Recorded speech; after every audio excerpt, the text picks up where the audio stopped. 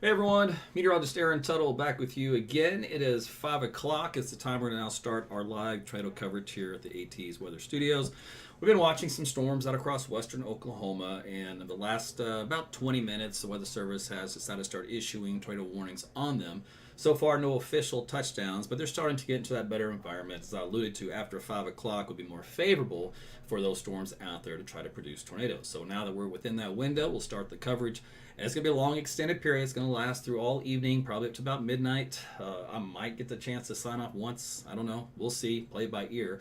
These storms out here in western Oklahoma will continue to march their way in ever so slowly across western Oklahoma and into the Oklahoma City metro area and all of central northern Oklahoma during the evening hours. So make sure you tell your friends and family about this live feed, whether you're watching on YouTube, whether it's Twitter X, whether it's Facebook, whether it's Rumble. All of those will work. They can pick their preference as to what they like. Okay, so looks like everything's going here good on my end. Just want to double check everything. Also keep in mind, in the comments section, I will not be able to read your comments while I'm looking at the maps. Jody will help out though. She's my wife. She'll get in there and kind of help you out and direct you if you have any questions or any concerns.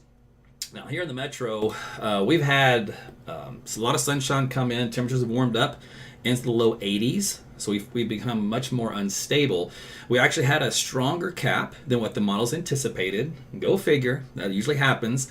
So therefore, we did not get to see any thunderstorms here across central Oklahoma during the early part of our afternoon. And it took the forcing along the dry line with some higher temperatures out there to get those storms to finally fire. So that is what's kind of happening out there currently across Oklahoma City Metro. So let's take a look here at the radar view. This is looking at the state. We are underneath what they call a PDS, which is a particularly dangerous situation for a tornado watch, and that does encompass about 2/3 of the state. The exception is out here just about the Tulsa area due south and points east to the Arkansas border. Otherwise, all the storms right now that we're focused on will be into northwestern Oklahoma, building back all the way to I-40, right along the Texas state line. We'll still see if some try to develop down here in southwest Oklahoma over the next hour. Otherwise, more storms continue from there on up into west central Kansas. Some of these have been tornadic. Most of those right now are underneath severe thunderstorm warning. So for the two warnings right now under the tornado warnings, the two storms, we have one that's near the Woodward area. This is around Aber. This is around Winoka. This one has had a tough time trying to produce. It had a little bit of a weak hook echo there for a minute. Didn't really do much, but that is the latest with it. Moving to the northeast. So 457, of course, already through and past you now. We got Tacoma at 521, Cherokee at 539, and Byron at about 550. Movement on this is to the northeast at about 40 miles per hour. Radar indicated with golf ball size hail. So we'll keep an eye on that one to see if it starts to do something a little bit more impressive. The one down south has a little bit better of a hook echo on it. Also some pretty decent sized hail, 2.5 on that algorithm plus the TVS signature. The movement on this one is also to the northeast. Cleo Springs in the path of this one at 547. As we talked about 43 miles per hour. So right now these storms are moving at a pretty good clip here across northwest Oklahoma. And now those are the only two right now that have tornado warnings with them. We can take a look at the velocity data here real quick, and I'm going to take a look at my storm chasers. I got a couple of pings here on my system. I got to see what they have to say, because some of them are working the way out here into western Oklahoma. All right, so just real quickly here. Yeah, I don't see anything that's imperative as far as a touchdown, at least on the radar signatures that the middle levels of the atmosphere, but I'm going to keep looking because I do expect things to kind of change. I know there's been some wall clouds reported, and I know a couple of funnels at one point was also reported out here, especially on these storms down around Leedy, around Morewood. But right now, I don't see anybody saying tornado touchdown confirmation. So let me see what these guys have to say. Oh, I know what that noise is. Hold on a second. I got to mute that thing. Okay. I forget when I do these Facebook here that it likes to make the browser a little on the noisy side. So let me mute that. There we go. All right, let's get back to where I was. Okay, so this is the map here. Again, we're looking out here in western Oklahoma. So nothing in Oklahoma City Metro is expected up until probably after about 8 o'clock, the way things are going. It's a very slow progression. So we are going to expect a long evening here that, unfortunately, the models still indicate trouble here in the greater Oklahoma City Metro region. So in other words, we'll likely see some tornadoes go through Oklahoma City Metro, all right? And that's just what the data's been saying for the last 24 hours. It's hard to ignore it. You can't really dismiss it, so you have to be prepared. And it's a mental thing you got to do, and it's weird. My wife and I did it today. She's from Canada, so this will be her first time where she probably has to get into the bathtub, and she's not going to like it. But I, talked her through it. So this is our game plan. We got ourselves our little traveling luggage, put the most bare necessities that you need in there, which is kind of an odd thing because you look around your house going, what is it I can't live without, right? And it's got to be small.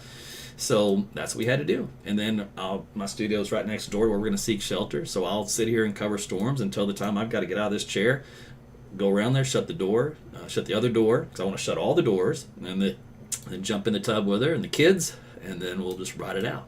So that's my plan here this evening, and that should be your plan as well. All right, so let's go and interrogate this particular storm. It's the only one right now that looks like it become tornadic here momentarily, but the probability of a tornado is still low in the algorithms. It's about just jumped to 23%. So it was around 11 on the last scan. Prior to that, it was in the single digits. Like I said earlier, these storms were high-based to start with for the first couple of hours of the life cycle, so around 3 to 5 o'clock. So far, that part of the forecast has panned out, and now that we're after 5, they will become more and more favorable for producing tornadoes. Let's see here. And I do have some chasers out there that are heading in that general direction. I do know there were a couple of feeds, so let me just find them here real quick. I got, I think, 10 guys, and some of those I think will all be out there. So Jeremy, he's out there. He's heading westbound, so he's getting in closer to those storms. So he'll send me a message once he does, and then Chance is out there as well. He did mention, though, that there's a lot of chasers, so the cell phone networks can get pretty bogged down today for chasing, so I'm not sure how well that's going to go. But we're going to keep tabs on that. And then I know my friend Jeff is usually out chasing today, so I'll check his Twitter and YouTube feeds on occasion. He knows how to find them, that's for sure. So he just gave an update not long ago, looks like in western Oklahoma. So he was watching those storms out there. He chases for a living, and he's been in the weather community for a long time. And of course, Reed, they've been out chasing. They chase all the time, and they always seem to want to catch a tornado because they like to drive right into them. They're crazy. But they're also chasing out here, and I believe they were in western Oklahoma. So anyway, so there's a lot of chasers out there today besides just those guys that'll be looking for these storms, kind of keep an eye on things. Okay, so let's take a look at what we have to work with in this environment. So right now we have temperatures on the map into the low 80s. All right, so let me, first off, you to understand this, let me load this guy up over here real quick. So we're going to look at the forecast, not the forecast, the balloon sounding from around lunchtime here in Norman. As usual, the models underestimated the strength of the cap. So the cap is this little nudge right here to the right. See this red area? Well, that made us have a convective temperature of 87 degrees. Now, we didn't hit 87 today. We hit 82, but we didn't hit 87. So that's why we didn't see just storms bubbling up everywhere. So the cap's a little stronger, so that allowed more daytime heating to continue, allowed the clouds to clear out a little bit more. So it kind of actually makes the atmosphere more unstable in an area so that when storms do come in, they can feed off of that instability. Now, throughout the rest of the afternoon, this capping layer should erode just a little bit and become much weaker as we head into about the peak, about 6, 7 o'clock here in central Oklahoma, before it tries to slowly build back in. Now, any storm that's rooted out in western Oklahoma that can take advantage of the environment before it starts to try to bump up against this capping inversion will be tornadic and will keep its tornadic tendencies. So we'll have to see how the later afternoon and evening soundings go from these different networks. I know there's some research soundings out there that are going up, and they had a little bit of a cap also in west central Oklahoma.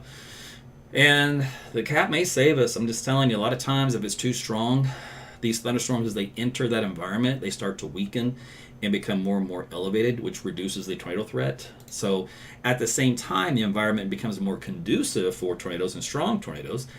It can also, if that cap builds in too much, can kind of quiet things down at the same time. So it can really save you sometimes here in Oklahoma. So that's one of those things we'll watch for today. And that was really the only thing in today's ingredients that was questionable. So we'll see how it goes. Meanwhile, if you do look at the storm, at the tornado watch parameters in here, they had highlighted severe wind, high threat of EF2 tornadoes or stronger. Also, let's see, we got severe hail. Hail size is greater than 2 inches. So it's a pretty intense watch. So it means particularly dangerous situation. And when they do that, that specific wording that they don't use that often, it's a rarity. And it's just to make sure you understand that numerous tornadoes are expected, with a few intense ones, with widespread large hail, up to 4 inches in diameter. Again, we're talking up to grapefruit size. Scatter damaging winds up to about 75 or so miles per hour. So that's been the latest here from the Storm Prediction Center. I can look to see if there was any meso discussions in that area, and there is not. So we'll keep an eye on that kind of data quality. Nothing has really changed in the outlooks from earlier today. We're at that high risk of severe storms here over central northern Oklahoma, again up to large hail and damaging winds. And again, tornado safety as always. It's on the bottom of this broadcast, 24/7, 365. I hammer it into you that way. It's programmed right here, so you don't have to think. You can just act. So it's always the safest place: underground shelter, above ground safe room, a basement. If you're in a home or sturdy building, it's always the lowest level. Put as many walls between you and the outside as possible. Cover it with pillows and cushions and mattresses, all that kind of stuff. Not a good idea to ride out a tornado in a vehicle or a mobile home or just outdoors in general. So you do need to find some place to seek shelter. Okay. Now, earlier this afternoon, there was this little convergence line, and it still is there. You can see it here in the data. These wind barbs coming in out of the southeast right here. And then you can see some that are coming in kind of out of the south here. So it's subtle, but in between is a little bit of a convergence axis. It did not fire because the cap still was just too strong. Now out here, the dry line is still kind of meanders about like so. And that's where the storms are firing, from right along the state line up into where you have the good convergence here in northwest Oklahoma. So the storms kind of back build along this more favored area. And we're going to see what happens down here in southwest Oklahoma. Look at these temperatures. That's 90 degrees, 89. So this is why the models kind of blew up a rogue cell down here in southwest Oklahoma. Let's see. The satellite view is the other thing I wanted to show you. Here's a look at that. So you can see how the cumulus field is struggling south of I-40, right? I mean, there's still enhancement, though, in your satellite viewpoint. In other words, clouds are still trying to build into thunderstorms down here, but they're having a better go at it, where you have a little bit of a weaker cap and a little bit better convergence in this part of the state. You don't have anything bubbling up over central or southern Oklahoma at this time. Even into North Texas, the models had a very weak probability of some thunderstorms down here, but they also had a capping inversion. It looks like that capping inversion is held up to this point. But if you do happen to get any stray storms down here in North Texas, from the Dallas-Fort Worth area north and west, just know that you're kind of under the same type of parameters for tornadic thunderstorms. So you'll have to pay very, very close attention to that. All right, the bad wind profile up across northwest Oklahoma is getting a little bit better. We actually have a better profile here in central Oklahoma than we do up there, which means, again, it's more favorable for tornadoes here than it is across northwest Oklahoma, but that will be changing here for a little bit. Let's see, the Mesoscale analysis, all right? So this is where we can look for the areas for tornado genesis. And the short-term indications are out here in the western parts of central Kansas and back up here into northwest Oklahoma. It's not off the charts, very, very low. And that's looking at the 0 to 1 helicity. If we look at, or energy index, but if we look at the tilting and the stretching for the columns that ingest in the updrafts, it's a little bit better, conducive, in other words, along this line. And obviously there's a big bullseye here. And basically all these ingredients here, these little numbers and these little circles you see, are going to go higher and higher and higher as we go each hour. If we do look at the probability of an EF0 and EF1 tornado, right now they're in the 30 to 40% range here in central and southern Oklahoma, 20% up here, 27 where those storms are currently. And what that means is that the environment is more favorable here than it is here for that tornado development. Now, if you look at a probability of an EF2 or stronger, it's 11 to 10% here across central Oklahoma, and again, the single digits up north and west, because the shear is not that great yet.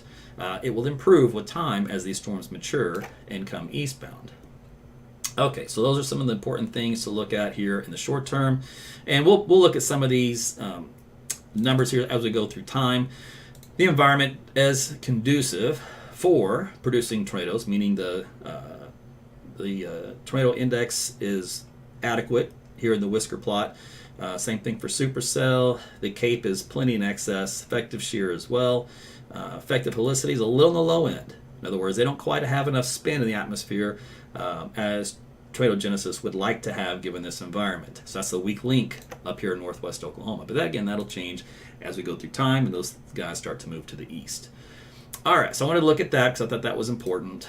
Remember, we look at all the data here so that you have a full understanding as to what's happening and what we expect. If I look at the HER model, these are the updraft helicities, these little blue lines here, and I go back to an older hour so that you can see the progression of how this model moves everything to the northeast and then builds it back here in central Oklahoma with these little tracks along it. Again, those tracks indicate damaging wind, large hail, and also, of course, tornadoes, because that's the environment that we're currently in. There is a radar up here into northwest Oklahoma. This is one of the research radars from OU. So I was glad that they have this thing online so we can pull this up.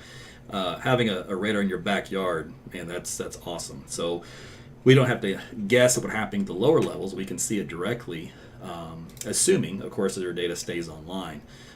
And it may not be. I mean, this is, again, we're looking at a research stuff, and I don't know how well their internet's going to be out here and how well they're going to update the data. But regardless, we're going to get to see at least some of this stuff up close and personal in theory, and that will help with, taking a look at the real-time events of what's happening underneath those storms.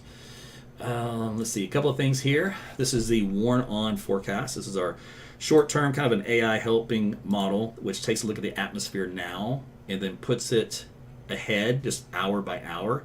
And what I'm looking at here, and let me put the roads on here, kind of give you an idea. So these are those clusters of storms in northwest Oklahoma. These helicity tracks indicates where you're going to have your potential tornadoes within this. All right, and this is going up through 6 o'clock and up to 7 o'clock. All right, so you can see how they're gradually working their way now eastward over the next 2 hours. Go a little bit longer up to about 7:30.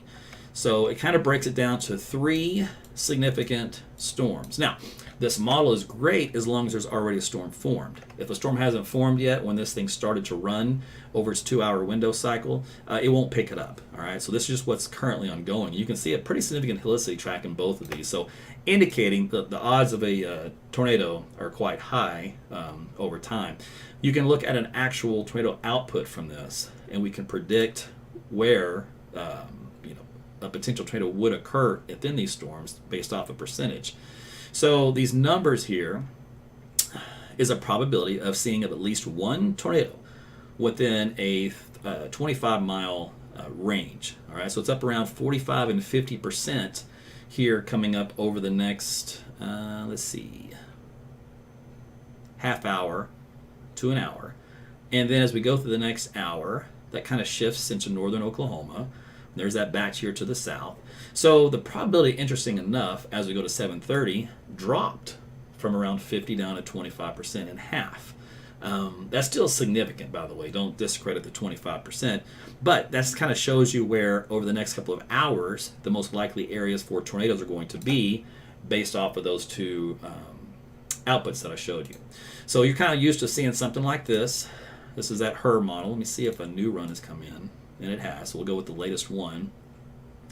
All right, so this has that cluster of storms out here in northwest Oklahoma. You can see how it's kind of sticking to that I-40 corridor.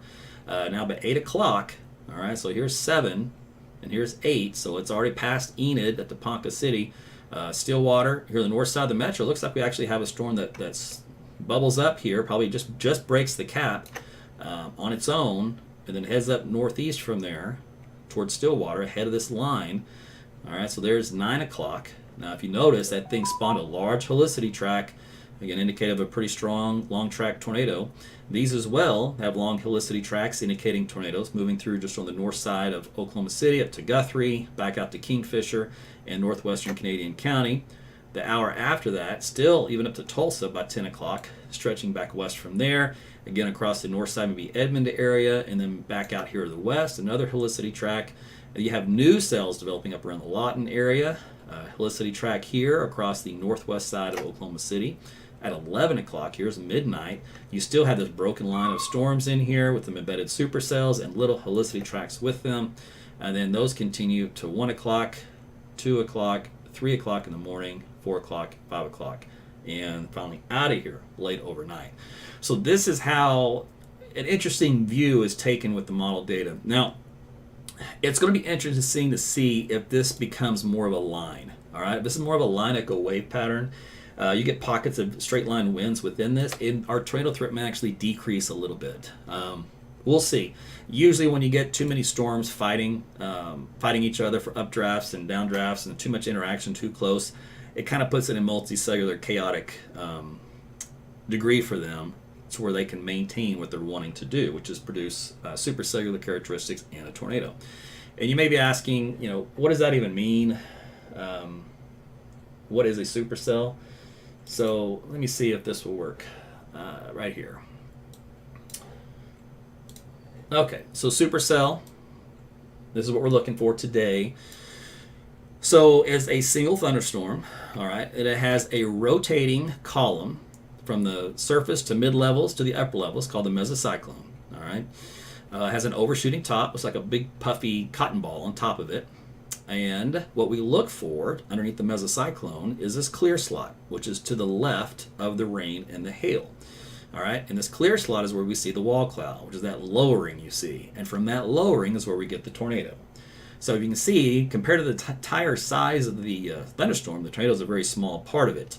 The rain and hail is a very large part of it. And this is what we call the RFD. This is on the flanking line or the end of the storm, usually the southern end. And it's that RFD which allows this air to come out and wrap back around into the tornado circulation. And when that happens, it cuts it off. We call it occludes it, and then typically it dies out. It may take a while some cases. Others, it may hang on a little longer. But regardless, it usually, if this RFD is too strong, it causes the whole storm to have to recycle to reproduce a tornado. And that can take several minutes, it can take half an hour. Every storm's a little different considering the environment. But regardless, that's a look at what a supercell storm looks like, just in case you're not around from here and you go, I don't know what a supercell is. Now you do. It's the nastiest of all storms that we have that can produce those type of tornadoes. The Texas Tech model, by the way, has been very consistent. It has a similar look to the HER, and that is a broken line here of supercell storms from Kansas all the way down here to Oklahoma City as we head to the evening hours, 8, 9, and 10 o'clock. Again, these helicity tracks go right over the Oklahoma City metro area. Just example, this is north side and south side of town.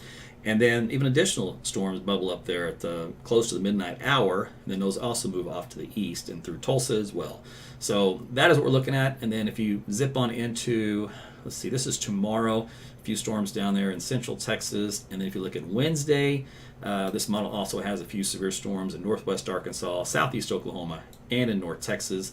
So you might have to deal with some severe storms in that area then. All right, I think I've kind of looked at everything so far of what's happening around our area forecast wise, and now we can just kind of track the storms in the current environment. We did have a couple of reports, looks like, of hail. Just because, by the way, the storms produce large hail doesn't mean means it'll get reported, right? It has to actually fall where somebody's going to measure it. There was 1.5 inches there. That's 1 3/4 inches. So that golf ball size hail so far has been called in as an official report. But we've had hail in the algorithms much larger than that. Okay, so back to our radar situation. Let's take a look at these storms again. We're very close to the radar, by the way, here in northwest Oklahoma, so we'll get a really good look at them. So this northern one, like I said, there was no hook on it. It was really kind of falling apart, so there was no continuation of the tornado part of it for the last 10 minutes there. We kind of took a little break. Now, this last scan is trying to get a new hook development, looks like, on it, so we'll see if that starts to wrap up and tighten up. And then if so, there'll be a new tornado warning based off of that. From there south, this is the one that had the best hook on it for a while. Significant hail size too. Let's take a look underneath. Very, very weak broad rotation. So it's not going to produce a tornado at any time in immediate vicinity. And then we got our third guy down here. Putnam, Tologa. It's got a developing hook going on as well. And let's see how this one looks.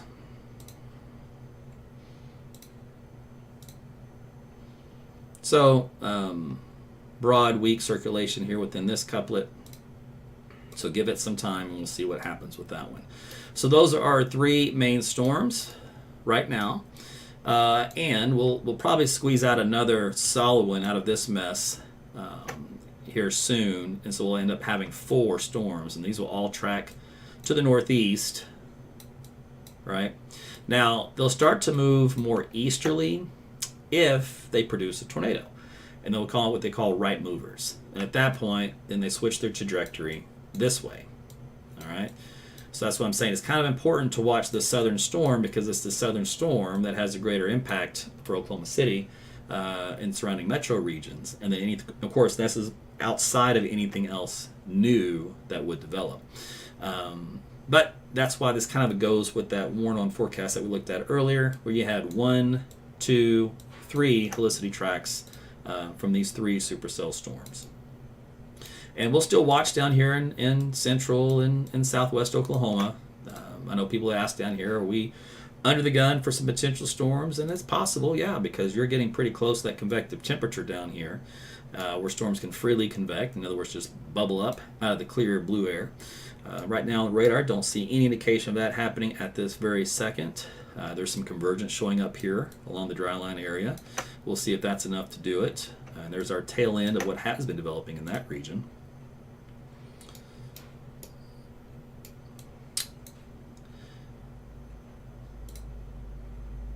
Up into Kansas, we can take a look at here and see what these guys are up to.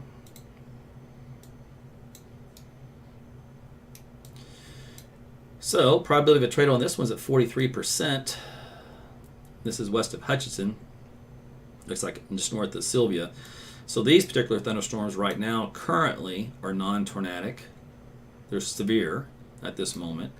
Now, as we go again for each hour, conditions should improve, or I should say, conditions will increase for tornado genesis little by little as well. And that includes Kansas, just like it does in Oklahoma. So just kind of a heads up there. You are expected to see some tornadoes as well here this evening out of these thunderstorms. All right, so let's see. This one is starting to get that little hook echo a little bit better organized. So we're going to interrogate both of these a little bit more. We had a wind gust reported of 82 miles per hour. That is a very significant damaging wind report. And that was on, looks like his anemometer, probably in his vehicle. And that was north of Chester by about 10 miles. So right along 412 and 281, just south of there by a couple of miles. Probability of a tornado on this one's right around 10%.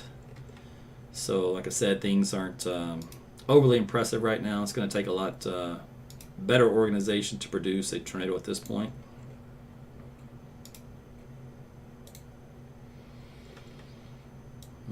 Yep, don't see anything there yet. And this is looking at around 2,700 feet altitude. Let's go up here to this guy, and he's getting much better organized. That Putnam storm should be on it in about 20 minutes or so. I've got it live on it right now if you want to take it. But I see a lowering over on the southwest side. I'm going to try to get a view of it, but I'm still a decent amount of way out. Okay, so those are he's talking about this Putnam storm here. So let's see what James's feed is. Where do I have him? All right, so that's his feed there. So he can see it, even though, like he said, he's about 20 minutes away, but he's got a really good clear view of the base of the storm. Okay, roger that. I pulled up your feed. Looks good.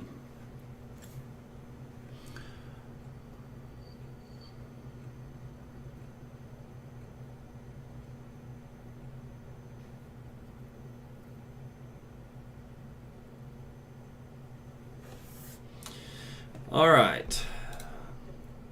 So we'll have 3 storms to watch that will gradually become tornadic to where they'll start actually having touchdowns versus just kind of like the middle of a rotation.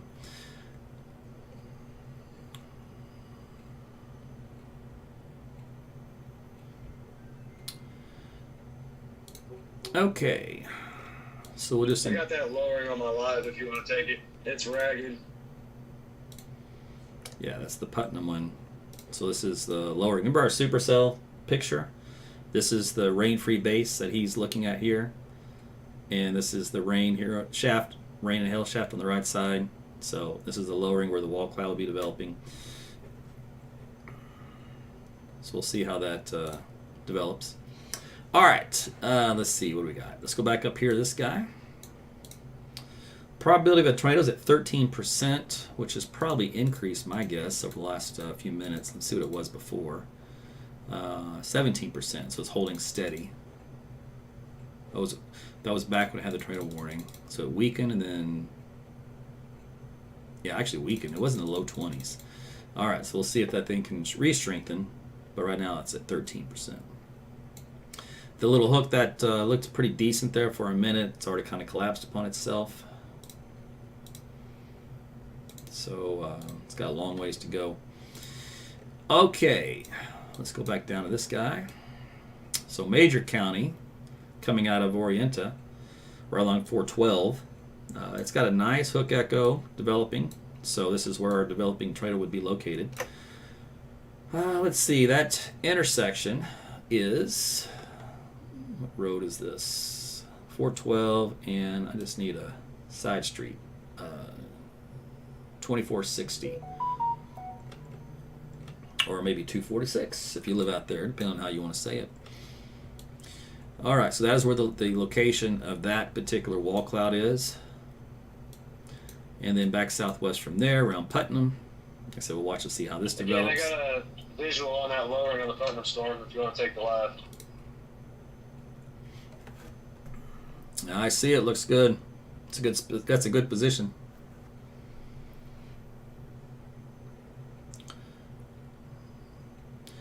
So as this storm kind of moves toward him, he basically is going to just watch it and just let it come right for him for his vantage point. So you don't always have to be right under the bear's cage, as they call it, or under the mesocyclone to view tornadoes, right? So that's another thing. You can get a safe distance, and that way you don't put yourself in harm's way.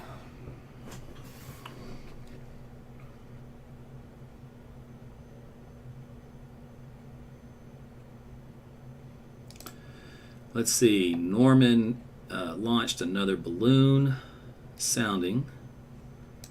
Let me see here. Still shows a capping layer.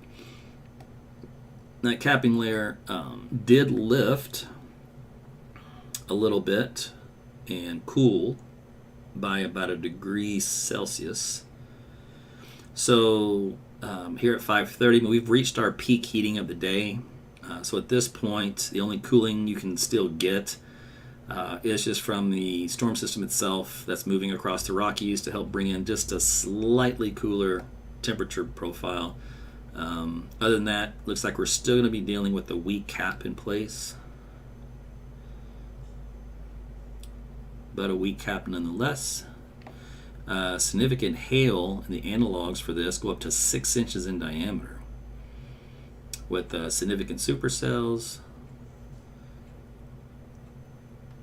The convective temperature in the sounding was 83, and we maxed out at 82.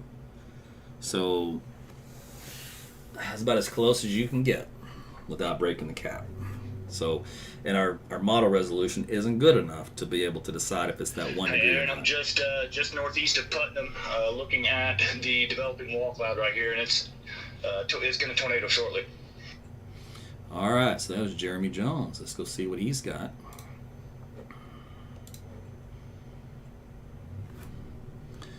All right, Jeremy, I'm pulling up your feed now. Oh, it was live. Oh, he was live. Scratch that, you were live. Let me know if you get live again.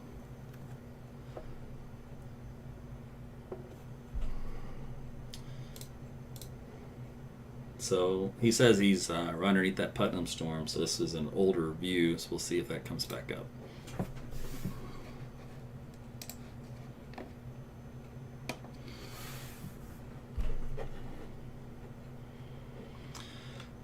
Okay, so this Putnam storm is the one that they're talking about. Probability of a tornado on this one's at 6%, so pretty low. So it's still got some organization to do. All right, let's go back up here to our major county one. Now the hook echo on this has gotten much better structure to it. Still has a weak velocity couplet though. Let me see upstairs. Yeah, still weak all around.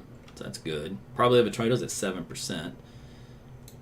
Let's see. This is probably an older report. Let's see. 22. Okay, 7 minutes ago. Rapidly rotating wall cloud with several funnels 10 miles west-northwest of Fairview. All right, so no tornado touchdown yet, just some funnels. Okay. And then finally, this guy back up here in northern Oklahoma. Probability of a tornadoes at 19%, so it's gone up just a little.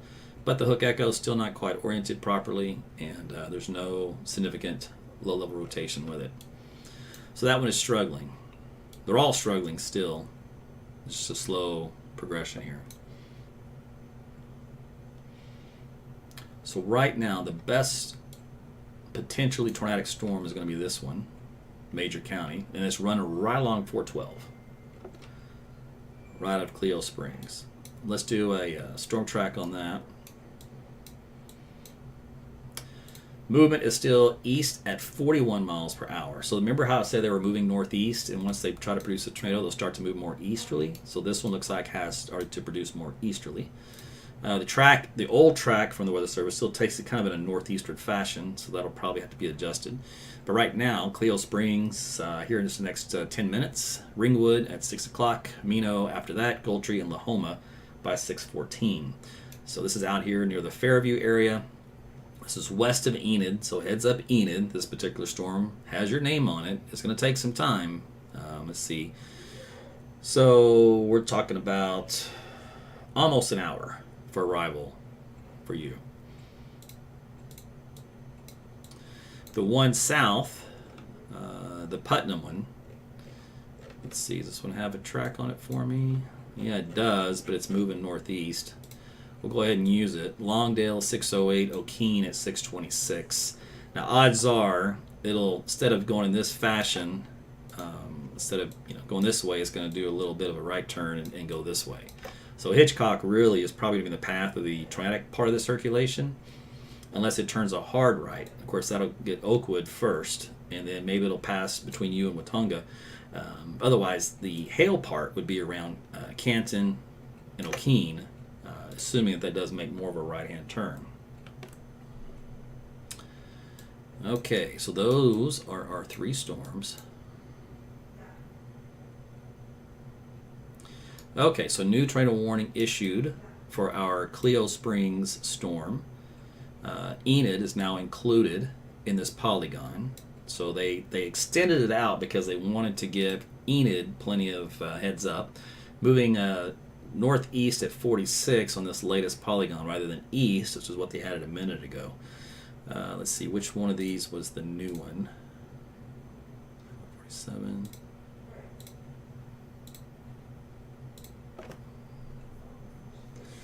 Yeah, there's Kremlin at 633, Hillsdale 622. Now, for Kremlin, you can also go ahead and imply Enid as well. So we're probably talking about 625 to 630 for Enid.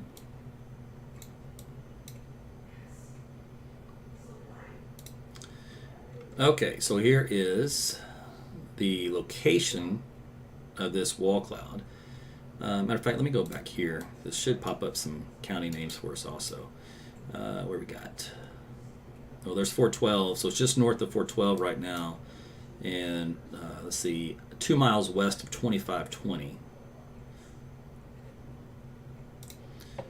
Let's go to this guy. Sometimes some maps have these little county roads outlined really well, and others don't.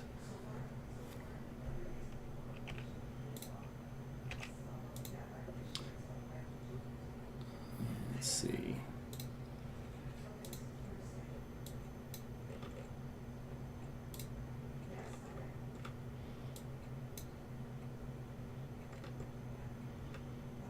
Yeah, this map didn't have that county road either.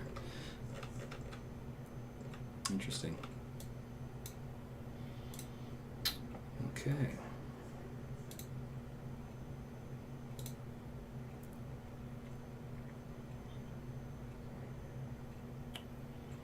I can check one other. That's not what I want. This one.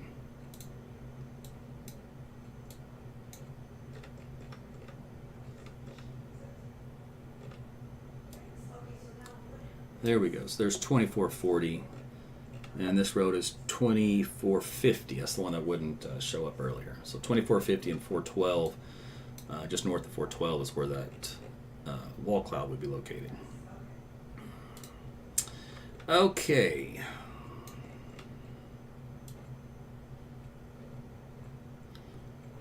Let me check the chaser feeds again.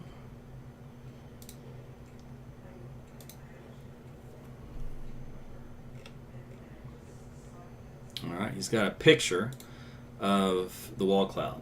All right, this is near Putnam. So he's got a great view, looking down a dirt road, looking due west, and this is where we would have the track circulation develop from. Right now, this is the lowering that he's watching. So when you don't have good internet, sometimes you got to make do, right? All right, let me see if these guys are still going, and they are. Okay, so we got 2 guys in the same storm for the mid-storm down here. Interesting enough, this one's falling apart. Like, it is dying quickly. Probability of the tornado is at 32%. Ironically, it's the highest probability of the whole day, but yet the storm has weakened to the point where it's just about falling apart.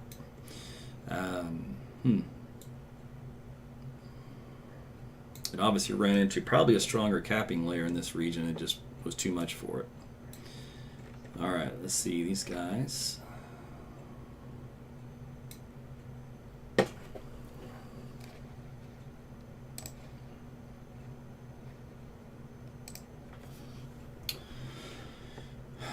I'm going to look at the storms, 3-dimensional view, so I can see the health of it.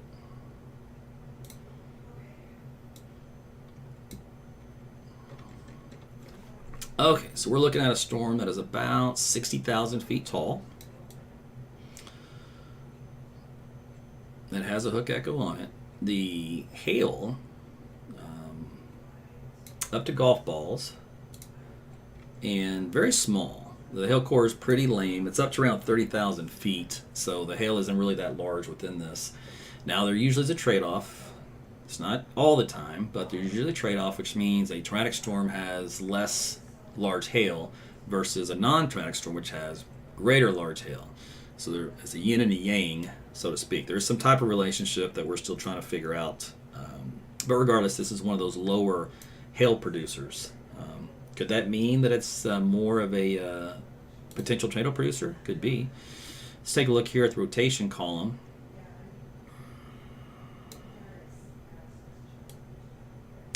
So rotation column, not impressed. Still in its infancy. So this storm is just not doing much, which is fine with me. Okay, so it's a tornado warned storm. It's just a weak one. Probability of a tornado is at 10%. It's a good reminder that just because a supercell storm has a hook echo doesn't guarantee it's going to produce a tornado. Not all hook echoes produce tornadoes. Matter of fact, you get far more hook echoes than you do tornadoes out of it. But for it to produce a tornado, when they look like this, you really do need this configuration where it kind of looks like a big arm. The arm reaches out, and it just kind of just curls back in like this. So that's what you're looking for. You basically just picture an arm on the storm, and that fist is the hook echo. All right, down here in Tologa and Putnam, it's got some mid-level rotation in it, but just low levels just is still not what it's cracked up to be. These storms are still struggling. And as a result, this one is moving more northeast because it lost its good rotational characteristics that it had just briefly.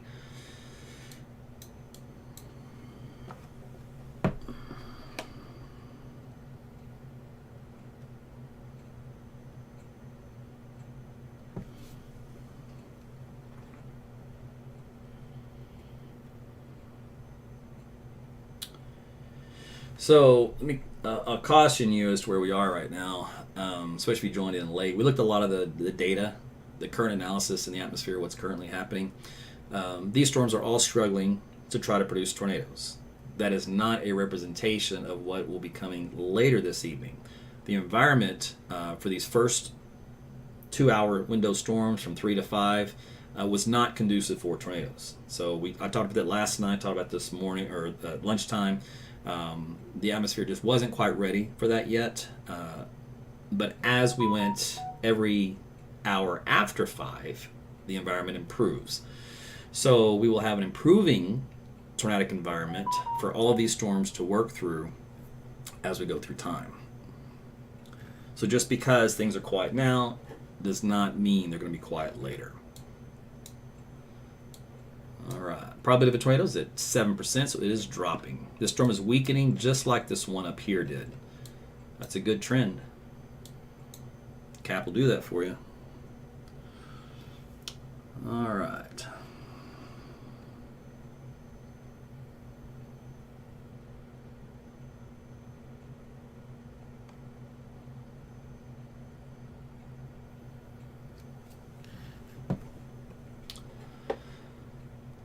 Let's take a look at the winds. All right, so you have to have adequate shear in the environment. All right, and if you've known me, I always show you the staircase. So we live here at the surface, right? And we looked at the map. We had a little bit of a southeast wind, right? A little bit of a wind bar that went to the southeast. And then it kind of turned to the south. It turns to the southwest up to about 7,000 feet, and it's in this component. All right, so from this component to this component, we're looking at about, there's 45, maybe 55 degrees of turning.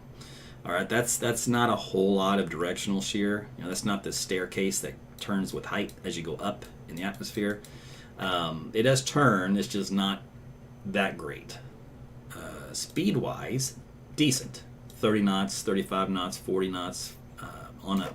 Now, in this evening, these speeds will actually increase by another 10 to 20 knots, and the directional shear should increase a little bit better as well. In other words, we should have more of a westerly wind at 7,000 feet to work with our south-southeast wind, which would put us about 90 degrees of turning.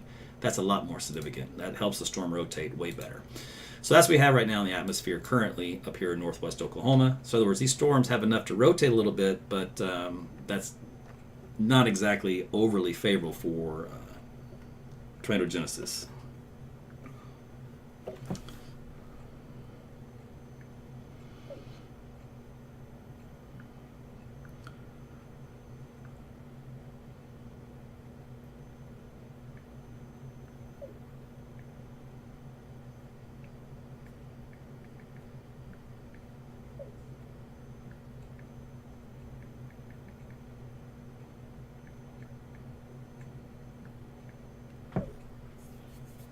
So I have two friends of mine storm chase, and they texted me.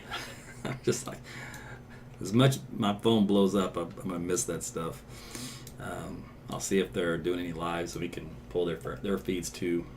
One's my chase partner from back in the day before I quit storm chasing. All right.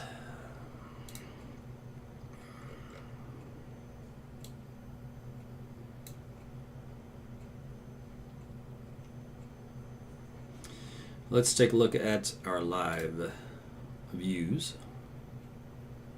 So that's the Putnam one. I'm going to refresh this just to make sure that I'm not getting rickrolled by Facebook on an old feed. All right. Oh, there he goes. So you can see a little lowering right here in the picture.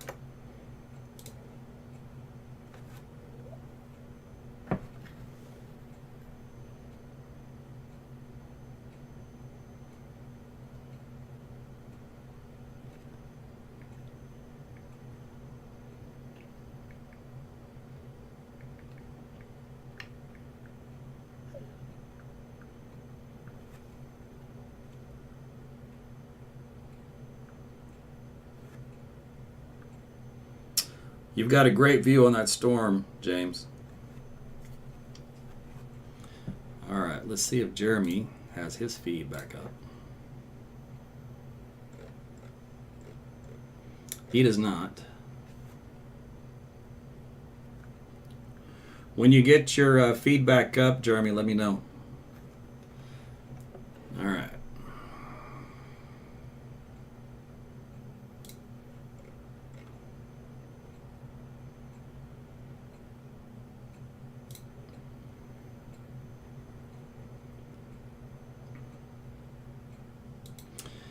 Okay, so we've got our two storms, because this one up here fell apart.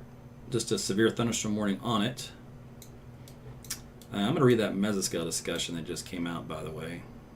Let's see, this one still looks fine. We'll go down here to this one for Oakwood.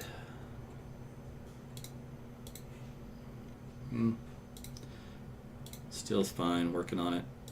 And then this guy down here. A little far out. And some stuff still trying to bubble up down toward I-40. Oh, let me see if his feed got out. Nope. Okay.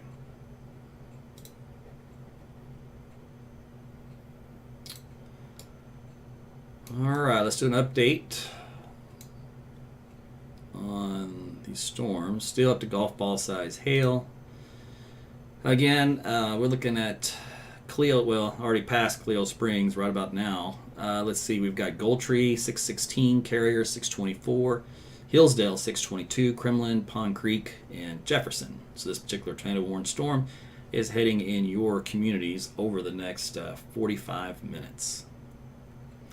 Movement to the northeast at 43 miles per hour. Okay, then the one down south. Let's do a path on this one. Oh, it dropped its, okay. It looks like it's going to have another severe thunderstorm warning added to it to extend it, or a tornado warning, but it's probably the tornadoes at 27%. The movement on this was northeast at 39, so let's just do our own storm track from where the hook echo is. And this has a little bit more of an easter jog to it, so I'm going to keep it more easterly for now. So that's Oakwood coming up here in the next 5, 6, 7 minutes. And then you got Hitchcock at 6:31, Loyal at 6:51. So that'll be passing north of Atonga, coming up toward Hennessy, Dover, after it gets past this point. It's about another hour. So that'll put it about 7 o'clock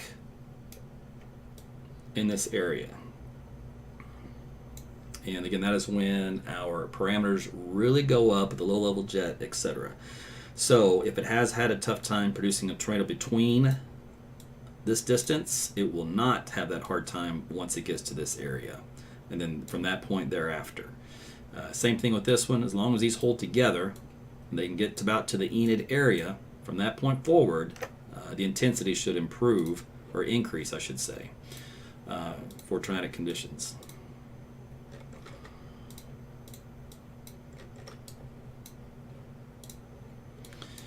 Probability of a tornado is at 42%, so that's increased a little bit. Let's take a look at the velocity data within this. I'm going to split the panels again. So when you see a double split panel, remember I'm analyzing data on the fly, so I've got to look at everything, and I'm not even using a 4-panel configuration. So this would be what a 4-panel looks like so. So it can get a little confusing. I understand that. So basically it's the same view on the map, but in 4 different products. So for example, this is my R for reflectivity. This is what you're used to seeing. This is where it shows you the heavy rain. This is V for velocity. That's going to show my red and green for tornadoes. This is my CC, cross correlation coefficient, or rho HV. This is for my debris detector. We look for the blue areas for tornadic debris. And this is my rotation product. In other words, where it picks out the strongest rotation within the thunderstorm. So we can look at these to correlate areas of a storm that we're interested in to verify that what we see is what we think we see.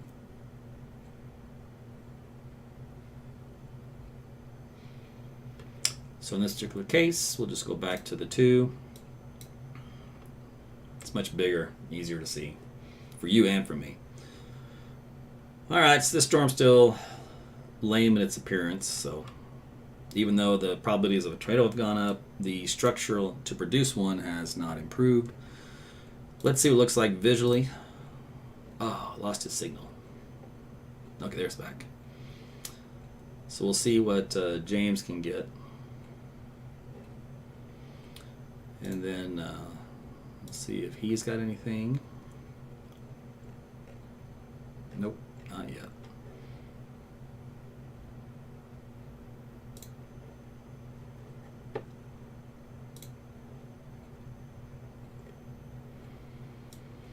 All right, let's take a look at this guy.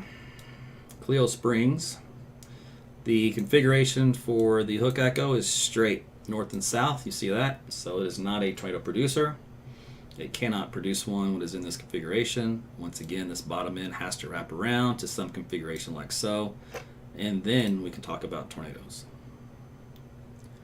For this to happen, it could take 10 minutes, it could take 15.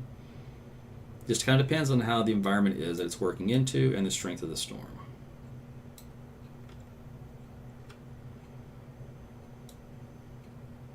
So the reason why I tell you this is because, for example, if you're in Helena or you're in Lahoma, Ringwood, Carrier, Goldtree, Hillsdale, and you're under that tornado warning, right now you're seeking shelter, right? But you can rest assured that it's not producing a tornado, so that makes you feel better as you seek shelter. It's a big sigh of relief. Looks like James is sending a message. If you take my live, I got a visual of it. All right, so we'll go back down here. James again is watching this one at Oakwood.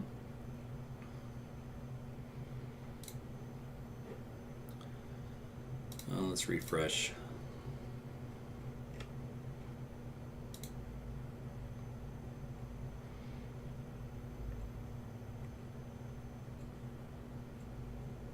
Okay, so there it is right there. There actually might be 2 lowerings. Since his camera's vertical, I can't see the whole mesocyclone underneath the rain-free base. But what I can tell you, what I don't see is a tornado.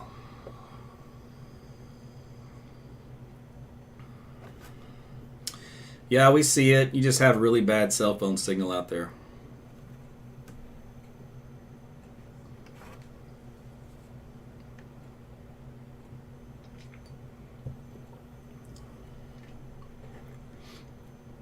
I think I might have fixed it. Hopefully it's better.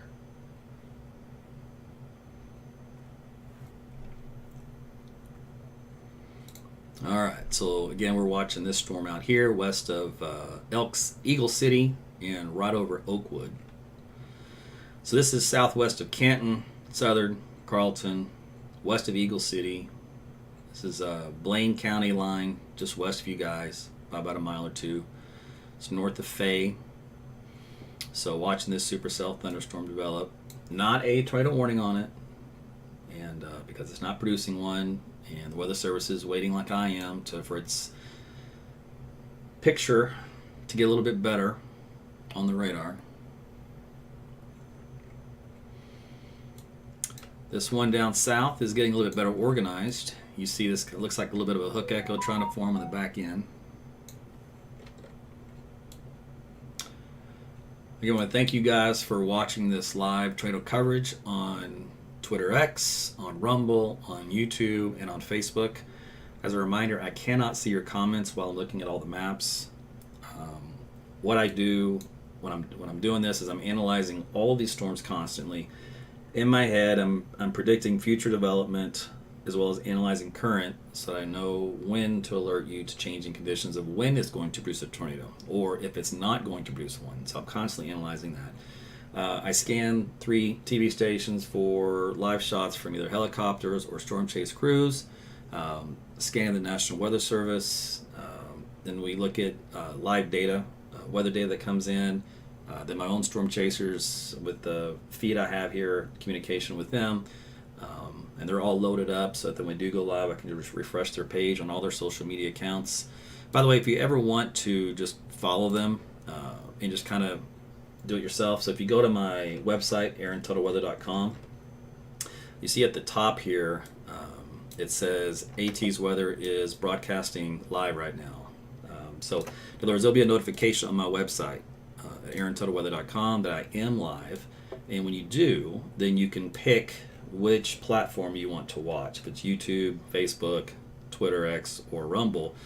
And then below that is the 10 or 9 chase teams that I have. So you can click on any of their links at any time. You can bookmark them when they do go out storm chase. And they don't always. These are all volunteer guys. I mean, these guys aren't paid.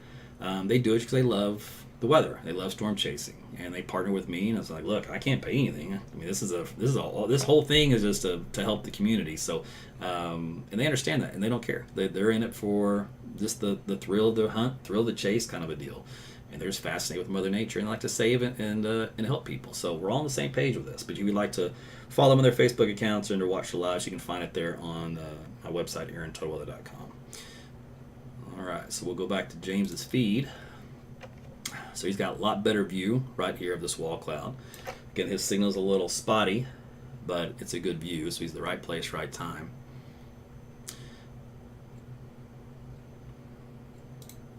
So we are looking with him at this storm here in Canton.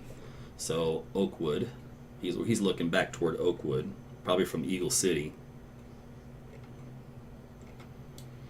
Probability of a tornado is at 27%, so it's actually increased.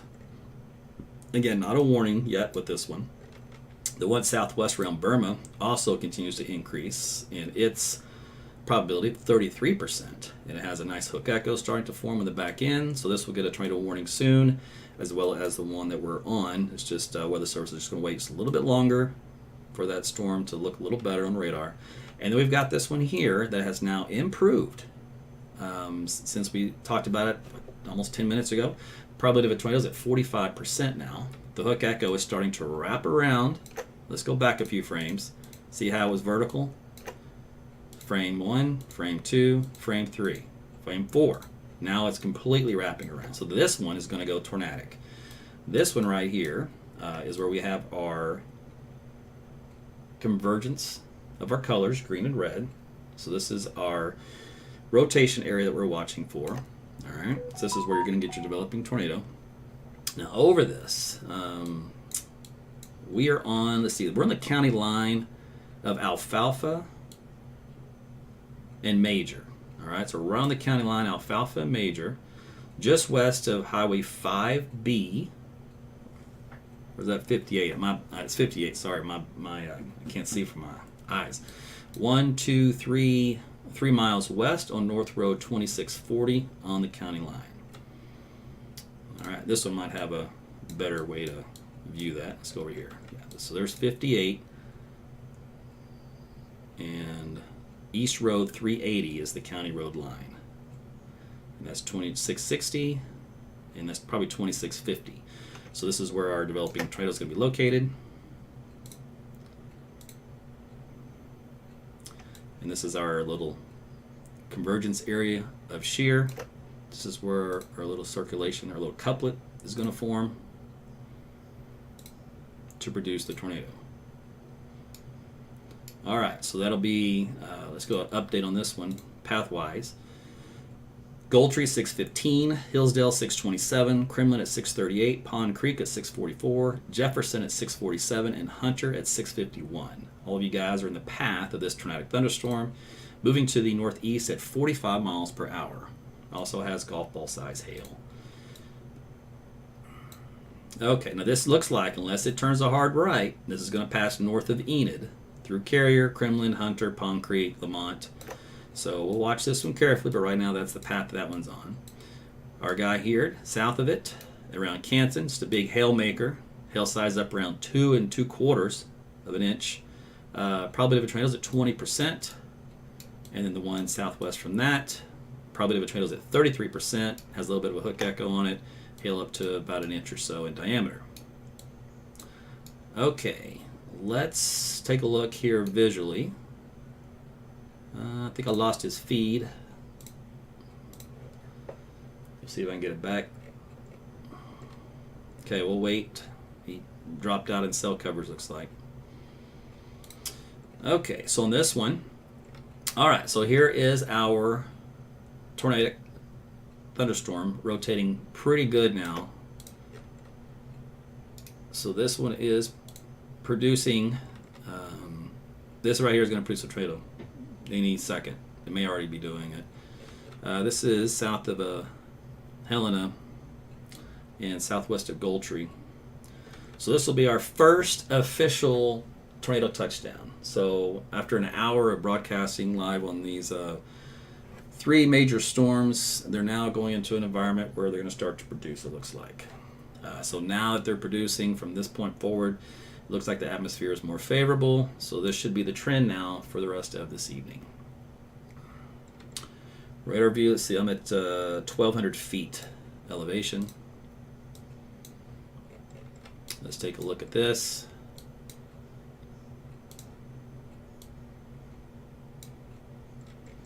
Yeah, not a big hail core with it at all.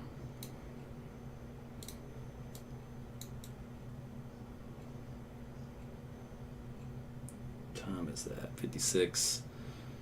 Yeah, this rotation product always about 10 minutes delayed. These 3-dimensional views are really good. Unfortunately, because they're a product that's made after the fact, it's not a live product. So it's kind of an after the fact, but it tells me at least how the storm is structured. So in other words, the mesocyclones are getting much stronger, more vertical in height. Probability of a tornado is now at 56%, so the algorithms are catching on to what our Doppler radar is telling us.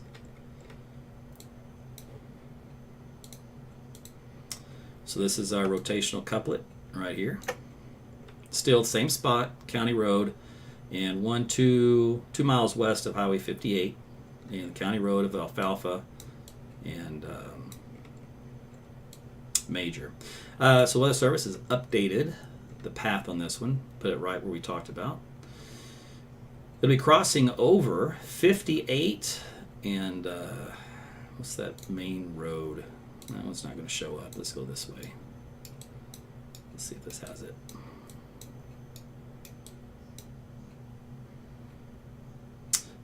Okay, so 3670 or 370. All All right, so 370 and Highway 58 is where this tornado is going to form and cross over.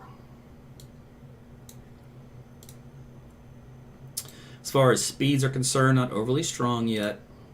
Inbound speeds is around 18 miles per hour, outbound about 40 to 50.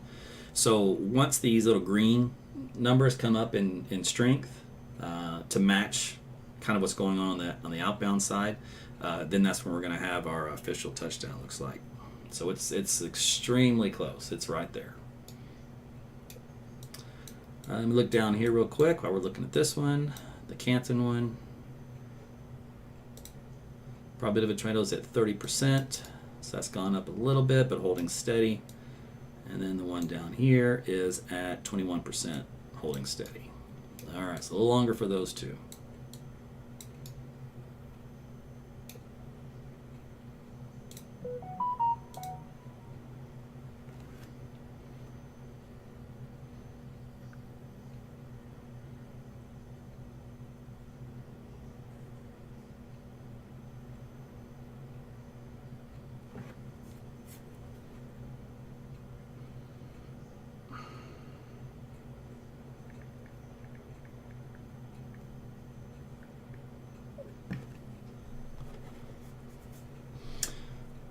Okay. I'm hearing that the data is really bad out there from all the storm chasers, so they're having a tough time keeping the signal going.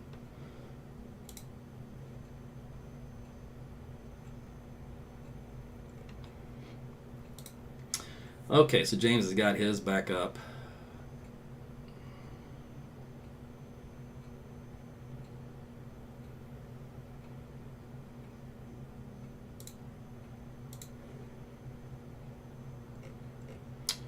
Jeremy's still having trouble with his.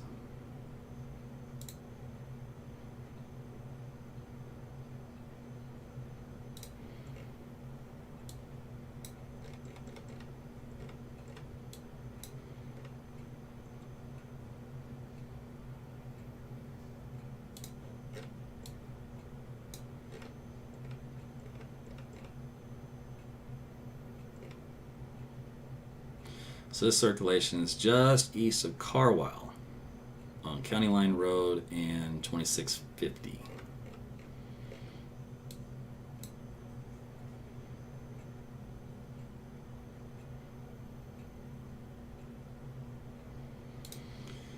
Let's see.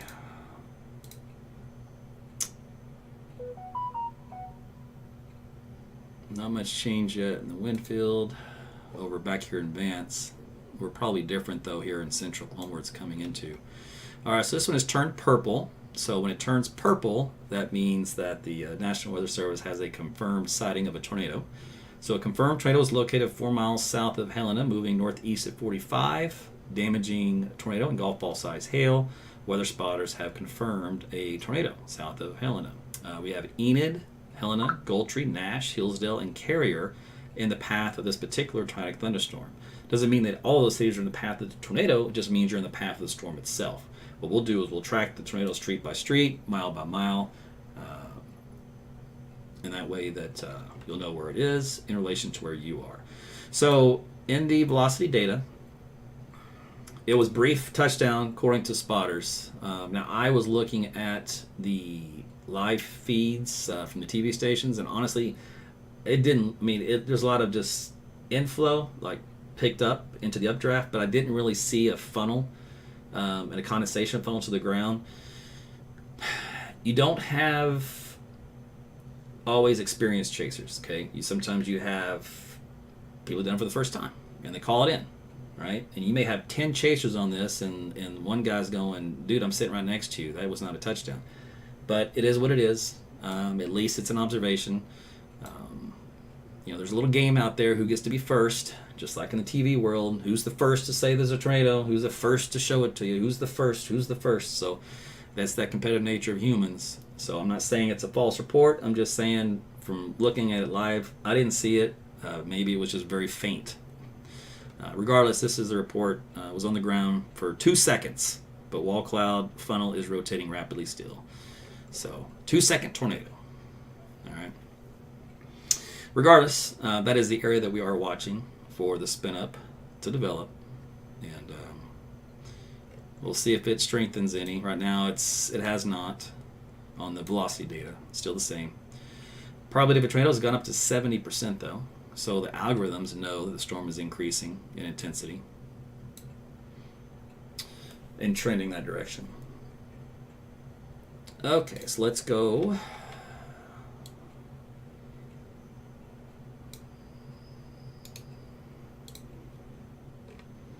Yeah, it pretty much lost its entire circulation. It was very, very short-lived. 2 seconds, that's pretty short-lived. All right. What else we got? The one south, how's the Canton one doing? Still not quite the right configuration yet. Still in our north to south configuration, so that's not quite where it needs to be. Probability of a tornado is at 33%. And the one southwest of that, near Putnam, that hook echo is still developing slowly. Probability of a tornado is at 37%. We have 2 new storms south of that, and looks like a new echo all the way down to Harmon, 2 more. These are what will become likely storms as well. Just give them some time. As they mature, they will move to the northeast and then east. So again, anything coming out here, we'll have to watch for carefully. Oh, I meant to go and view this MCD, and I never got around to it because we had all this other stuff going on. So let me go back over here.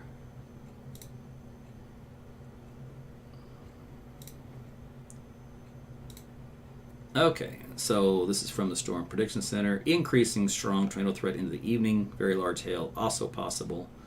And they outline this little circle area, which is basically where those storms are, and then add about an hour to them in their path.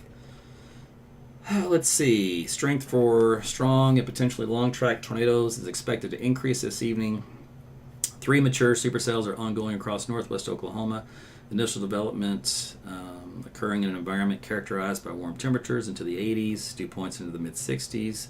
Dew points downstream are now into the upper 60s to near 70, which supports even greater buoyancy of 3,000 to 4,000 Cape and more favorable thermodynamic environment for tornadoes. In addition, the bad wind profile data from Oklahoma City depicts a noticeable increase in low-level flow over the last hour, with some modest backing of the surface winds noted in the recent mesonet data.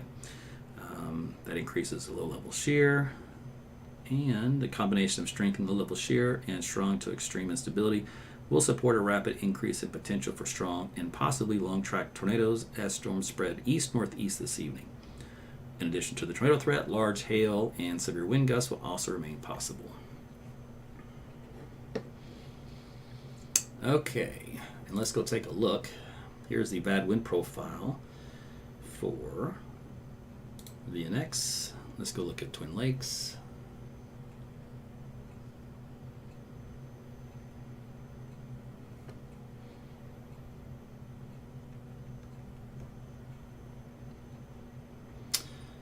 All right, so nice curved photograph. So the words, the wind is very strong and turns with height at the lower few thousand feet. Okay, so what else? Yeah, let's do a couple things here. Satellite viewpoint, nothing showing up, breaking the cap here over central or southern Oklahoma. The tail end of this is still struggling. We did see some echoes, which means some of these are starting to get a little bit better surface based, or at least getting some updrafts to hang in there. But right now, the corridor of action is right along I-40, bounded by I-40 and I-35 for the time being. All right, probability of tornadoes. So let's go into EF0. 40% probability for a EF0 or 1. For an EF2, only a 10 to 11% probability. So these would be, according to the environment, weak tornadoes. And then we've got still the area that they're enhanced in is where the mesoanalysis is indicating that these are the favored regions for development. So we'll continue to watch that. All right. Anything else I want to see? Oh, you know what? Let's do this. This is old, looks like. Yeah, it's too bad. All right, warn on forecast. Let's see how this has updated.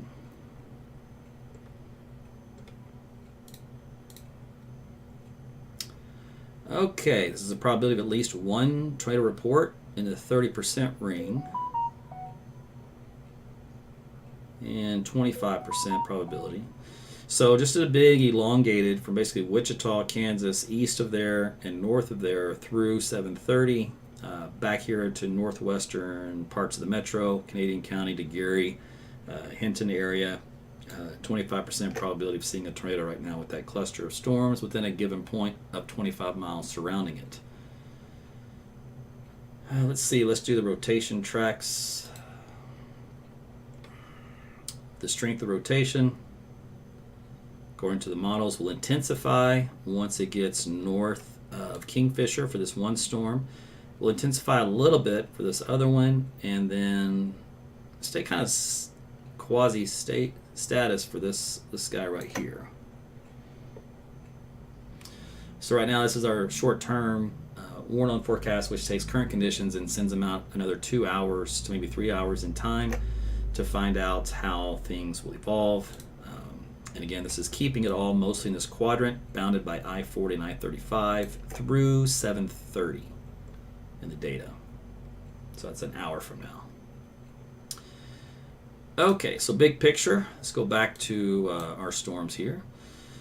Probability of tornadoes come down to 57% for the Gultry one.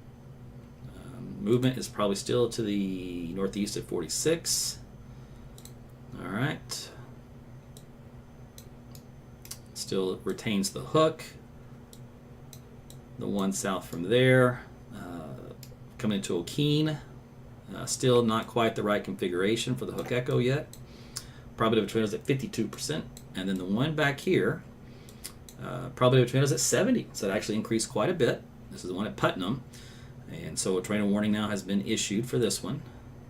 So storm arrival, Oakwood is at 6:39 and Hitchcock at 7:08. Movement on this one is probably going to be more to the east-northeast. It has about 40 miles per hour, so still running north of 270 out of Watonga. Let's take a look and do a little interrogation on this one.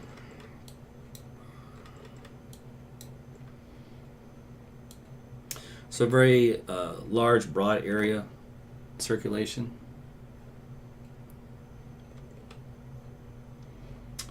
No type couplets showing up at 6,000 feet, which is pretty high.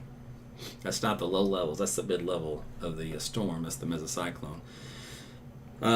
Usually, you have a much stronger mid-level circulation in the radar data before you get the tornado touchdown, and we don't have that here with this one.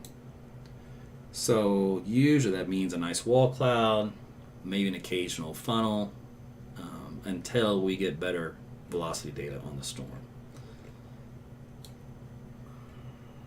All right, so that's 3 storms, and the ones down here are not severe yet.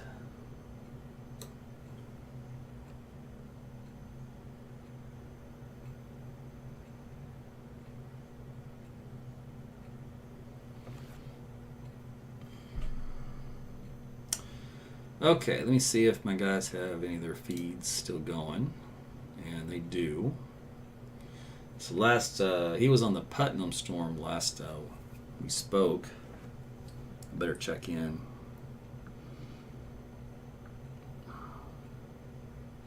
I'll have to get into O'Keene to drop south and get another visual on this northern storm. And then, by the looks of it, the one behind it is pretty close as well. So. Okay. Okay, so you're going to stick with that O'Keene storm, or are you going to let that one go for the Putnam storm?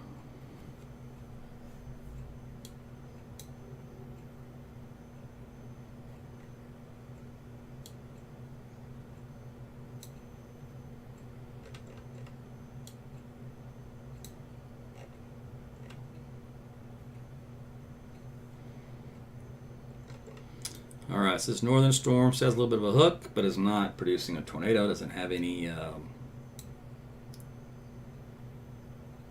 decent couplets.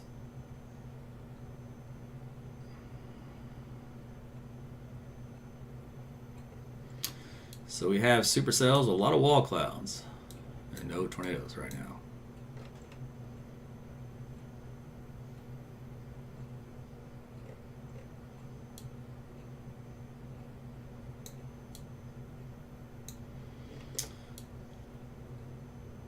So this one just has a nice wall cloud. I saw on a chaser shot a minute ago.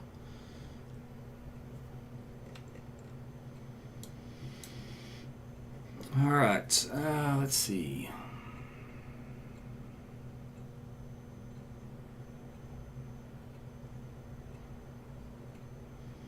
So this tornado warning up here will be extended.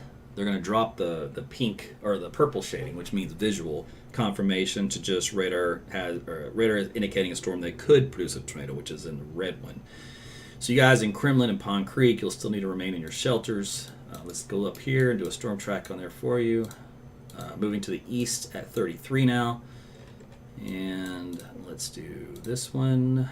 Hillsdale, 639. Kremlin. I'm just sitting in O'Keene right now watching this one come in, and if it doesn't produce, which it looks like it's intensifying, we're going to branch off and see if we can get a visual on that other one. All right, so Kremlin, 644. Hunter at 711. I have a visual of it if you want to take the live. Okay, so that's the latest on that particular tornado warning around the Goldtree area. So stay in your shelters for the next 45 minutes if you live in this area just north of Enid. All right, this is passing north of you by about 4 miles as far as the edge of where the polygon warning is. So unless this thing took a hard right, it would pass north of you. More likely it's going to just move either due east or slightly north of east toward Kremlin, as the way that thing is looking right now. Okay, so we'll go back down here to our second storm around O'Keene. This is the one that James is on. So he's focused in on that one. So again, this is our wall cloud right here. So we will be watching this area for the tornado to develop. So he's got a great visual, and we'll just kind of keep an eye on it. Your live shot looks really good.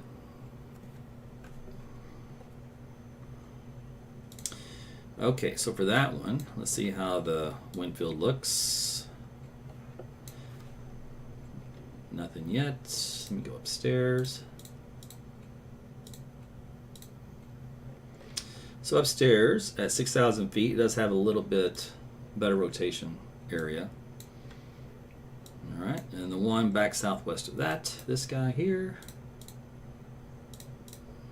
AT, current location is 1.5 miles south of Highway 51 on Highway 8. Highway 8 and 51. Okay, there's 51 out of Southern. And here's Highway 8 that intersects. Okay, so they are about 5 miles north of Watonga, looking. Well, I don't know which storm they're looking at. The one to the north or the one to the west? Are you looking at the storm to the north or the one to the west?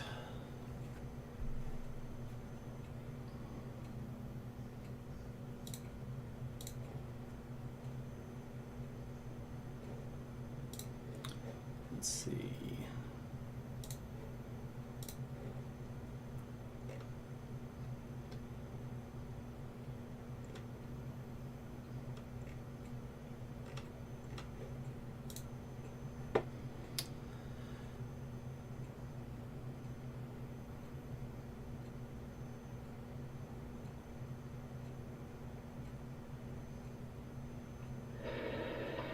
Hey Aaron, just let you know I'm in Dover, waiting on the storm east of Putnam to come this way so I can intercept.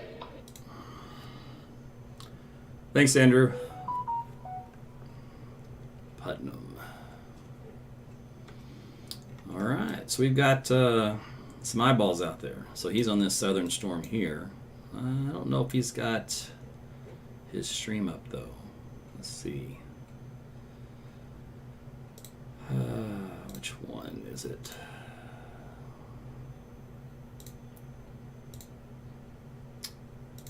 What number is he? 5.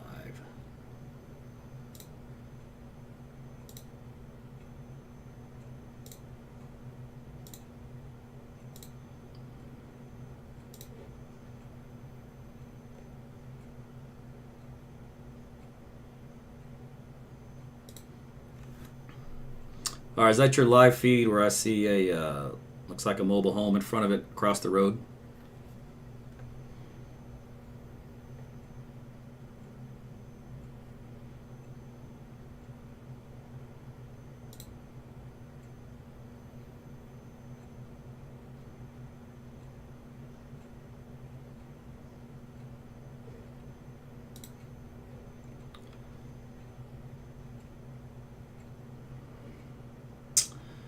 All right, let's go around and look at these again real quick. This one here, not doing anything. So again, if you guys are seeking shelter from this northern storm, that's around Nash.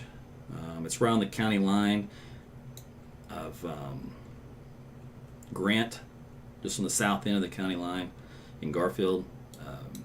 That particular storm is currently not producing a tornado. Still has a hook echo on it though. Still has rotation. Still has probably a nice wall cloud with it. But currently not producing a tornado. Stay in your shelters though until that storm passes you by. Southwest from there, back to O'Keene. This storm still trying to work on its inflow and its organization. So still not quite where it needs to be to produce a tornado. 57% probability. All right, and the one southwest from there at Oakwood, same idea. Still not quite where it needs to be.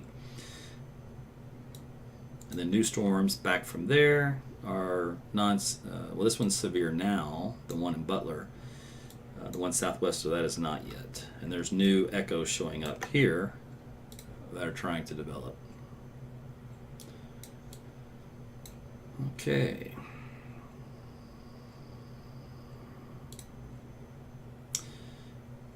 Okay, let's see.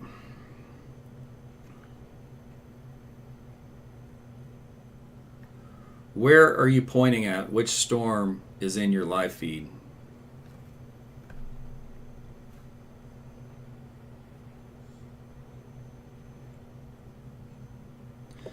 So James and Russ have a really good picture here of the wall cloud and the lowering within here.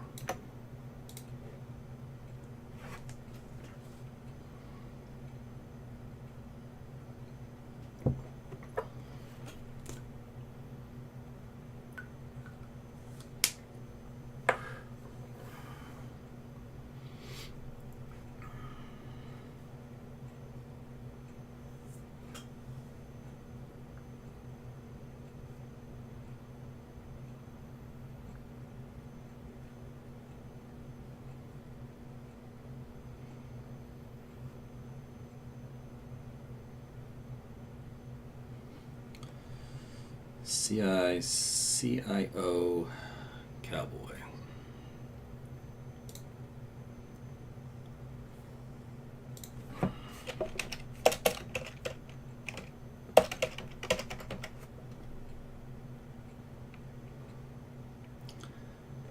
Okay.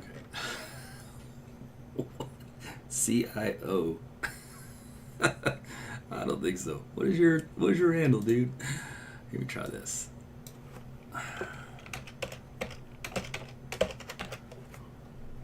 There it is. Okay.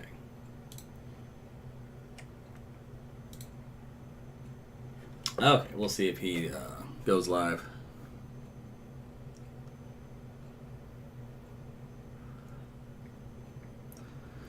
This is my former chase partner, Hans. He still hasn't given up the fight. Me, I gave that up a long time ago. I'm like, you can have it. He and I were in the El Reno tornado together, 2013, where 8 seconds later and we'd be dead. And that's when the tornado crossed the intersection that we had just driven through to get the heck out of there.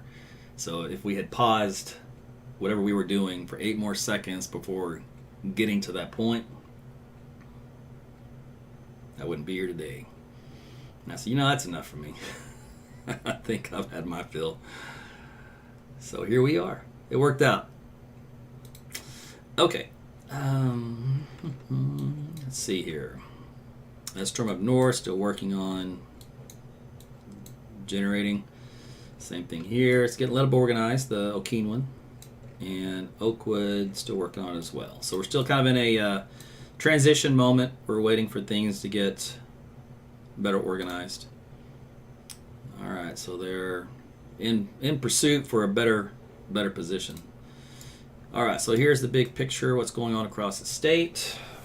Hold that thought. TV timeout.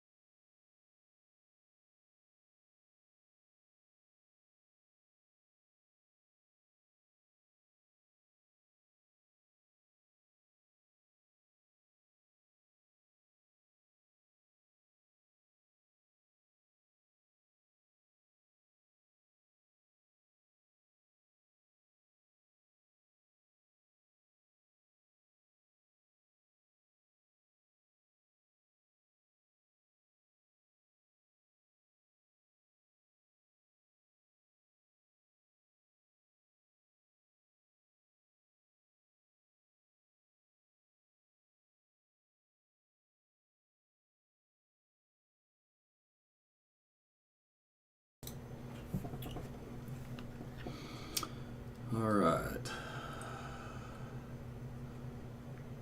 Feed looks good.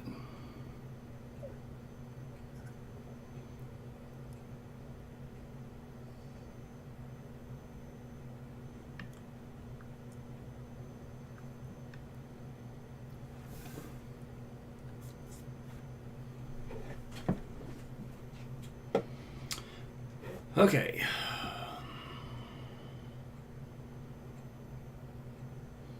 So this is Hans. He's going on the southern storm, I believe, is where he was headed. And with the sunset setting, you can see these nice little lowerings, a couple of them here. So it means there's not one particular one that has taken over and formed well. So it's still its infancy as to which one is going to try to rotate the best.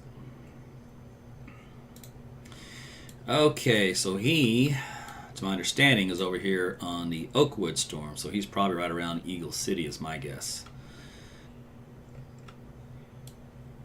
O'Keen, this one's wrapping up a little bit more. That hook echo getting better defined. And then finally our northern storm. Let's see how it's doing. Here's our hook echo here, but doesn't have much in the way of any velocity data with it. Probability of a tornado on this one is 77%, so the algorithms have actually gone up. Let's see.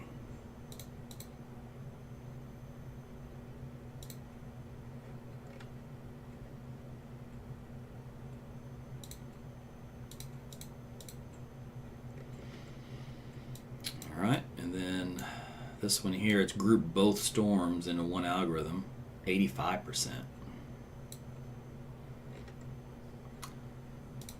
Let's see. It's got good inflow feeding into it now. And getting a TVS, so it's this inflow is starting to wrap back around here to try to form a tornado. This is 1, 2, 3 miles south of Okeen, south of 51, on Farm Road 2650. Weather Service is now going to issue a tornado warning for this one, for the reasons we just outlined. So that'll come up here in a second for the polygon. While we wait on that one, quick look at this one.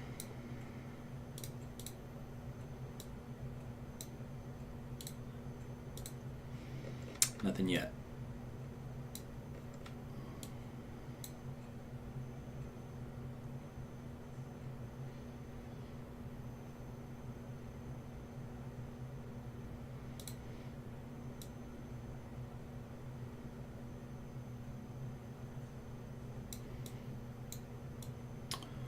Storms continue up here into northern Kansas.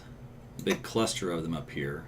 And they were in this linear fashion with basically a straight line damaging wind signature with them.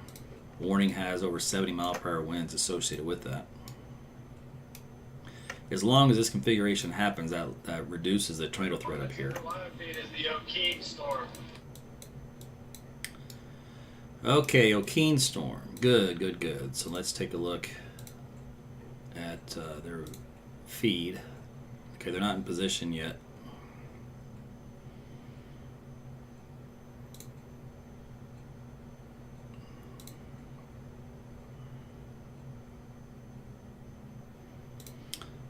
Jeremy ever get his feet up? Putnam storm, 15 minutes ago. Got a nice wall cloud here.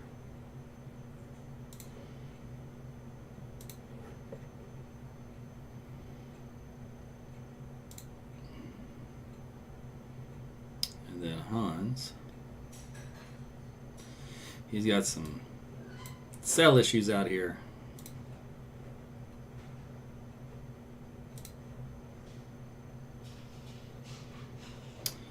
All right, lost him. We'll get him back. All right, so let's do a storm track on this new tornado warned storm. Movement to the east, northeast at 31 miles per hour. So speed has slowed down a little bit. Hail size is quite large, 2.5. Algorithms suggest 2.75 inches. Probability of a tornado is at 86%. And time of arrival for Hennessy is at 7:22.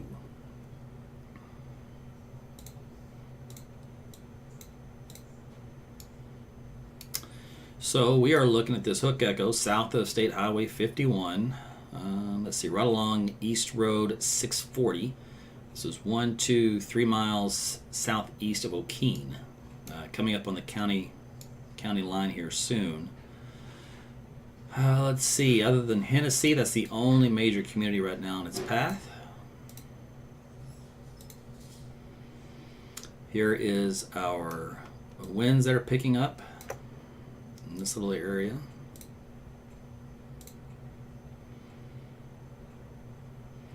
Don't have anything strong gate to gate just yet. It's getting there. This one down here southwest. Still not much to that one yet. And let's go back up here to this northern one. And same thing, not much with that one yet. So right now, this is the only storm that looks like it's pretty close to being tornado touchdown. So did had a funnel halfway to the ground in this area that I outlined. So it might be this little weak couplet right here, which is 29 inbound and 57 outbound. So that might be our little funnel slash potential tornado. That's a 2660 and 650.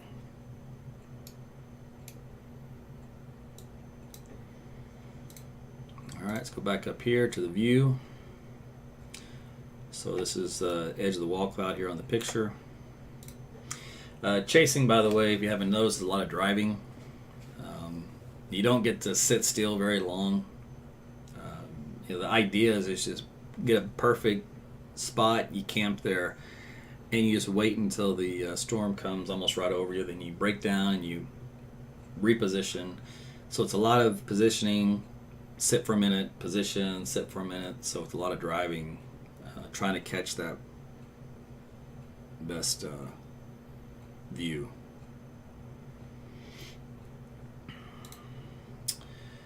Okay, so let me look at some data. What do our winds look like?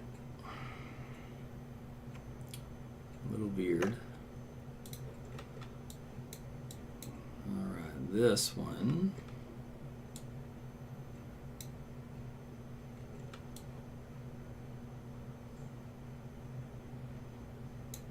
Yeah, our little reflectivity notch has increased.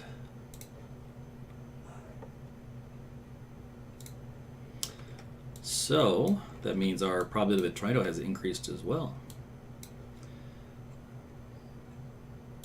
The rotation product has been generated, meaning that the radar is comfortable calling this a tornado. Let's see, I got a live view from O'Keene, and I do see a bowl with rotating ring curtains around it. So yeah, we can call that a weak tornado at this point.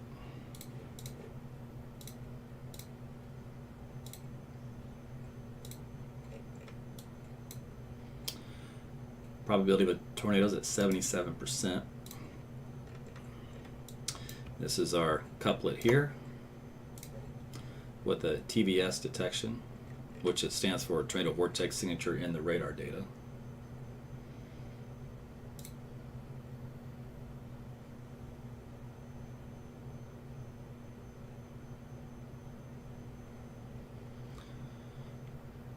All right, let's see if they've got a better view.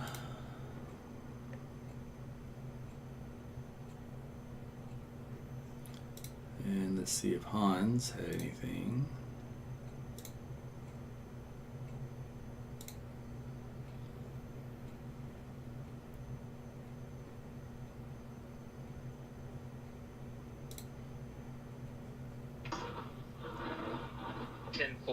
I am now going north. I will be south of Tennessee shortly. Thanks, Andrew. So that was his view. We were looking over at a sitting across the street, waiting. So he's now en route.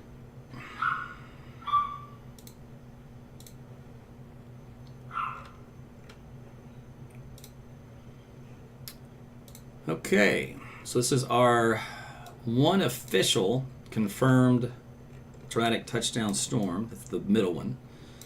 These others just had wall clouds, and this is the one that actually has a signature on radar.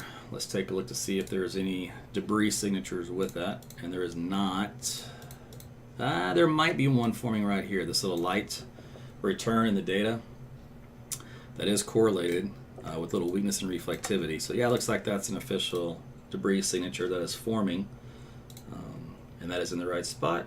So there you go. So there's our first touchdown. It looks like it's rain wrapped, of course, so you won't be able to see it, meaning this is our rain shield that rotates around the tornado, protects it from view. So a lot of times when the storm chasers, if they're too far away, they can't see through that rain shield. Now for those that are basically right underneath it, well, they can still make it out. Sometimes, depends on how close they are. But regardless, looks like we have an official touchdown, and the location of this is over an open field. There's There's no farmhouses in the immediate vicinity as of this moment. If it continues on its path, there is a farmhouse, looks like there, and one and about another 2 miles down the road there. So there are just a couple of farmhouses in its path. No major communities.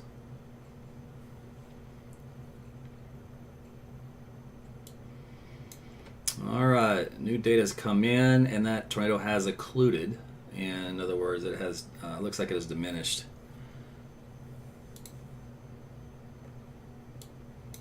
Let me look at loft. I mean, we're going to break off and go to the storm that's coming up from the Tonga area. All right, so where is he going?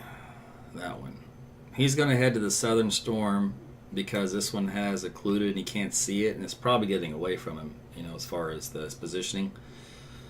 Because if you have a storm moving east, northeast at say 45, for example, it's hard to keep up with it if road networks don't behave well, and if you're behind a big chaser convergence, for example, or everybody's driving slow, you can't catch it.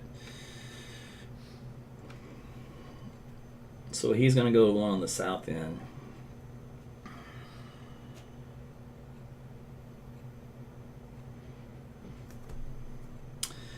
Let's see. Hidden in the rain, but getting big was the report on this tornado. The CC correlation is still there. It's just weak. It's not blue, dark blue, which means it was only able to pick up some minor debris. And being the fact that where it was located, there really wasn't much debris to pick up. And we're over here, there's a few trees, some grass, dirt. That's about it. All right, now it's starting to form a little bit of an eye look to it, back in, rotating back in. So we'll see what happens. Looks pretty healthy on radar as far as just the look of it.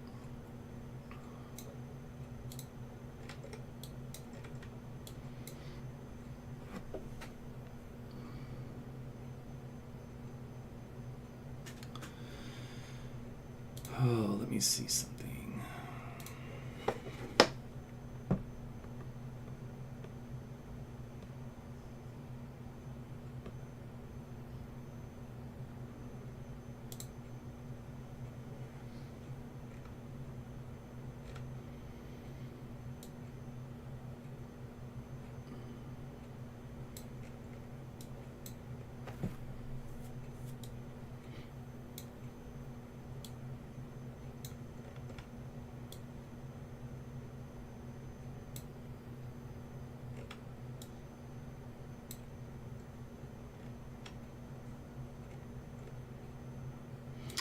Okay, so my friend Hans is right here, south of Eagle City.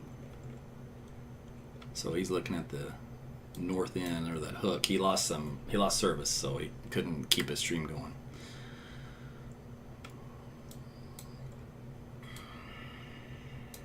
Okay, so this guy up here, let's just see how he's doing.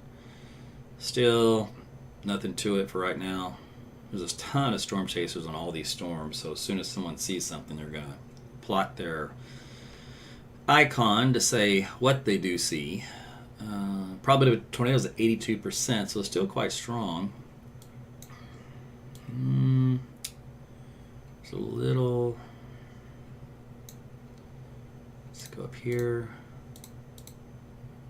No. Not quite there yet. Let's do a update though on the path for you guys up here. Again, not producing a tornado currently, but under a tornado warning. Still moving to the east at about 31 miles per hour. Lamont about 7:31 is the arrival. This will pass just on the north side of Kremlin here in a couple of minutes, between you and Palm Creek and north of Hunter. All right, the other one that we're watching that actually does have a tornado with it, that's rain wrapped, is this one on State Highway 51. No immediate communities in the path for right now. We'll be coming up along Highway 51, then crossing over 132. Eventually coming up on Hennessy. likely passing just north of you by a mile or two. Depends on if it moves a hard right or if it kind of has a little bit more of a northern jog to the east. But Hennessy, make sure you're in your shelters for that one. You've got plenty of time before the storm arrives. And then the final one here, this particular one has more of an east, looks like movement at 40 miles per hour. This will pass north of Watonga. You have Loyal, Kingfisher, and Dover coming up between now and about 7:30 to 7:45. So those are our 3 tornadic storms. These ones down here are severe, but they're not tornadic right now. So we shall focus on our known tornado, which is located on the East Road 630, East Road of 2710. It's this little couplet right here in the data.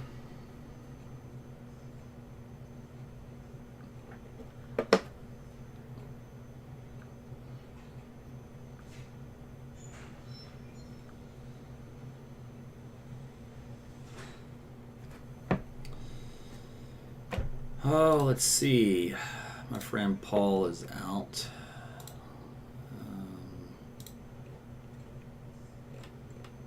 He's not on yet.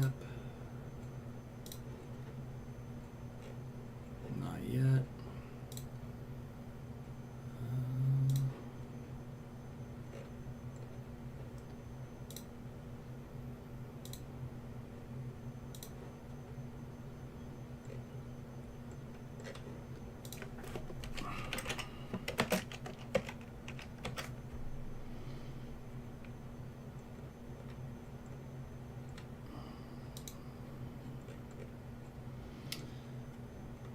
So there's Paul's view.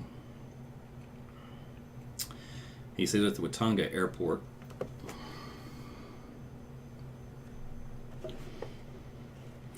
So he's got a nice view of this particular storm. Let's go find out. He's looking west, or see, it looks like probably. So let me go find out where he's at.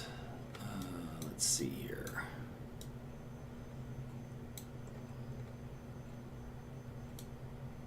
That storm still looks pretty good.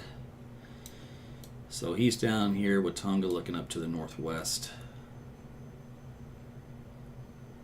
at this guy here. So that doesn't have a good hook echo on it yet. It's still trying to get formed properly. So as a result, you have this nice wide mesocyclone cloud base, but with kind of rain wrap, because there's really no formation yet. It'll take a while to have some kind of eddy get picked up and then rotate around to then be visual. So we'll see what happens with him. Let's see. So James and Russ, they got a good view of this guy, which I believe is the same one that Paul is on. I think they went south to grab that one.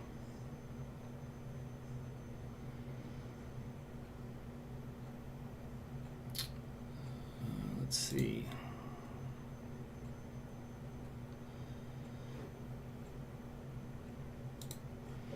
All right, so let's go back out here. Again, if you're watching from Oklahoma City, these storms are finally getting closer. It's about 7 o'clock.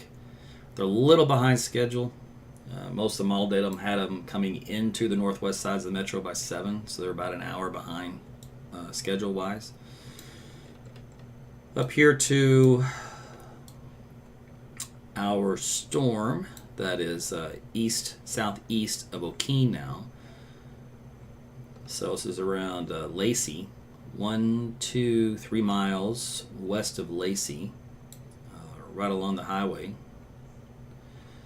51, and it just crossed over the Cimarron River, coming up on North Road 2730. And if you look here, it is over a bunch of trees. There's a developmental plot out here, probably a feed lot, and there's some little, maybe a hay station here.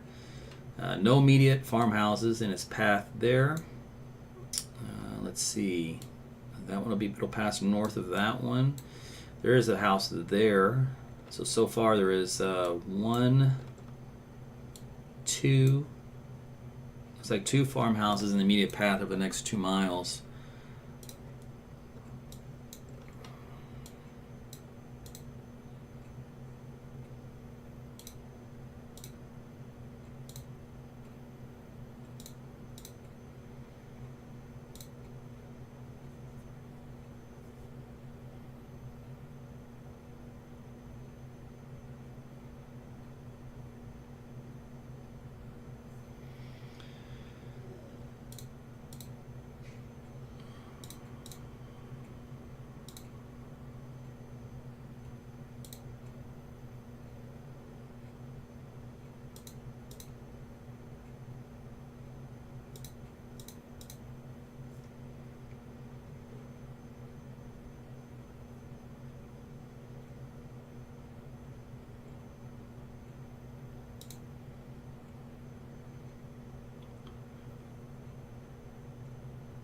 So there's like two circulations in this one. There's a northern one here, and then there's this southern guy down here we talked about.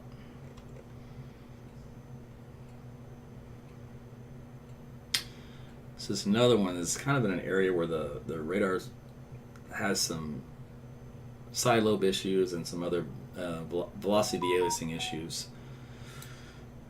So the garbled, basically the data was garbled there, so it made it difficult to see. Ben Holcomb, my friend Ben, is right over the area where that old one was. And then this one here has now crossed over on top of 51 at 2750. So that is where that location is.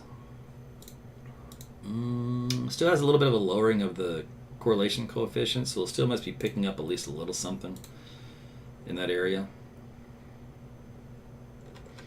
This northern one, what was left of it, yeah, I don't see anything there.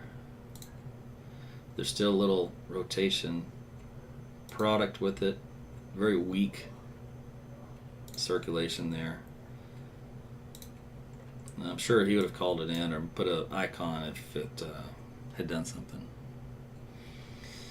All right, so there's a lot of chasers here. Nobody's reporting anything. But this is the one storm that has the strongest signature with it. Let's go back up here. The northern one, still working on. It's got a little bit better low-level circulation, trying to develop. Still has a ways to go. It's getting closer to I-35.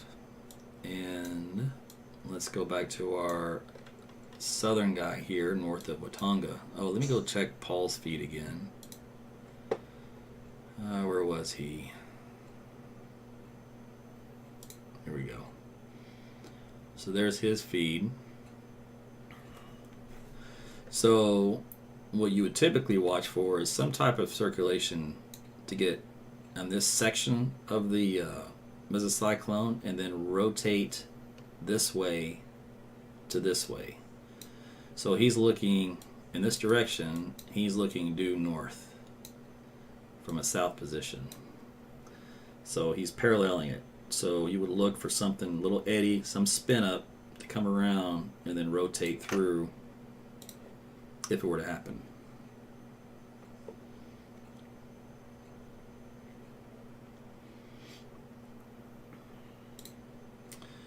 All right, these guys are also keeping an eye on it.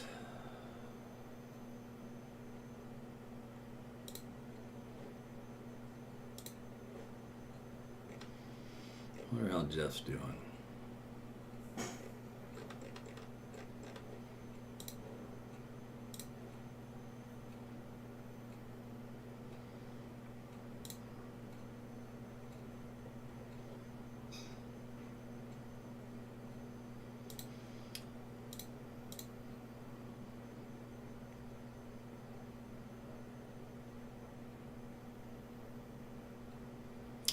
Alright, so here they got a nice good view of a lowering.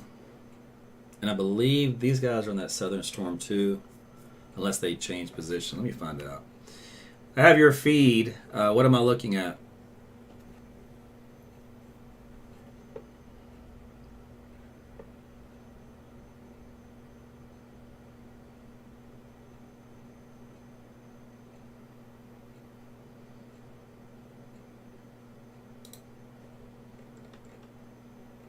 Looking north-northwest at the storm coming into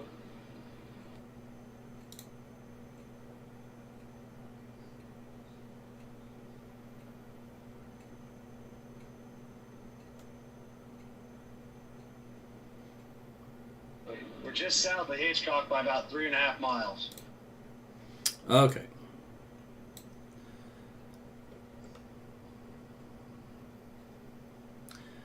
So 1, 2, 3. So about 3 miles south of Hitchcock. So you're looking just to the northwest, about 1, 2, 3 miles west northwest of them. All right, so we're looking at this area here. We have the little triangle. That's where the wall cloud that he's looking at and developing tornado would be located.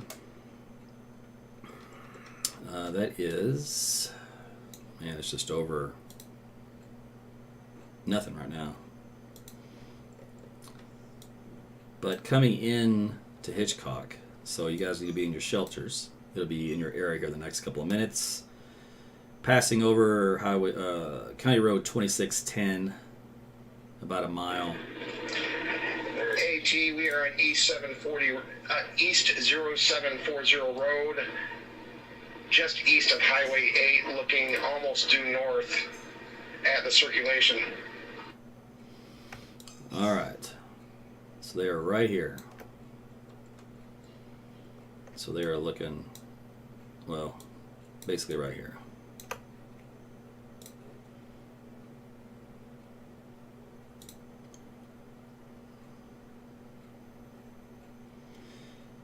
Let me see. Roger that. Looks like a good feed.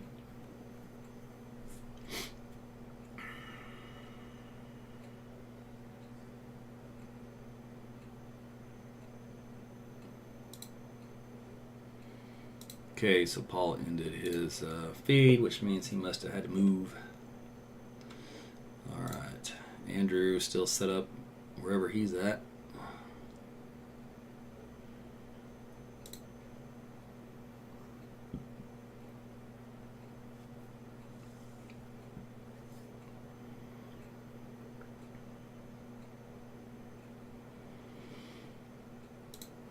Okay, let's do some more updates here.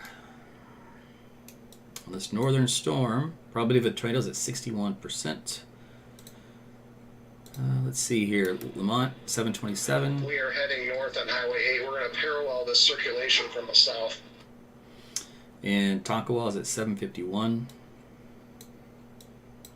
Movement is still to the east at about 33 miles per hour.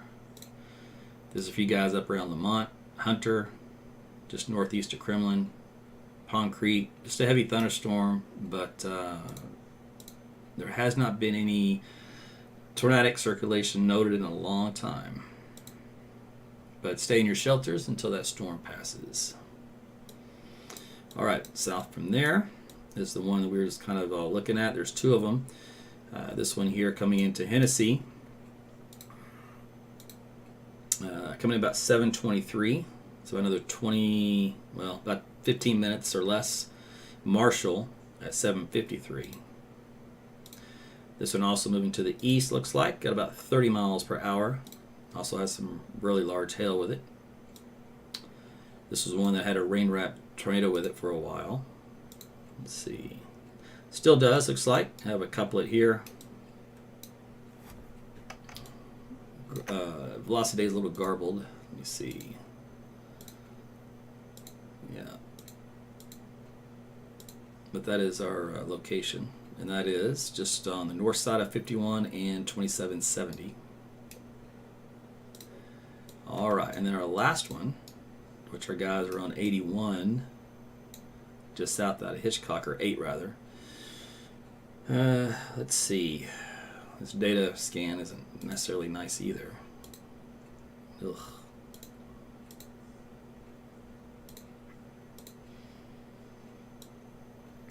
So this storm is coming into Hitchcock, so be in your shelters.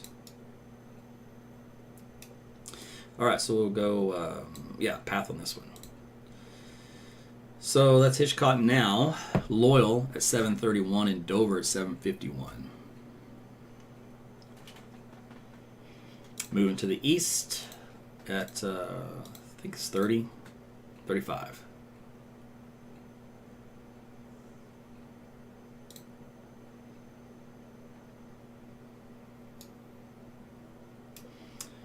Now we have additional storms that are developing southwest of those. Putnam once again. I think Putnam, this is your third storm that has rolled through, so you might have some flash flooding.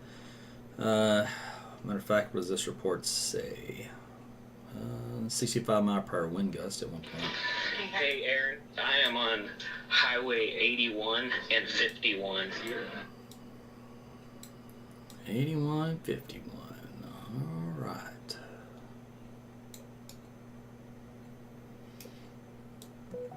So he is in Hennessy, looking due west. This is Andrew. Let's see. Now, I think he was just inside of town. Yeah, there he is. Okay, so you're in Hennessy on the outskirts of town looking west. Oops, not you. AT, we had to drop a little bit south. We had a backside circulation coming up on our 7 o'clock. Okay, so I have you in Hennessy looking west, Andrew.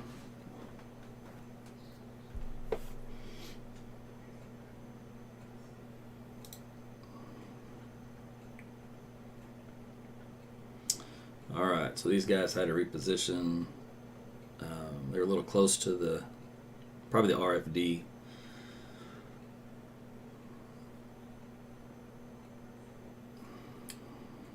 So they're right under where an area would try to develop and rotate along the leading edge.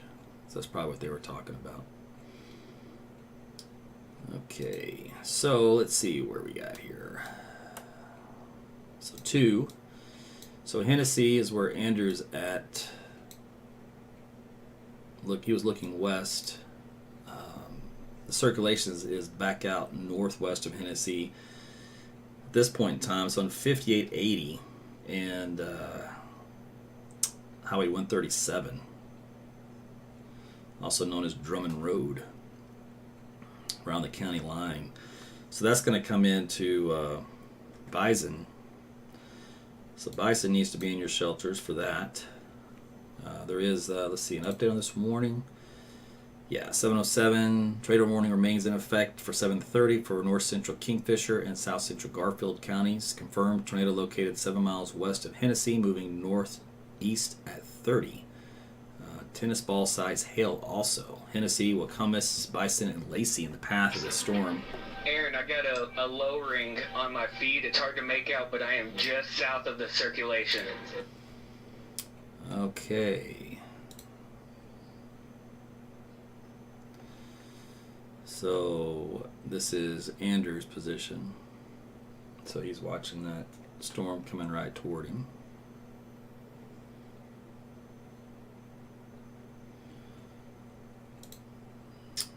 All right, let's see if anybody else is up.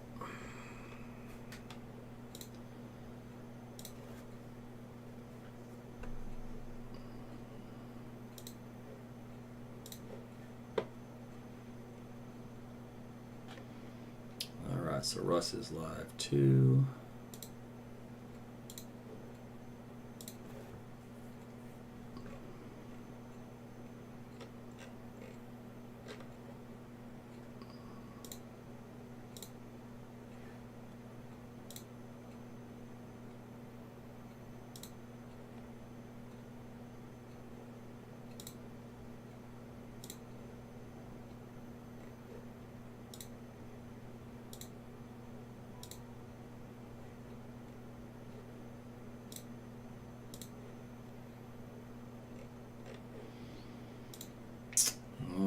So Andrew's got a good view what's coming in to town there.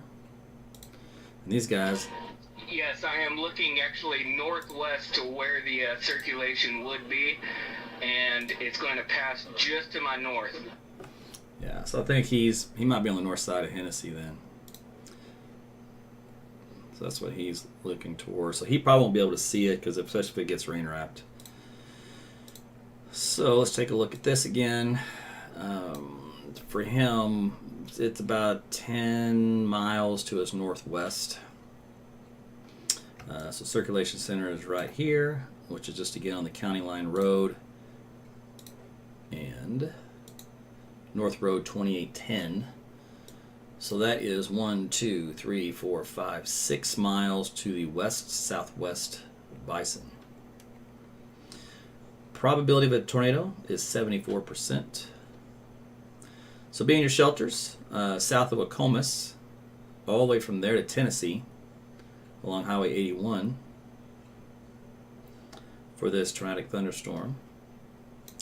Let's see, the southern end, this guy is still behaving around Hitchison.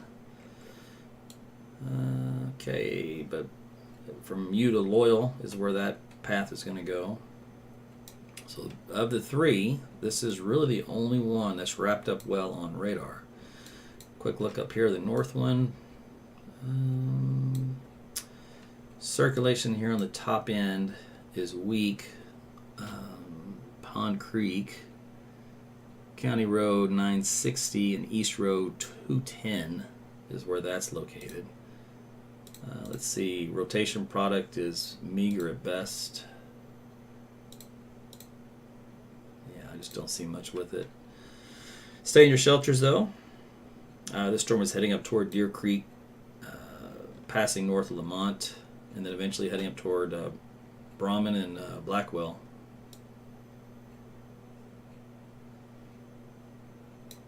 Or is it Brahman? I can never remember. I have to go look up my sheet. Let's see. So this second storm, the tornado area is still increasing.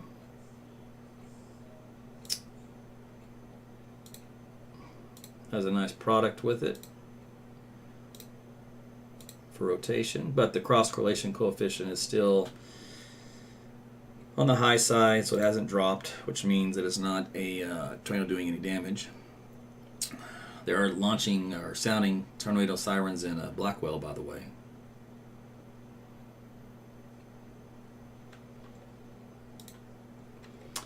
All right, and then our final stop down here. Still, this is behaving. Hitchcock. Southwest from there. Oakwood. That one's behaving. And Arapahoe. These guys are all new. Still some new stuff trying to develop farther south and west of there.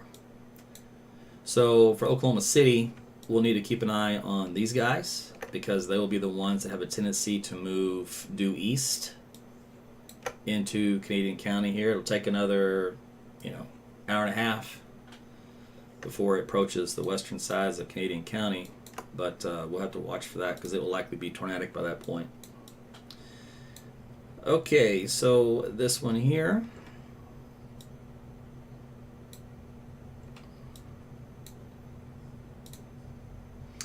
Still no cross correlation coefficient, which means that as of right now, the radar does not think it is producing a tornado. That's down around 2,700 feet. So that's a good elevation angle to be looking at. See how our live shots look. So again, there's Andrews here. And here's James.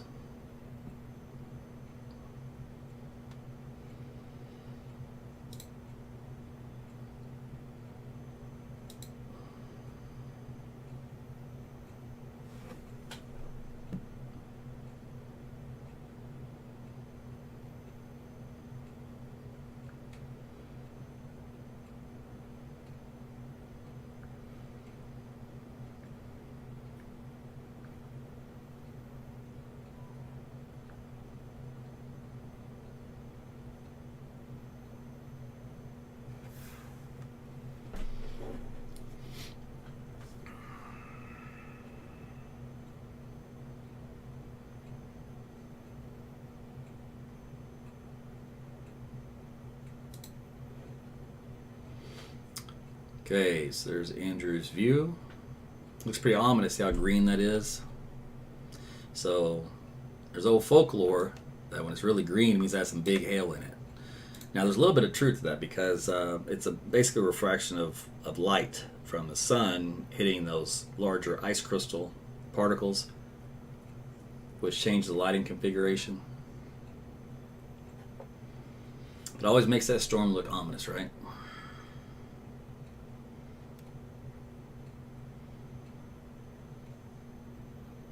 So let's see, let's take a look at what he's pointing toward. So he's looking up here to the northwest. Okay, so we have, let's see. Are you right outside the north end of Hennessy? So the circulation on the radar right now is on this northern tip on Turkey Creek, East Road 570, and North Road 2840, which is 4 miles west of Bison.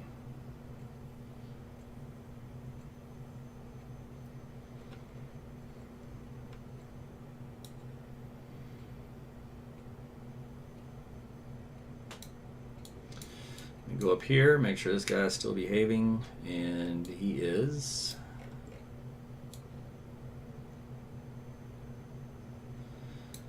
Alright, let me do something here. I need to play this and see how it's moving.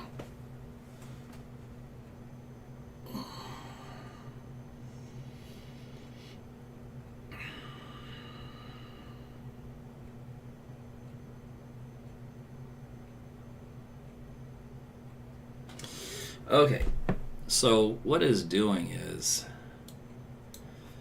it's ingesting. This is a forward flank on this particular back end storm. This is the tail end, the RFD for the hook, and it's pulling in little areas here of reflectivity that come in and wrap around into the hook. And as that happens, it tries to produce the tornado at the time. So here's one right here. This guy wraps up and he gets in there. So, in other words, this storm is taking advantage of a little extra vorticity kick that comes in from its tail end brother. And because the environmental wind flow is coming in this direction, it's getting its nice unstable air feeding in to the area that it needs to feed into to produce the tornado. So it gets a little kick from the left and the inflow to the right, and therefore it tries to produce tornadoes. Okay, so let's see where we're at. Let me do this since I got this on this plane. Okay, so not a lot of hail with this one still. It's a low hail producer compared to some of the others. Let's see, it does have that middle one, a pretty decent, right there. This is a pretty decent mesocyclone updraft. It's up about 20,000, 30,000 feet. Let's see, now it's a little weak, but it's there.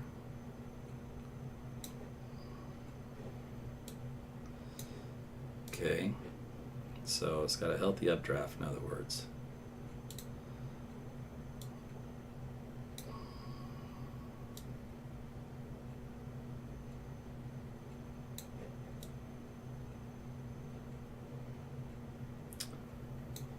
Velocity's working on it.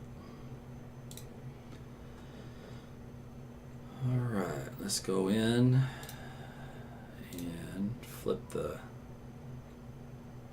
script here. Alright, still no cross correlation coefficient, meaning that the nothing detected ground base doing any damage on radar at this point. Circulation center, though, is just west of Bison by about 2 miles. So coming up on North Road 2860.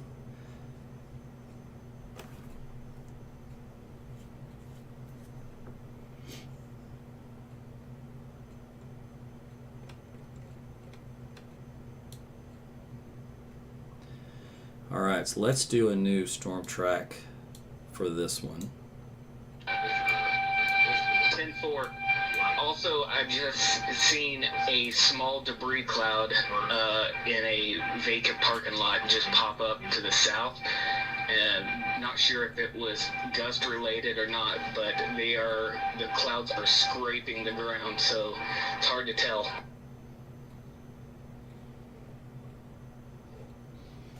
All right, so that was Andrew. So he was on the north side of Hennessy, watching this line basically come just about on top of him.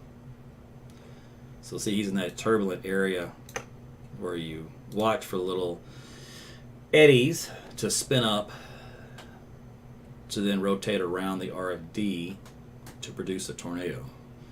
So that's what he was describing. You probably saw a little eddy sweep through by the parking lot, which is obviously he's pretty close to the action. So he's going to have to break down and move here.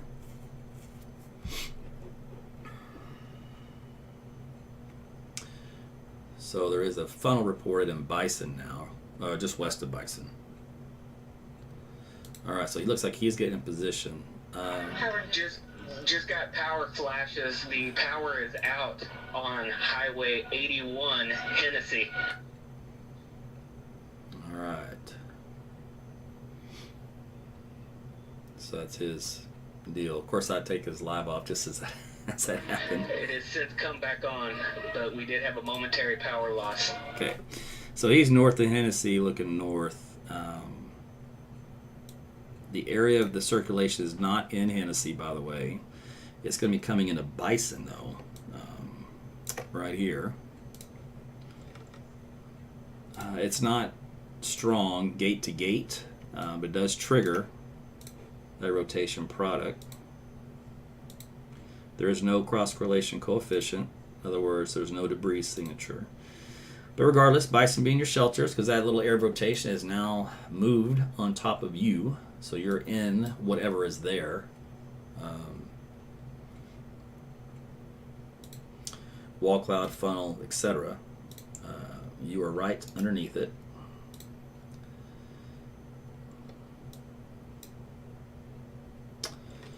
Let's see, so from where Andrew was, we may have a new circulation center forming here, which would kind of jive with what he probably had witnessed there briefly. But that's about 1, 2, 3, 4, 5 miles north of Hennessy and about 4 miles south of Bison. Right on the county line road, actually. So, yeah, right on the Kingfisher and Garfield County line. Probability of a tornado is at 87%. Quick look up here to our north. This one, probability is at 39%. It's just completely disorganized still. Stay in your shelters though. Deer Creek, Blackwell, Tonkawa, I-35 corridor. The storm could easily get back into a tornado producing mode. It just hasn't been in a while. Stay in your shelters regardless. Here's Wacomus to Hennessy. In between, around Bison, is where the circulation center is. The old one has wrapped up, and like I said, a new one may be trying to form the leading edge. Nothing on velocity data yet to indicate. But right now, the back end of it here, spiraling through on the southwest of town, but still no debris signature on radar, even though it's getting strong in this area. Let's see.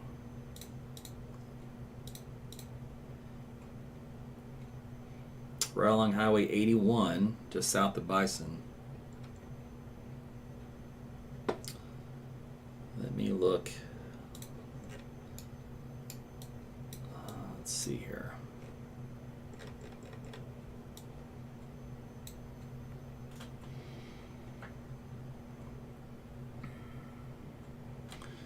Some radar programs work a little bit better at decluttering some of the aliasing issues. So looks like Andrew's back on the move. And TwistX, let's see. James, I don't know where they're at. I'll have to check in with them.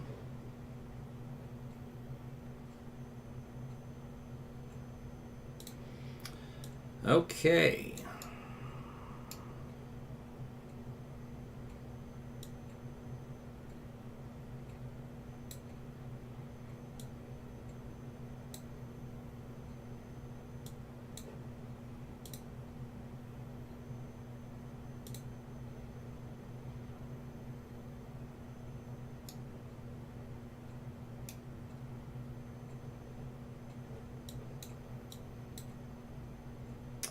Alright, what happened to all my radar sites? Probably all turning red. That means the feed that I'm using in this program must have gone down. Yeah, because these are all still good. And these are good. Alright, well, I don't like that.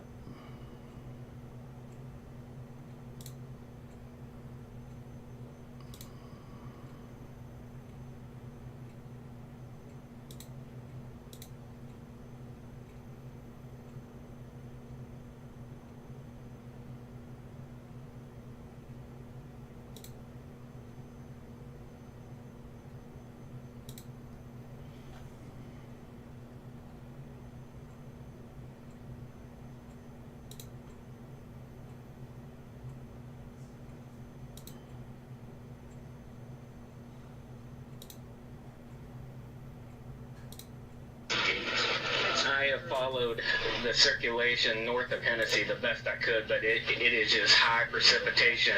There's zero visibility. I'm going to cut south and go back to the other tornadoes. Okay, thanks, Andrew. Good job.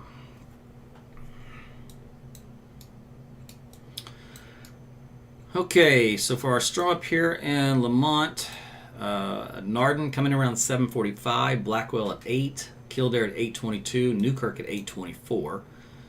This particular tornadic storm is moving northeast at 33. Again, it has not produced a tornado in quite some time, but it's still capable of doing so, so stay in your shelters. The one south of that has the best hook echo on it at the time, wrapped up in rain. It's also a big hail producer, 2 inches in diameter. Fairmont, Douglas, Covington, all getting the front end of the thunderstorm. The actual rotation areas past over Bison is now moving to the east. It should be passing just north of Marshall, coming up here soon. So be in your shelters for that one. Movement here has been to the kind of an east-northeastward path, about 25 miles per hour, so it's slowed down a little bit. Let's see here. We can go ahead and use this original path. Fairmont, well, you're already getting the storm. It's not going to do us any good. Let's do this. We said 25, didn't we? Yeah.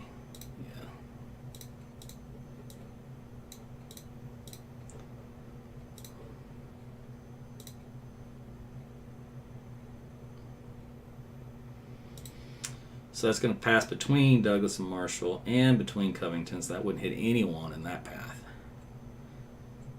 TVS. And then southwest from there, no more tornadic warned storms for right now. Just standard severe thunderstorms. And then more stuff trying to form southwest of the I-40 still. Okay, so 2 official tornado warned storms. We'll look at the velocity data within this again. A lot of wind with this. Let's see, wind values up around 70 miles per hour. So that's some decent wind. We're in the Deer Creek area. But again, nothing tornadic at this moment, but stay in your shelters. And then down here, for our guy that's trying to wrap up east of Bison, outbound wind up around 70 plus miles per hour. Inbound wind a little bit on the weaker side.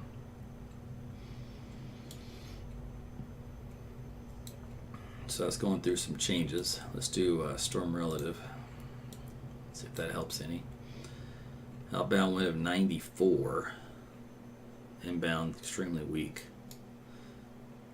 Alright, there may be a new meso on the east side here that's developing that'll wrap back around, so we'll see about that one. Let's see, back up to this one with that change in wind, 40. Not nearly as strong. 50 with storm relative. All right. Anything else? No. All right. So far, our one main tornado warned storm is this one coming into Douglas and Covington.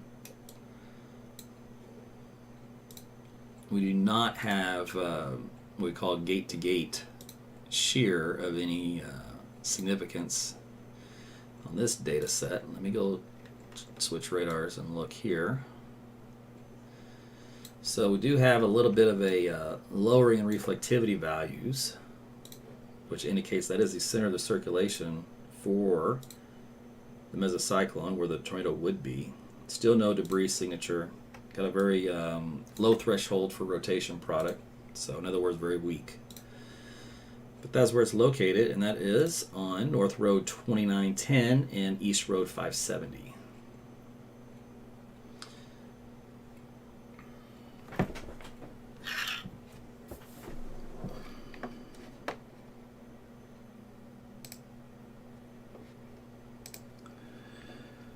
Okay, Norman launched their final balloon sounding for today,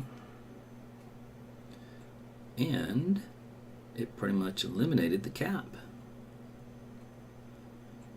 Okay, that's not good. Grapefruit size hail still on the analogs. And the ship model is over 2.5. STP is up around 8.8. And shear is very decent. It's about 60, 65, 70 degrees of turning. Alright, still around 3,000, 4,000 joules.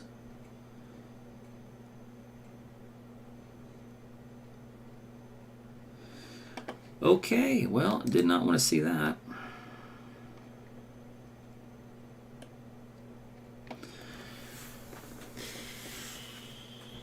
Oh, that is not good.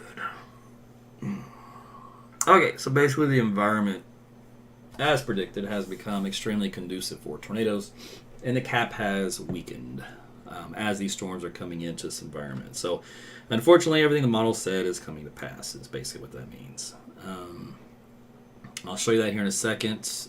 Let me just another quick look on radar before we do that, so we don't miss anything. Let's see, that one's still organizing. So is that one. These are all fine. This Arapahoe one, I think it's going to get a tornado warning on it as well. Probability of a tornado is at 68%. If you're in the Clinton area looking north, you probably have a nice wall cloud, etc.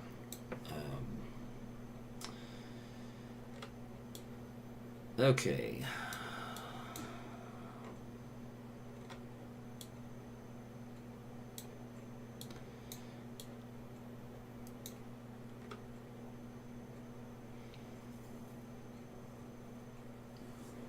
All right, we have a lull for a minute.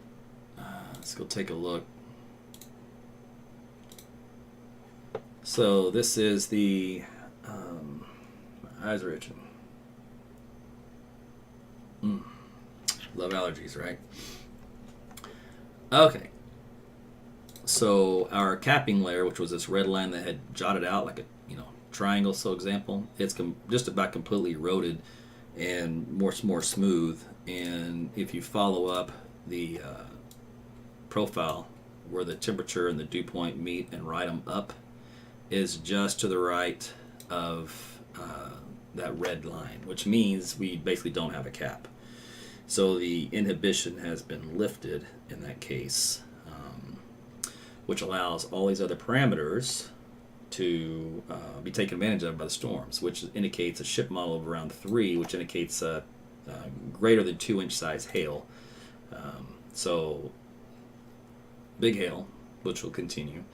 The shear goes from the southeast direction to a southwest direction here at 700. So there's still the shear still is turning with heights about 70 degrees worth of turning. Still adequate for rotating thunderstorms, obviously. And then our hail size is up to around 4.5 inches in the analog data. Significant tornado parameters up around 8 to 9. So basically, the bottom line is this is a conducive atmosphere profile sounding for tornadic thunderstorms here in the metro as these lines of storms approach from the west.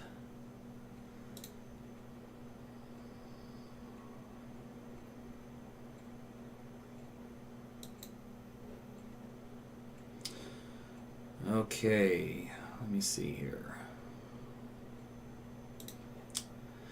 So if you've noticed, this is our tilting and stretching form for a tornado, a parameter here. You see the bullseye is now forming in this area ahead of the storms. So even the models think this is a bad place to be. Now this is for all tornadoes. It checks all the boxes. If we go to significant tornado, which is an EF2 or greater, it checks the box, way outside the box, way outside the box, checks the box, checks the box, checks even outside the box on this end. So in other words, for significant tornadoes, the environment is supportive. So this is where the strength should ramp up, therefore the probability of a stronger tornado should go up. This is the 0 to 1 probability, widespread 41%, probability of an EF2 or higher. Remember earlier they're in the single digits up to around 10, and now they're up around 20%. So I expect these numbers to increase here with time. All right, so let's go back to radar. So our best storm, tornadic-wise, has been this guy here coming in southwest of Douglas and northwest of Marshall. Let me see if I have a debris signature with it. And there is a lowering right here in the values. So it looks like we probably do have a tornado officially on the ground, because I'm seeing the values come down. There's actually a storm tracer right underneath this, supposedly. That's 2950 and Skeleton Creek, what's that, cross street, East Road 580. So that is where this potential tornado will be located. That's will come 1, 2, 3, 4, about 4 or 5 miles south of Douglas, and a passing about 1, 2, 3 miles north of Marshall, northwest of Marshall. Okay, so that's the one there. And again, this is the one that had produced a brief tornado around Bison that we talked about. Let me go back up here north again, Pond Creek, make sure everything up here is copacetic, Lamont. We have now a developing hook echo trying to get going again. So this storm may now begin to intensify as it's coming up to I-35. Guys, again, be heads of that and just be in your shelters still. It's got a ways to go, but it's getting there. All right, so there's our storm there. And then back southwest from that, let's go to Watunga again. Let's see, nothing there.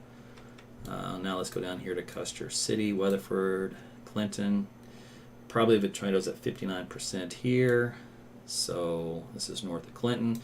Let's do a storm track on that one, because I know this came out here recently. Okay, let's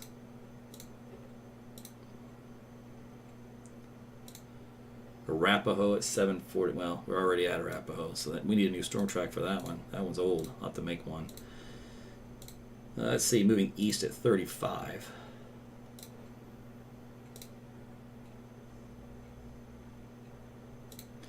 So it'll be Greenfield at 838 and Geary at 839.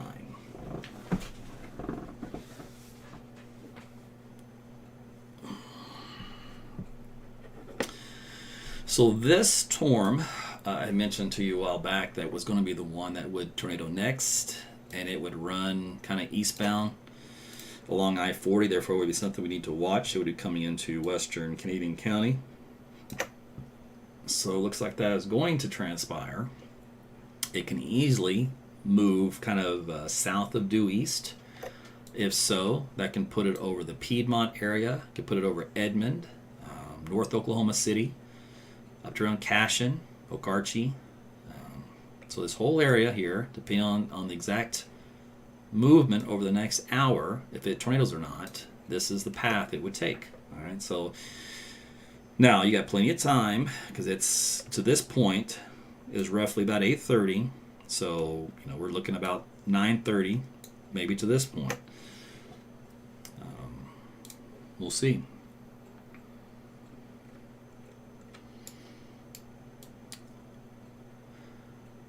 So again, models did really good at narrowing down this quadrant for the first part of the event. The data after that has suggested we could see some stuff just kind of bubble up randomly, and looks like that is beginning to happen. So if any of this stuff gets rooted, because remember the cap has been broken, we could easily get tornadic thunderstorms that develop out ahead of this line, and they can happen anywhere. All right, so we will watch for that as well. So not just these storms out west, but anything else that wants to develop on their own. Let me check my chasers here real quick.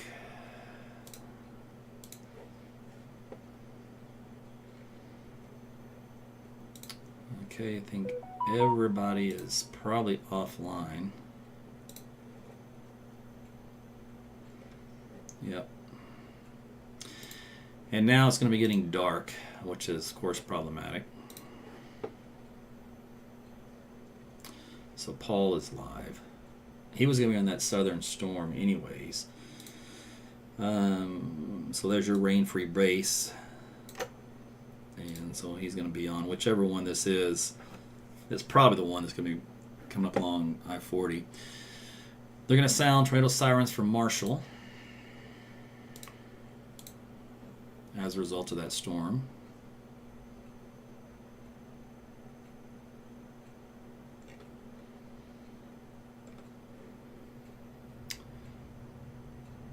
All right.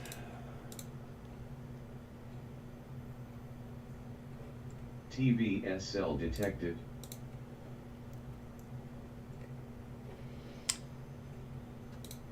Okay.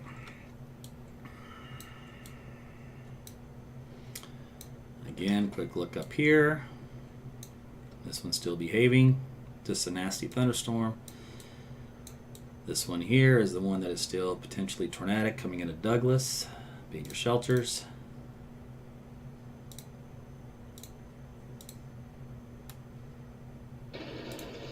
AT, we broke off on that Hitchcock storm. We're going to the storm that's approaching Greenfield. That's paralleling I-40 on the north. That's tornado warned. We will go live when we're there.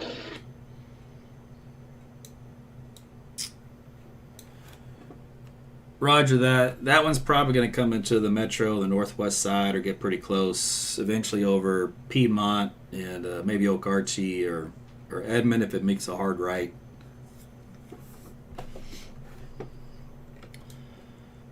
Okay.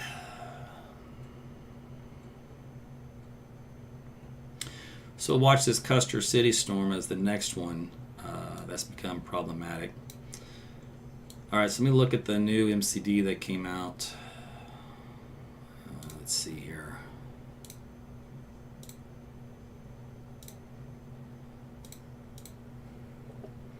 All right, from the Storm Prediction Center, uptick in strong tornado potential is expected through and beyond 9 o'clock. Southwest and northeast corridor of supercells has become established from west central into north central Oklahoma. Mid-level mesocyclone with the cells across Blaine and Kingfisher County have intensified this evening as they have moved into an environment characterized by increasing low-level moisture with dew points near 70, strong to extreme instability, and strengthening low-level flow and shear, as noted at the radar site. The cell over Garfield County earlier produced a tornado, and tornado potential with the other storms along this corridor will increase as they move eastward this evening. The balloon sounding from Norman's depicts a volatile environment with ML Cape in excess of 3,500 joules, effective shear around 60 knots, and 1 kilometer storm-relative helicity in excess of 300 meters per second squared. Low-level flow shear will continue to increase through the evening, becoming even more favorable for strong to intense tornadoes. The primary uncertainty this evening is the cluster storm mode that has developed, but the ongoing cell south of Enid and trailing cell over Custer County will both have the opportunity to move through a very favorable environment through 9 p.m. All right.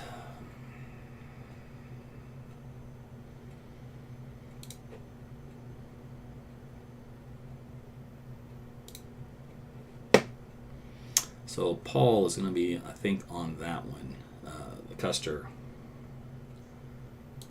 Southern Storm, Custer City. All right, so we'll see what happens with that one. Just a heads up, we're going to dive south and wait in Okarche for the Custer City storm. Okay, sounds good. All right, so let's go back to this one.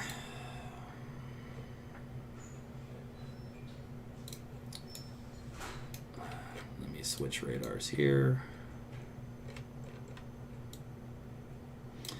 So Douglas, this circulation center is basically on top of you at this point. Pretty much on 2990 and East Road 530 to 520 is where that's located. Let me look at another radar view up here. Yeah.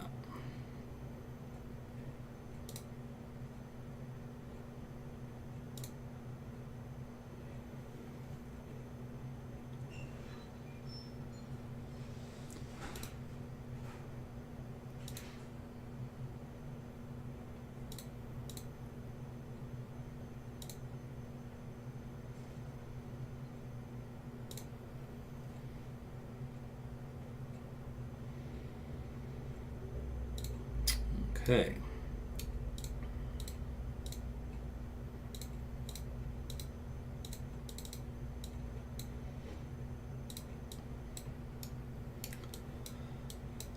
So Douglas.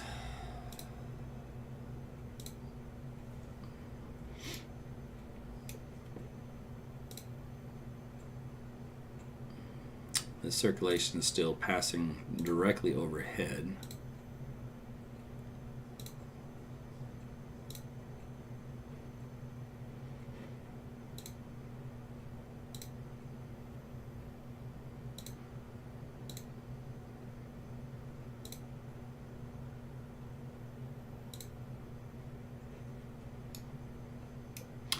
Probability of a tornado is at 80%.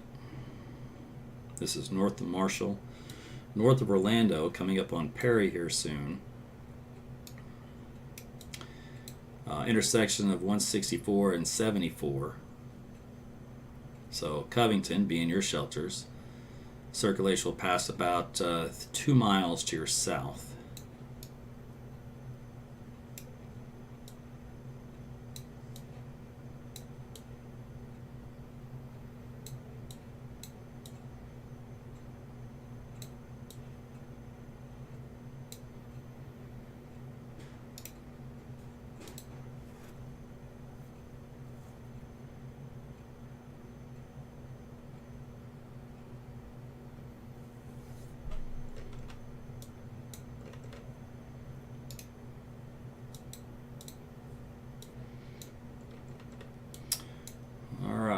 This data set also has the circulation just on the south end of Douglas, 5,000 feet.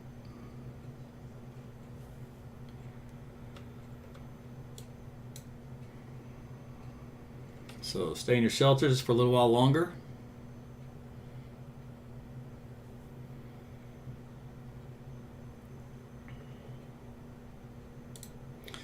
There is still no cross-correlation coefficient number at that, which means, again, if there is a tornado, it has not done any damage and or picked up anything off the ground to loft into the sky. Right now it's kind of over this open field.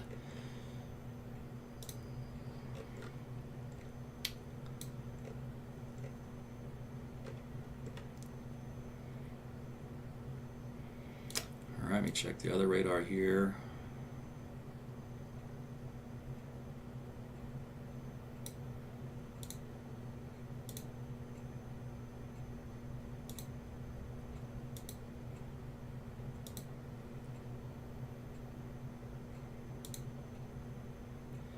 Yeah, still no cross correlation coefficient.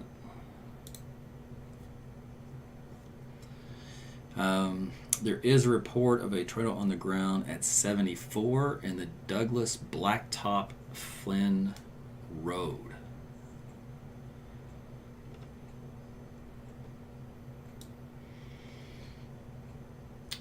So not sure where the Douglas Blacktop Flynn Road is. This is 74, which runs out of Covington. East Road 520, there's East Road 510. Let me see if this mapping has something a little different that'll call it. No, it also has the same name structure.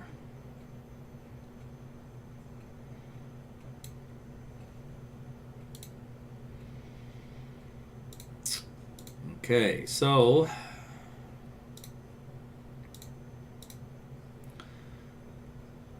Covington is next, here within the next about 8 minutes. Movement to the northeast at 23. So these have slowed down quite a bit from when they first started. Probability of a tornado is still at 24%, or 84%. So quite high. Again, let me look up here in northern Oklahoma. This storm's still okay. Looks like still a wind maker.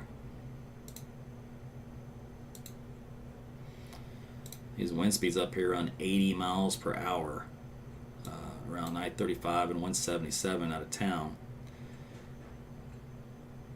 Bremen. They'll be into Kansas here in just 2 shakes.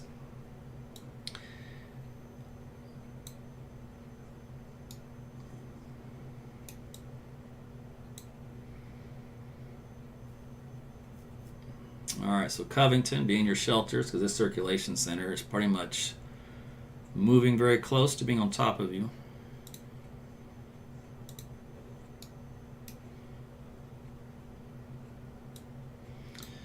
Let's see.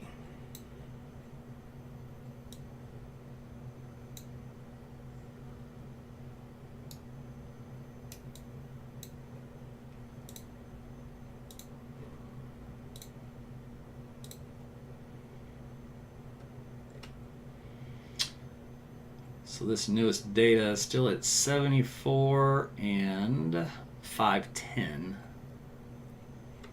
which is about 2 miles south of Covington.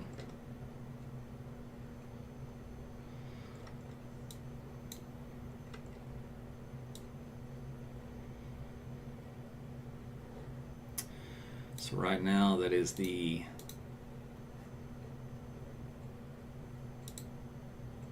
only storm that has a significant probability of producing a tornado in the short term. I still don't have any confirmation as far as radar reflectivity and debris signature goes.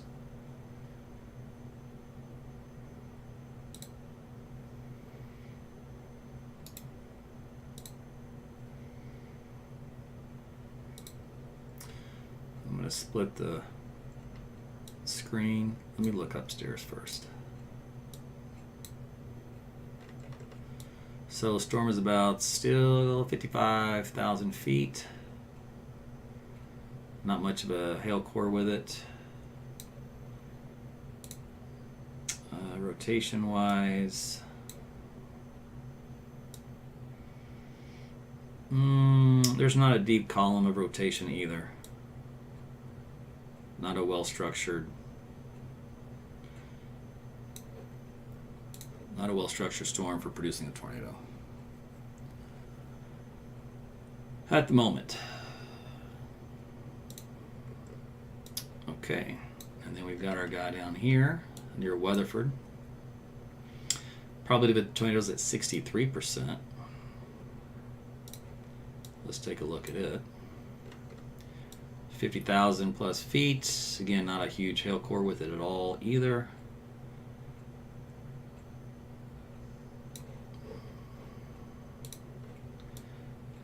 Rotation column also needs more development.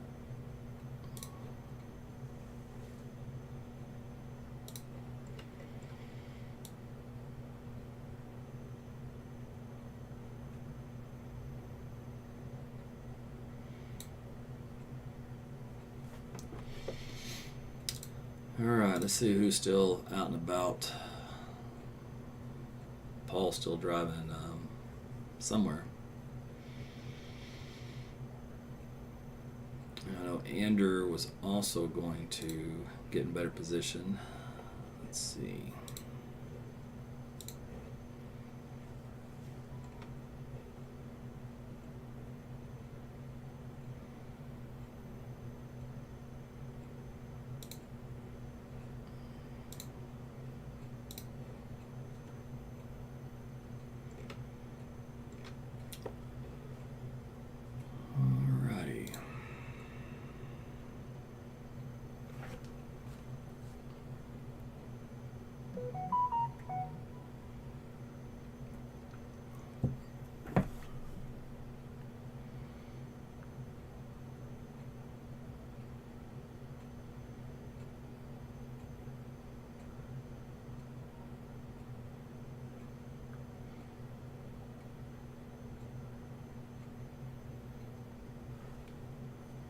TVSL detected. Okay. So I think Paul is on this southern storm. Which is this guy down here. Coming north of Weatherford by about 3 miles, 4 miles as far as the what would be a wall cloud or lowering.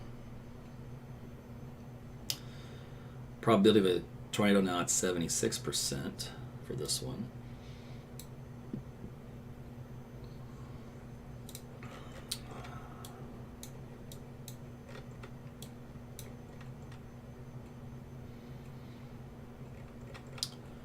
Okay.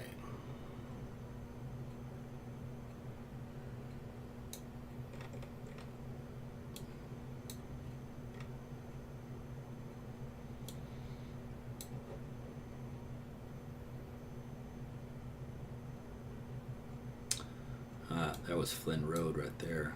That was east of Douglas, also known as 520. Okay.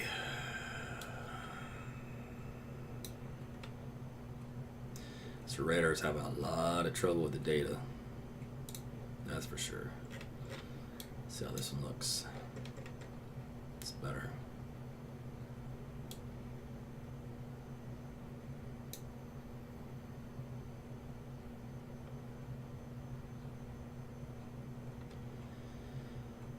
So this circulation is north of Hayward by about 2 miles.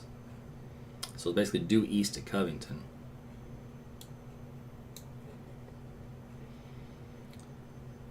Let's see, I think this one also had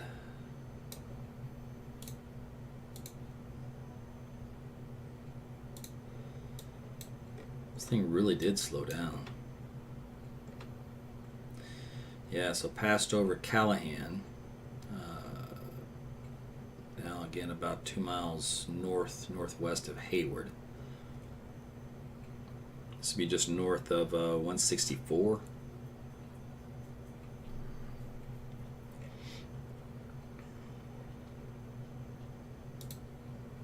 Hi, buddy.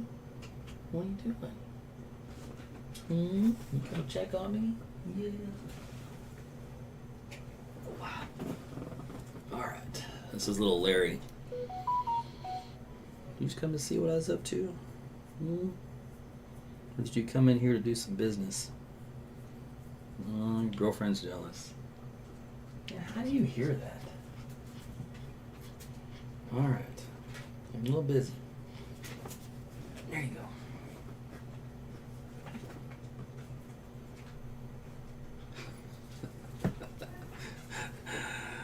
Oh, goodness. All right, where were we?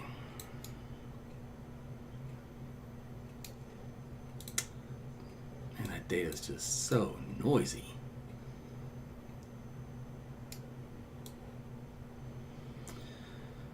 Okay, we just had the 2 tornado warned storms, and that's it for now. That's a good thing. We don't have any more than that. Let's take a look at this view.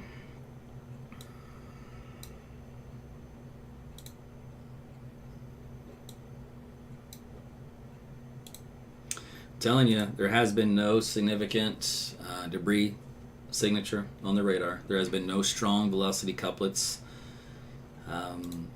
You know, there is a ton of storm chasers all over these things, and the reports that come in, they're so few and far between, which makes me question some of the validity of who's seeing what, because we would have a lot more reports, I think, than just the one when there's so many eyeballs. So we'll see. Regardless, that's a good sign. I'd rather have no reports than a ton of reports. So this thing is still. This is helpful. The configuration of this being a little bit of a line echo wave pattern. In other words, it's not. I mean, this is obviously a supercell here, but the one in between is not a supercell that's cut off, and this is not a supercell that's cut off. They're all kind of joined at the hip, and it does cause a little disorientation with cell structure and can limit the production of tornadoes, and we talked about that many times. So that's a good sign. It's a good thing.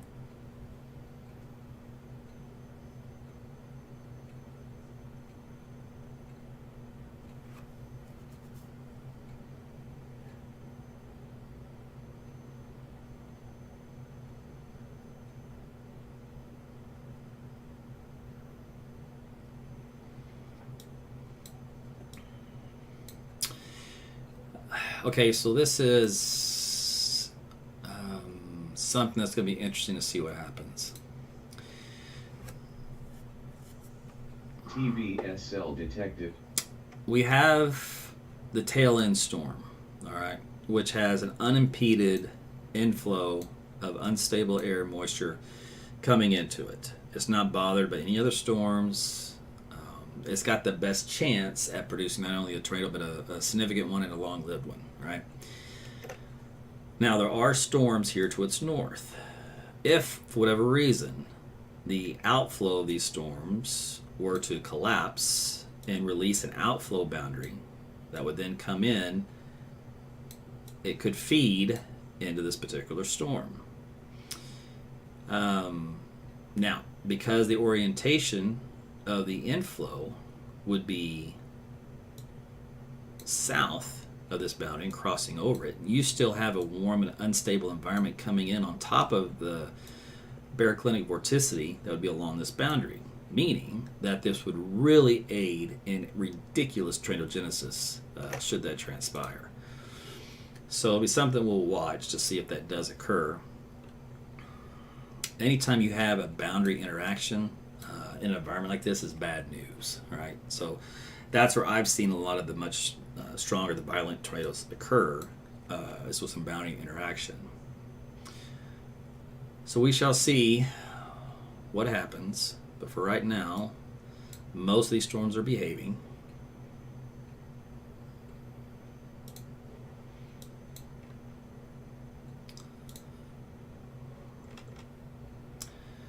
So Lucian, 1, 2, 3 miles north of you is where that potential tornado would be located.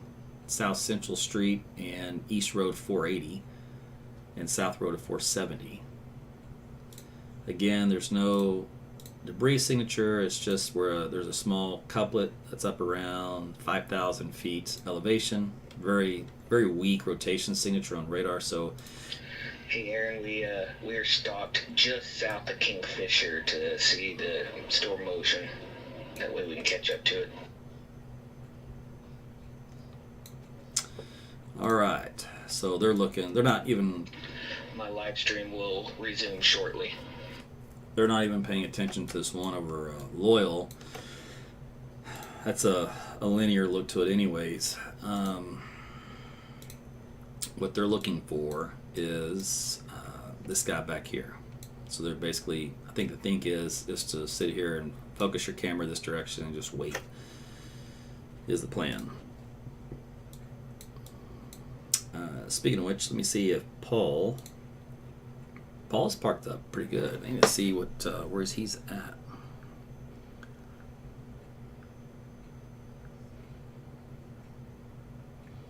Where is your stream pointing towards?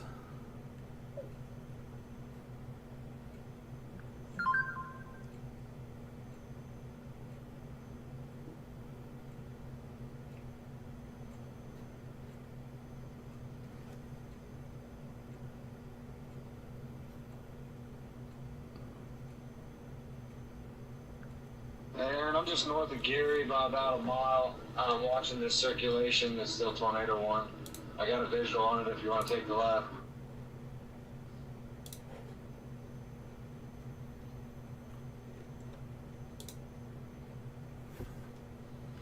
Okay, I got it. Looks good. Okay, so he's in Geary. So let's go find out. Okay, so I've got one guy here in Kingfisher, Andrew.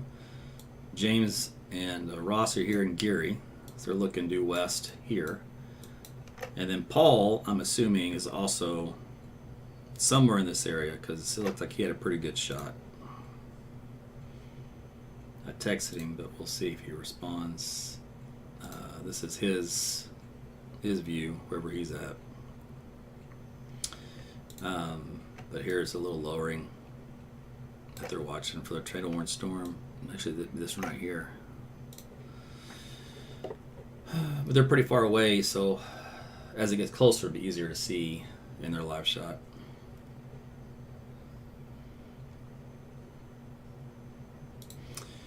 Okay, so let's go back to our loosened storm. 1, 2, 3 miles now. 1, 2, 3, 4 miles now. Northeast of town. Still over East Road 470. Now coming up on. Give me a street here. All right. Be that way. We'll do it this way.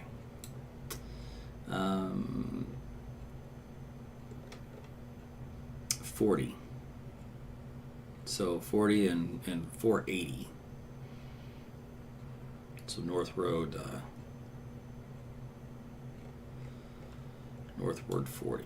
All right, so that is the circulation there. Again, not overly impressive at all, but that's where it's located.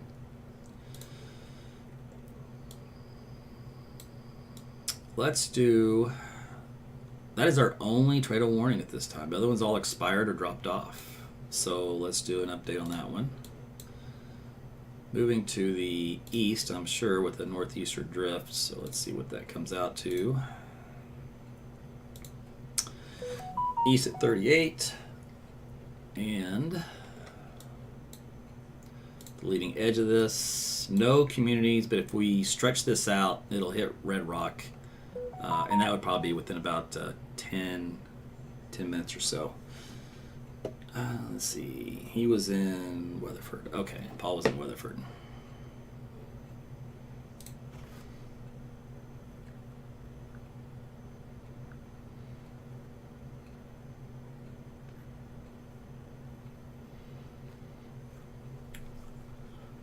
Tell you what, juggling 3 storm chasers is active ones. That's difficult.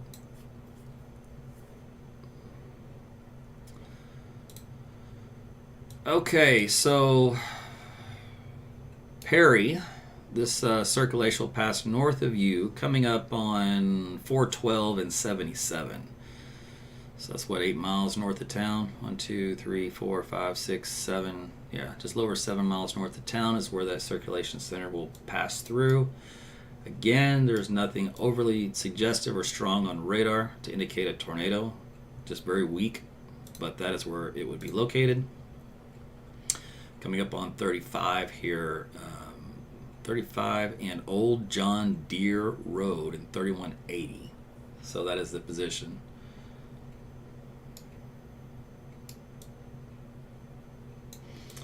Again, that's the okay. This Triadic storm, here we go, got reissued. Looks like, or this maybe have expired.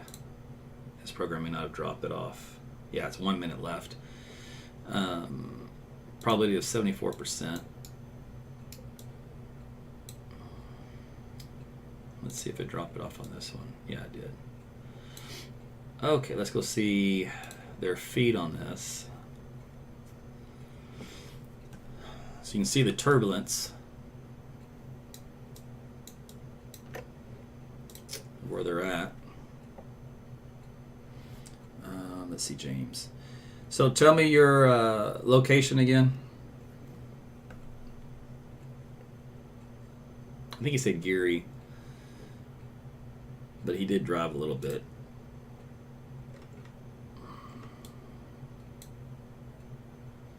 He may have gone north just to stay closer to it.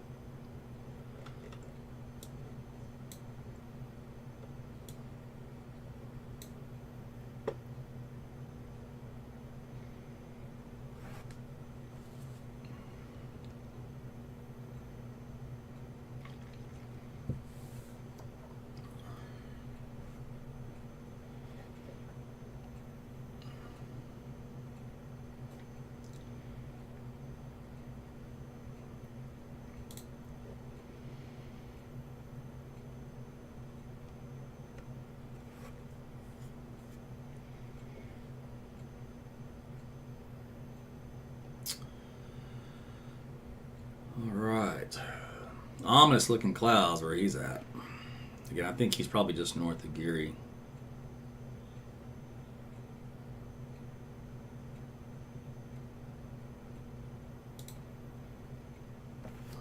Let me try Russ. Russ, are you guys north of Geary?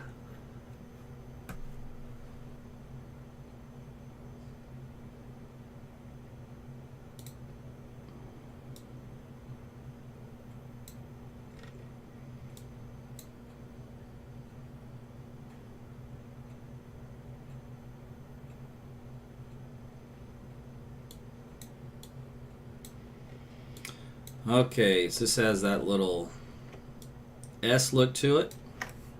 So when that happens, it turns into what we call a bookend vortex, which means there will be a constant mid-level low pressure area in the storm, in the leading edge of the storm. And you get these little disturbances that'll ride along the leading edge, and then they rotate back in, and then they try to produce a tornado at that time.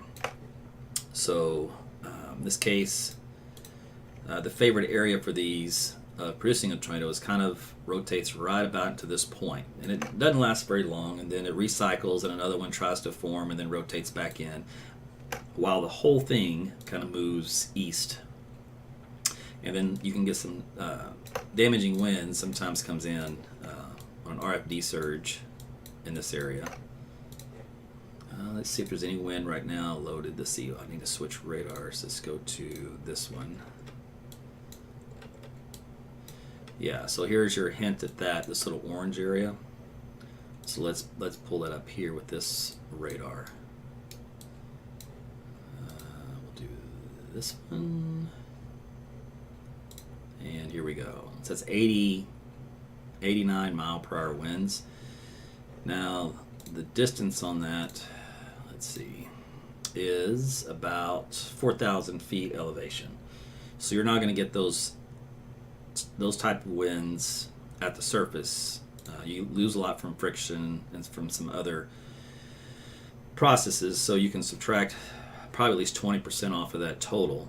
So instead of seeing 90 mile per hour winds, you might see maybe 70 at the surface coming in south of Perry on I-35.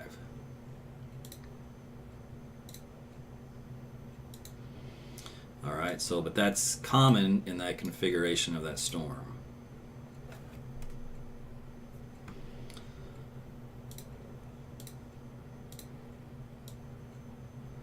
Let's see, these guys up here in Kansas are behaving. There's a couple of tornado warnings here, far northern Kansas. Yep, far northern Kansas, some tornadoes up here. Southeastern Kansas behaving. Some storms here on the west side of Tulsa. These are all brand new. So these are very weak, by the way. Still trying to get some new development back out here in far western Oklahoma.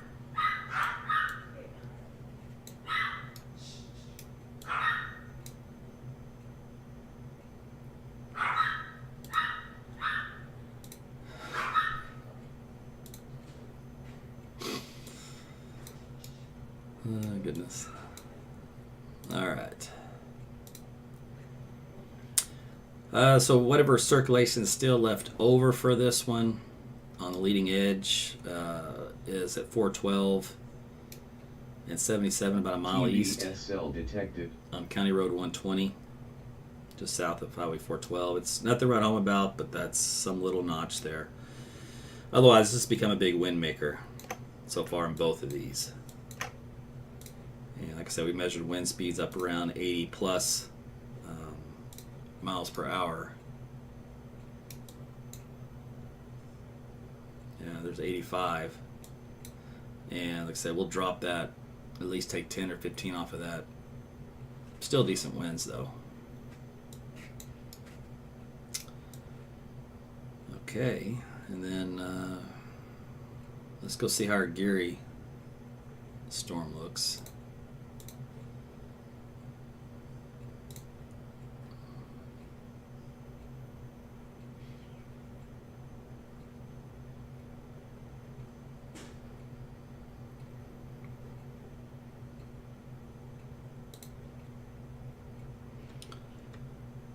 Okay.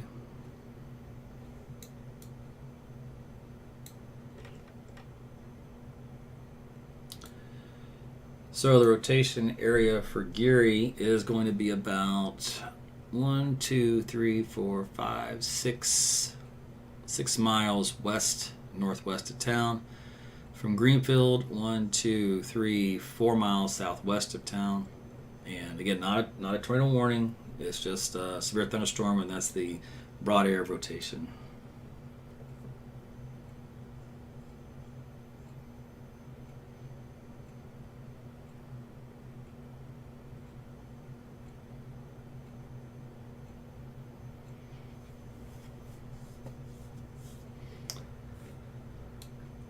Okay.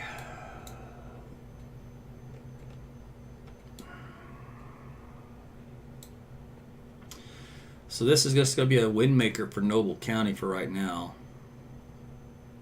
Morrison, Red Rock, just a heads up. While we're waiting in a lull of this activity, let's take a look at some data.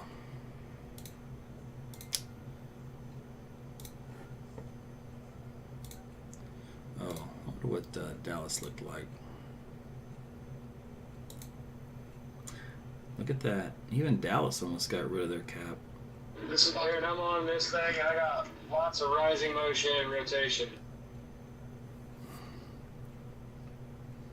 Are you still in Gary?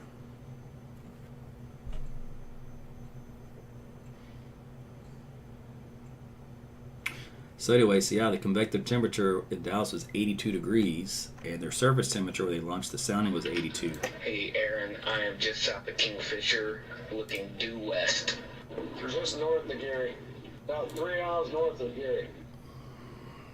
Alright, so this is where he's at. And then Andrew, where was he? Where was he?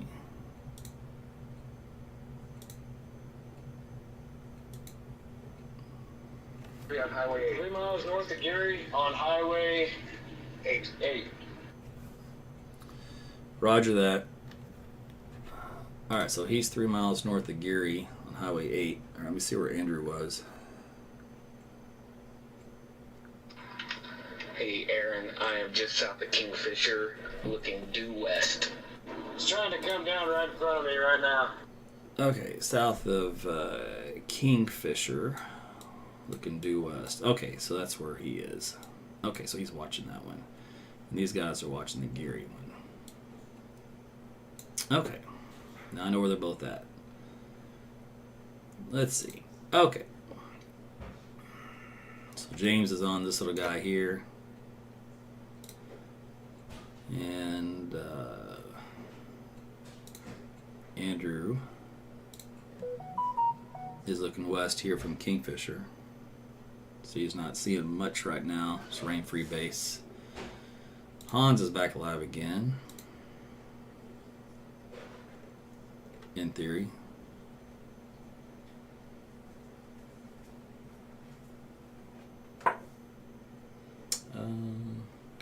Yeah, let me try that one. Or do you want a protein shake? No, let's try this. I can open it. Okay.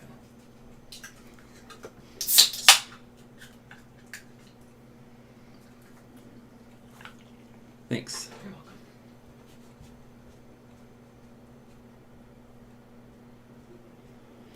Okay, so Hans is supposed to be getting his feedback up. Okay, so here's James. Again, they're watching this little deal here. So let's take a look at their areas. Let's see. So the tornado warning for the Noble County has since expired / dropped / will not be issued until something changes. Meanwhile, it's just a damaging wind storm at this moment. So we're kind of focused on two areas. This Kingfisher is where Andrew was. Again, I don't see anything on the radar that sticks out. And then here's the Gary one, and here's that circulation center here that the guys are watching. Now this is located, let's see, North Road 2580 and East Road 920. This is 3 miles west of 270. So it kind of splits between Greenfield and Gary, right in half. Moving east. So for this one,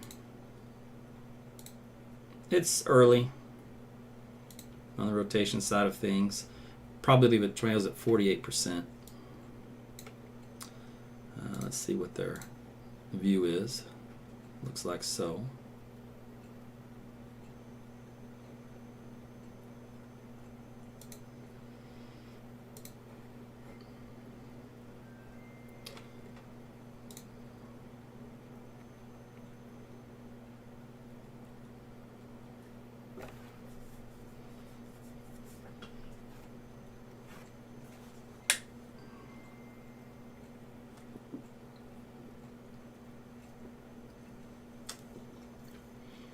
TVSL detective.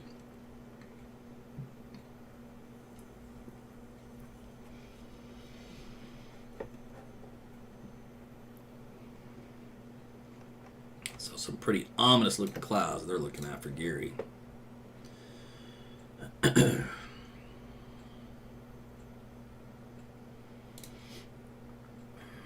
Andrew. He had to move. Wasn't seeing anything much at his location. And Hans.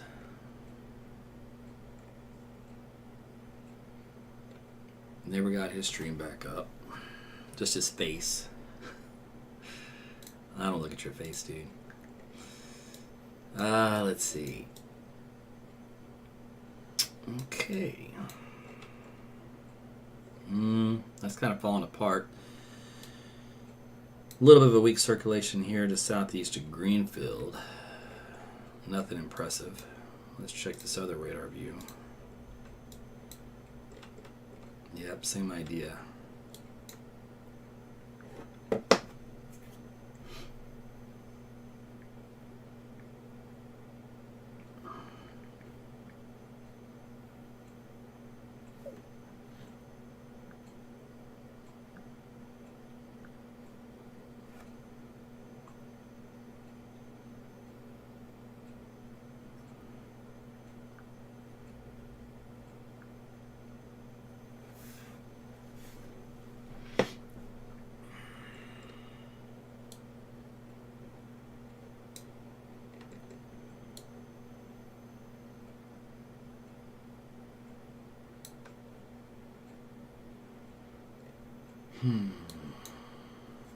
Okay, on this northern end, we have two little QLCS type tornadoes trying to develop.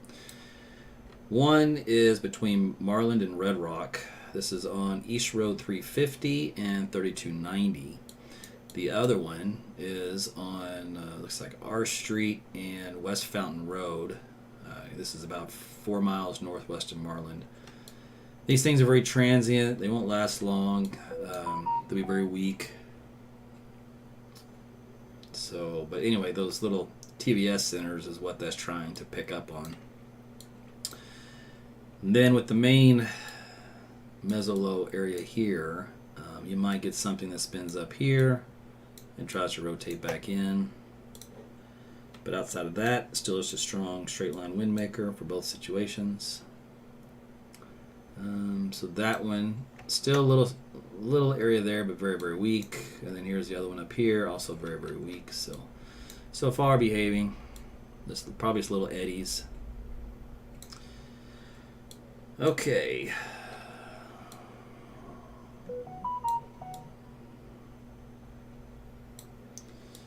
Yep, daylight's over. All right, that's it. So there's nothing tornadic. What I might do is actually just take a little break and then come back on and let me contemplate that for a minute.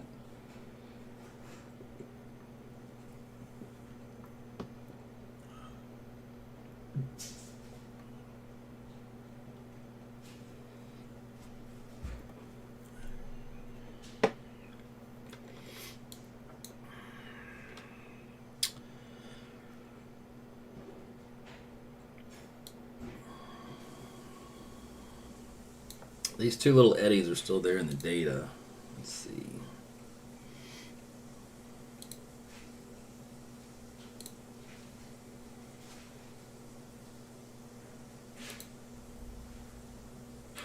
Nothing strong.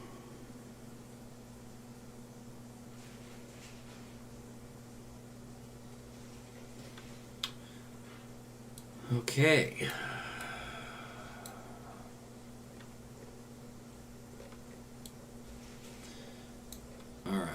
I need to see the forecast for this on our short-term high-res model and our worn-on forecast. So let's check that out.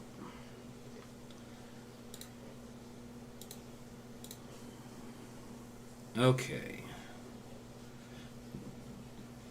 Updraft helicity.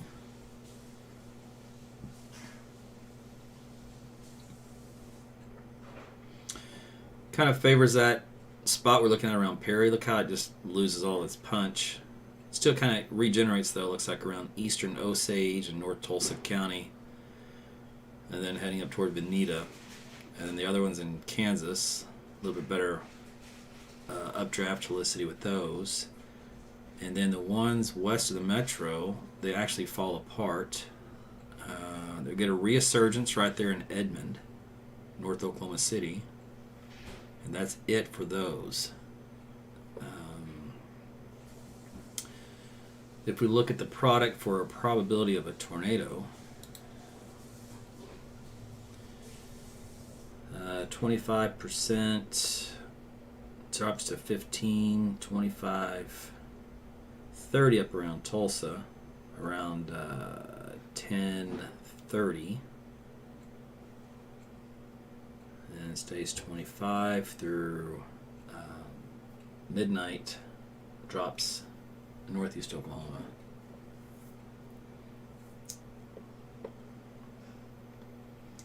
I cannot believe, I don't want to jinx this, but I cannot believe we have the environment we have right now with no cap, all the tornado parameters up, and this is the outcome. Unbelievable. TVSL detected.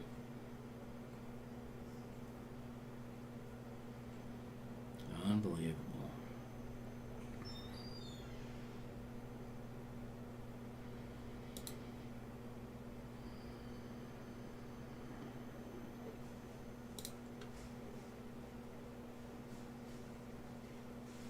Now this model does indicate some storms firing off down here in southern Oklahoma around Lawton, North Texas, southern Oklahoma, over the next hour. And those just kind of moving to the north, up along the I-35 corridor through Pauls Valley, etc., up through midnight. All right, so there's a secondary area of storms. Looks like they're going to try to develop and move in that region. Now, keep in mind, in southern Oklahoma, those indices for tornadoes are still off the charts, so that would be something to watch very carefully. Let's see how the HRRR handles this.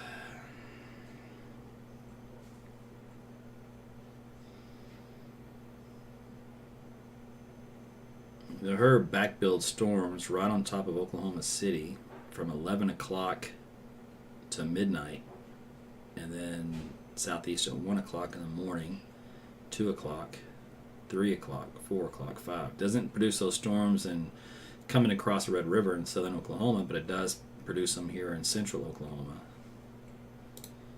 Let's see, anybody else data-wise? No. Okay.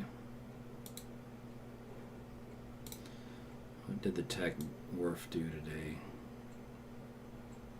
It shifted everything to the north and then redeveloped stuff after midnight east and southeast. Oh, completely different look. Just basically fell apart.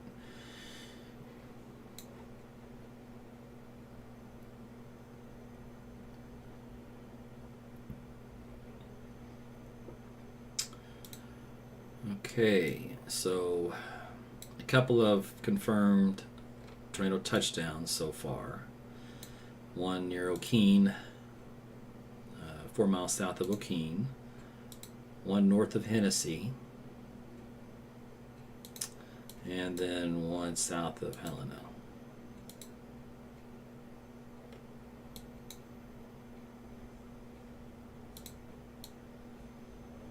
Otherwise, a few hail and a few wind reports. Oh, let's see here. Let me switch radars out of this. Let's go to Oak City.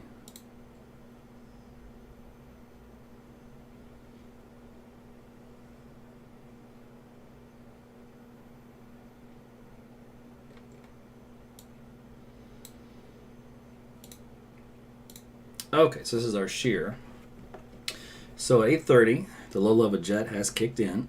You can tell by looking at the wind bar vectors here at 50 knots that have come in. Time goes from left to right. Most recent is the right side.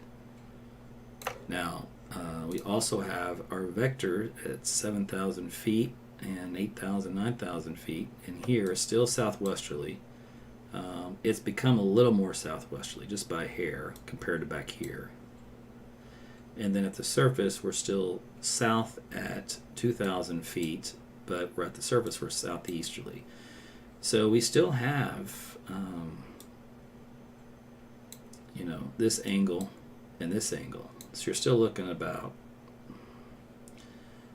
let's go 50, 75 degrees of turning. So that's definitely adequate to keep storms to rotate. And you have your speed shear here. So all in all, speed shear is still adequate for tornadogenesis. Let's take a look here at the new mesoscale analysis. Let's see what it predicts, if it checks the boxes. So for significant tornado parameter, this is a whisker plot box, and this is an outlier. This is on the upper end. In other words, it's so far past what's required that it's almost at the edge of the box to where this is even feasible. In other words, it's got well over the chart on the indice. Same thing for the supercell parameter. The cape has got far more cape it knows what to do with. Effective shear, it's within the box, it's got plenty. Effective helicity, it's actually outside the box, so it's got plenty. And lifting condensation level is even lower than it needs to be. So all in all, the environment, even right now, the mesoscale environment screams tornadoes left and right. Let's go to significant tornado. That's just, the first one was all tornadoes. So significant means EF2 or stronger. All right, still checks the box here and here and here. A little lower the effective shear on the, but still within the box. Effective helicity, plenty, and LCLs, plenty. So SIGTORs, we are in an environment for significant tornadoes.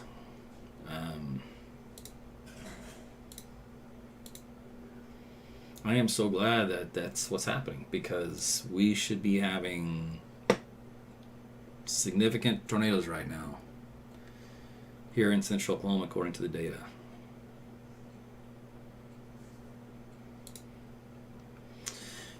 Let's see, tilting and stretching. Favored area is right through the axis here of Oklahoma City to Pauls Valley by 10. Actually, that was the 1 kilometer energy helicity index. Here's the tilting and stretching, same thing. Favors this area. Let's go to probability of an EF0 tornado, still 41% to EF1. Probability of EF2 is now up to 19%, so gradually has been rising. Let's go to composite indices. For some of these others for tornadoes, still looks good there. Fixed layer, still there. Effective layer, still there. And violent tornado parameter, still there. All right. Man, I'm just glad we don't have any storms in this environment here, because, again, according to the model data, it should be bad news. Let's see what upper air looks like. Where is my... Here we go, SQT.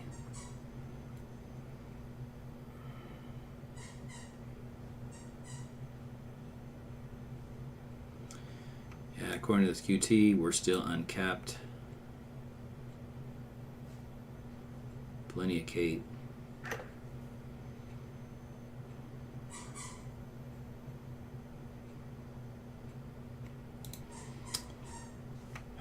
Let's see.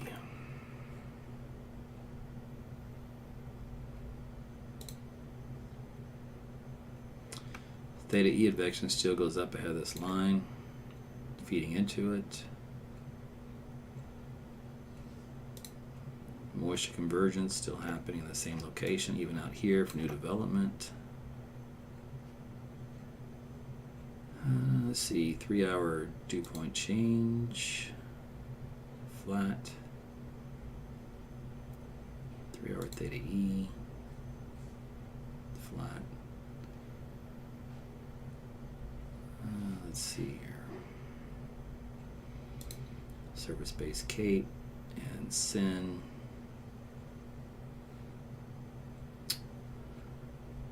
So it does have a little bit of a capping layer building back in western Oklahoma in this area. So this is west of the metro, south to Lawton. Let me see what the actual MSN says. Hatchville, okay. Let's see. LCLs are still low, 750. It's not that low.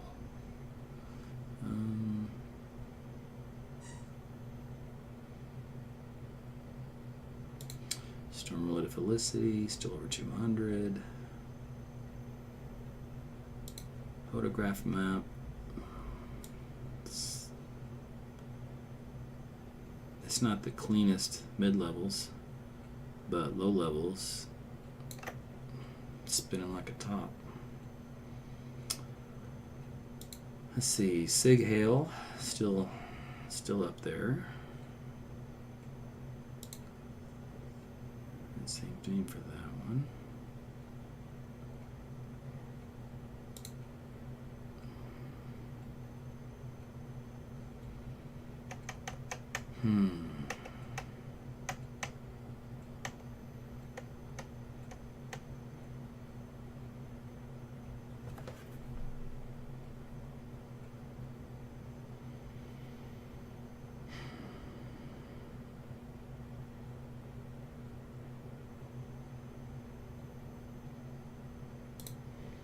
CWASP is 80.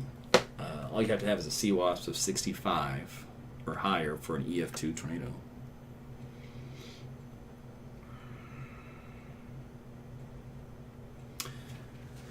I don't know. The environment says that we should be seeing significant tornadoes right now. So just be thankful that we're not. For whatever reason.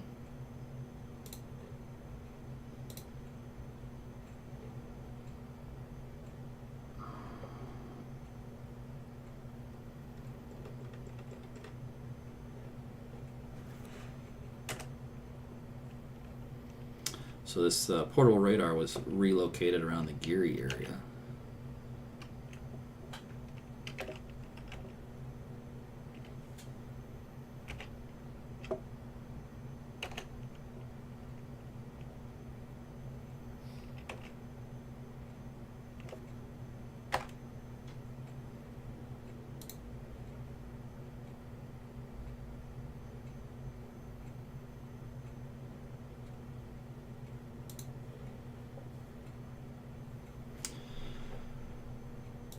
Okay.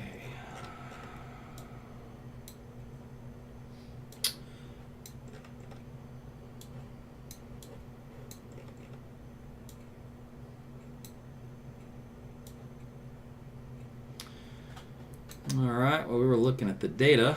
Looks like a new tornado warning went up for northern Osage County for this little baby couplet right here around Foraker.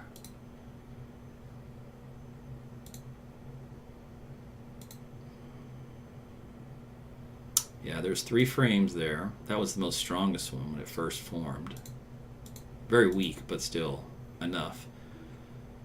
So that was now passing east of Foraker, and now it's up north of 470, coming right along 470 actually. And this is almost out of the state. Let's see anything else. Nope. Okay, so let's go take a look at that one.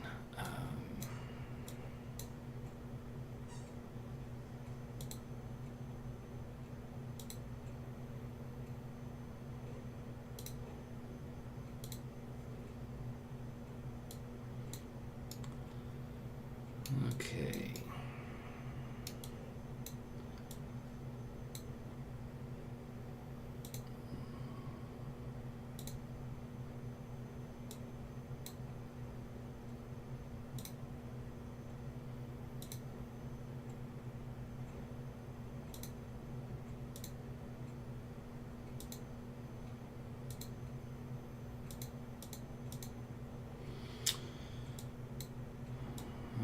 This is getting up into the no man's land.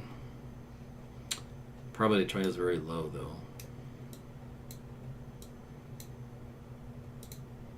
I don't even think it's going to have a community in Oklahoma. It has Elgin 902 and Sedan at 922 for Kansas. So that's if that circulation holds together, that part of the storm will be in your area at that time.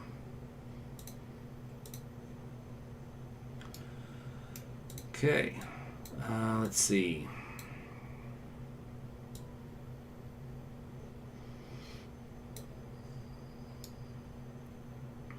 This little cluster here of storms may become severe soon. It'll be once again though in Osage County, eastern side, probably coming up to Bartlesville by the time it became severe.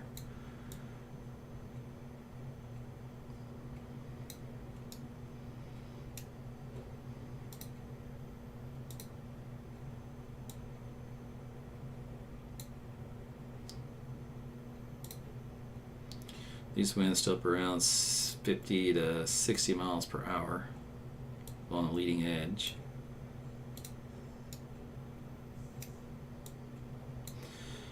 All right, let's go see what's happening back home.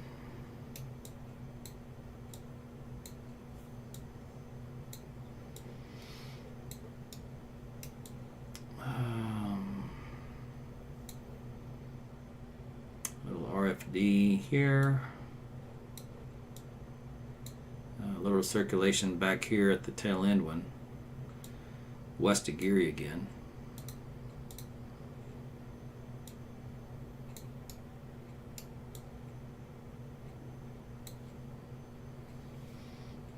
Alright, so just basically one big severe thunderstorm warning.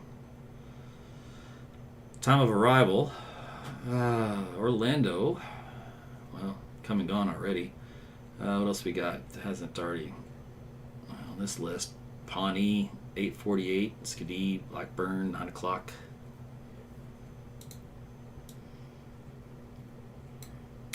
On the leading edge of this guy, Ralston, here in a few minutes, Winona, Paul Heska at 9:24, Barnsdall at 9:31, and Avant at 9:37.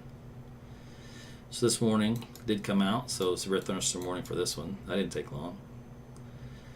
It's going to be interesting to see what happens, because this storm, the way it's moving in direction, and this storm, the way it's moving in direction, are probably going to collide right around here on the west of Barnsdall. We'll see what happens. Depends on the speed. This one's probably moving a little faster. Let's see, what does this one say? Northeast at 38, and what does this one say?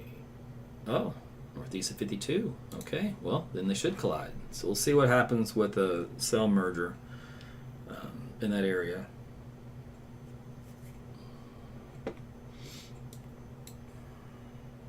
Again, the only tornado warned storm in the state is this one up here, about to move into southern Kansas, moving northeast at 48 miles per hour. It'll be in Elgin and then Sedan momentarily. The only thing that has potential to produce a tornado right now, this whole line, is the one coming in west of Geary by about 1, 2, 3, 4, 5, 6 miles west-northwest, coming in about 1, 2, 3, 4 miles southwest of Greenfield. I think all my guys are probably done. Let's go take a look. Let's see, these guys are still out. I can't see anything, but I bet you they're still in Geary. Let me find out. Are you guys still in Geary to look at that tail end storm?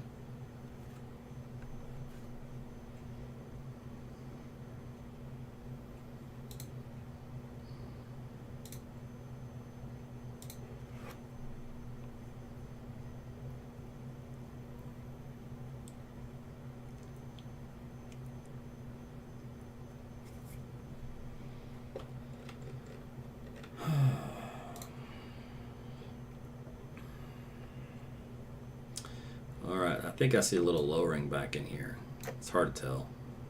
You have to catch the lightning just right.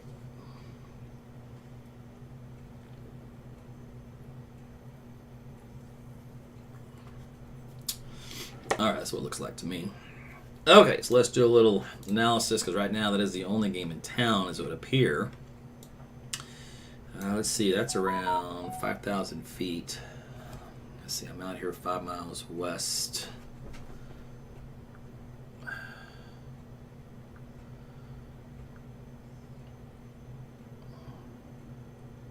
Five miles west of Okarchi.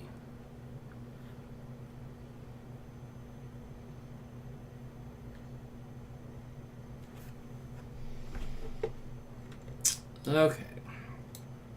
5 miles west of Okarchi, only over 5. He's looking at that deal up there. Okay, so we do have a trader warning coming for the Geary storm.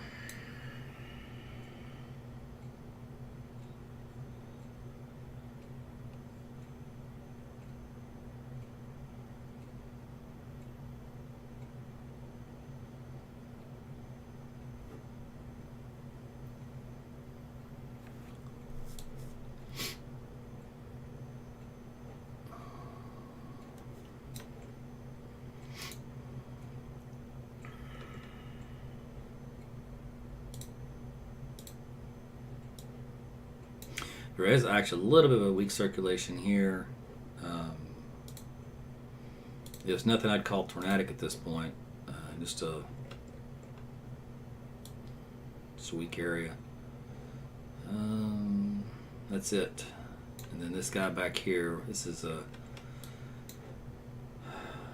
unorganized mess that's trying to do something. Probability of a tornado is at 36%. Okay, that makes sense. All right, so this is like the left edge of an inflow area of this supercell, and this is the RFD, or excuse me, the rear forward flank of this cell. And you still have a little warm and stable inflow coming in. So this cell merger is coming into this area of circulation, and along with the inflow, so that's what's causing this little area of spin. And it's starting to tighten up just a little bit. This is around North Road 2760.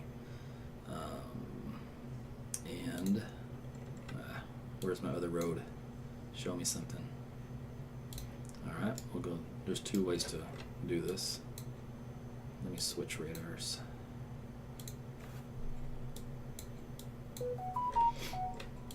Okay, here we go. North Road 2760 and East Road 830. Let's see. There is a circulation about 4 miles to your northwest.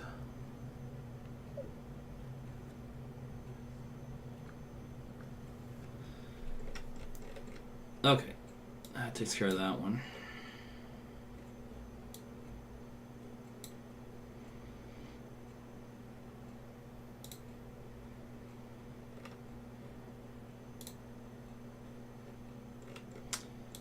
Let's do this.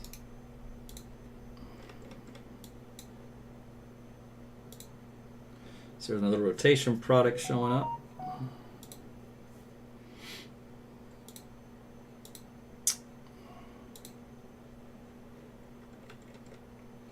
So heads up in Kingfisher, this activity is 1, 2, 3, 4, 5, 6 miles to your west-southwest. If it intensifies, it would become a tornadic signature for you, and you're not under a current tornado warning, so this is an advance heads up. The tornado warning for Greenfield that was issued north of Geary, let's do the update on that.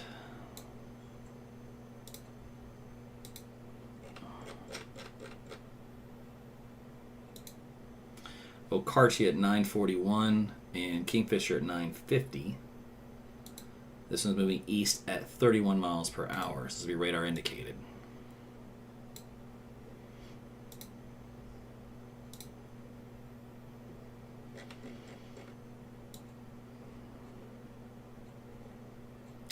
Let's see. Hans said he had his stream up again. We shall see. He says YouTube lies to him. I didn't tell him again. YouTube is still lying to you. Okay, matter of fact, I'll just tell them that.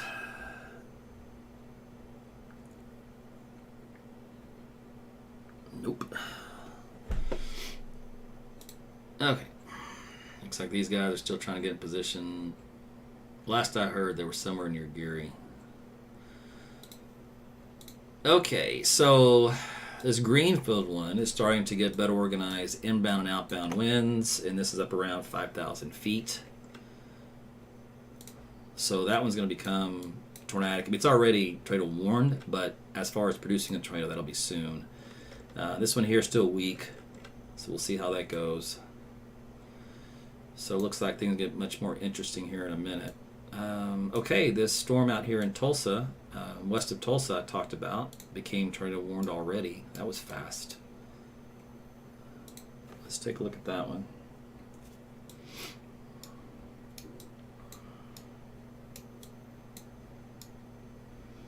All right, so right along 412 and 3670 and 3680 is where this intersection is of this developing tornado. Let's see, Osage 907, Barnesdall at 941, Avant 941, Ramona 952, Ochalata at 953, moving northeast at 40 miles per hour. So be in your shelters for this particular potential tornado that's developing. Let's see, probability of the tornado is at 49%, so that escalated quite rapidly.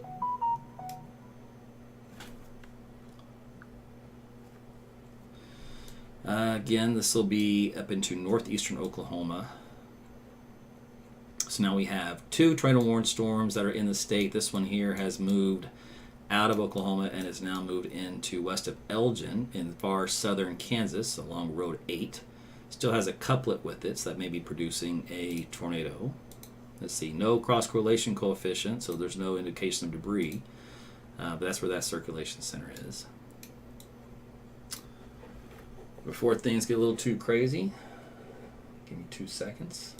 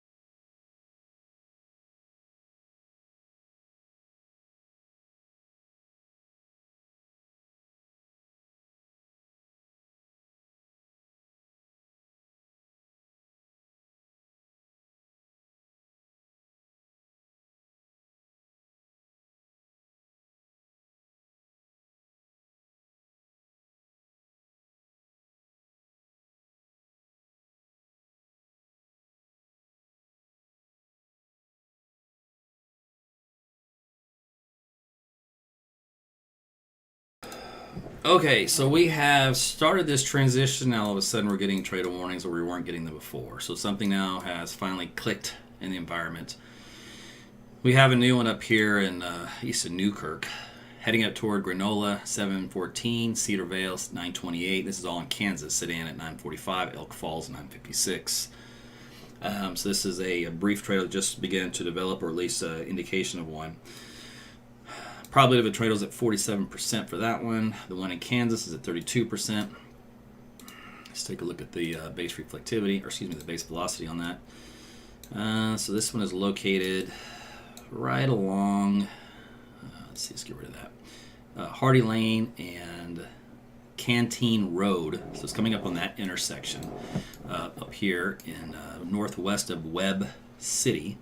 So again, over some non-densely populated area. So small tornado looks like trying to develop on radar there. Okay, back out here to this other one. Let's see. Circulation still broad, but intensifying a little bit more. Osage still stay in your shelters. This one is on, let's see, Northern East Norton Road and East Road 3680. So that's where that one is located, moving to the northeast. Okay, and then back out here to Oklahoma City. Let's take this one. The two that we had, the one around Kingfisher.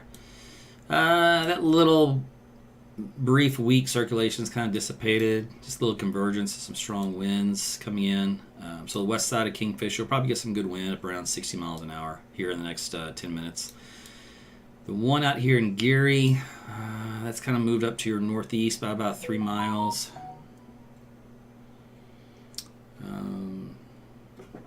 Let's see. Did I have this one already? Oh, that was me. Okay. All right. So those storms somewhat behaving. All right, let's take a look at another radar data set here. Yeah. Okay, so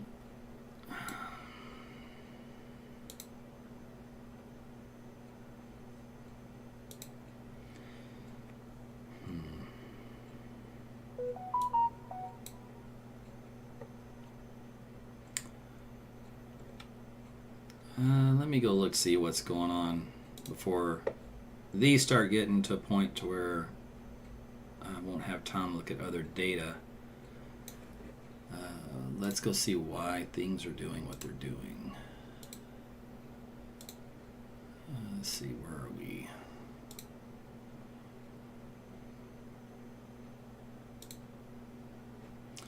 Okay, it's MCD for northeastern Oklahoma. Let's see, convective trends continuing, increased threat for low-level jet, supercells, unstable, dreaded potential possible. Okay. All right, where is, let's do this. Surface map, we still have a southeast wind, okay.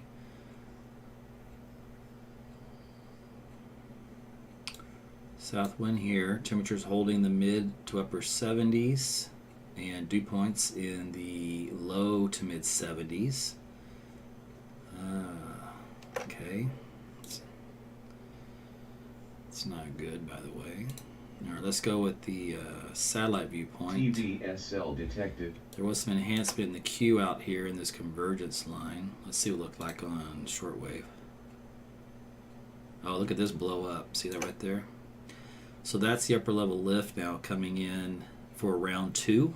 That's the from the jet stream I showed you on the base of the trough. You were getting the energy came in at 500 millibars.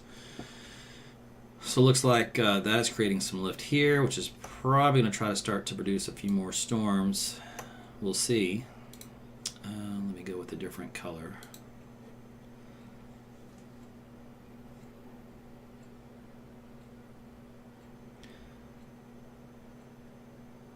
So far, these are still struggling. The tops blow off, they don't get anchored or rooted.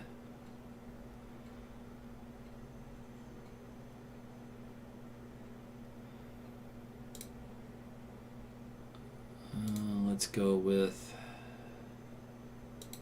this view. Oh, I don't want that on there.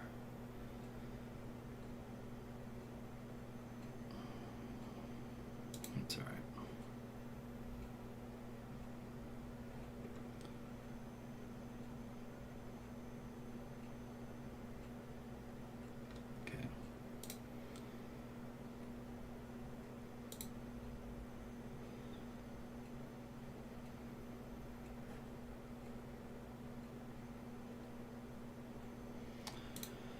Okay, photograph, still conducive.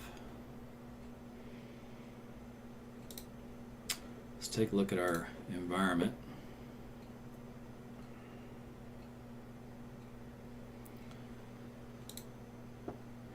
Let's see. still about the same. Has a bullseye over central Oklahoma, Metro specifically. It points south and west.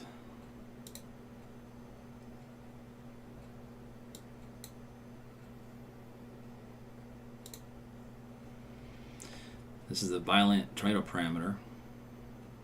I mean, it's off the charts. I think it's run out of contours.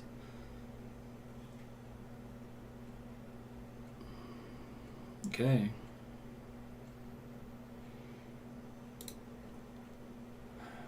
Let's see what the new HER is doing.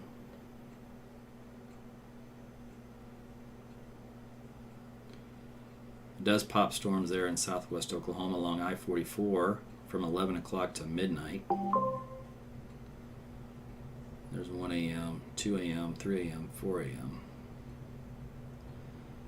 So we still got 3 more hours to go here in Oklahoma City. It's hard to believe it's only 9 o'clock. Okay.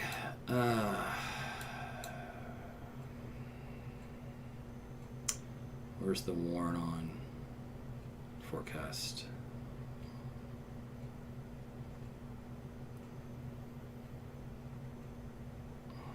What did I do with it? Here it is.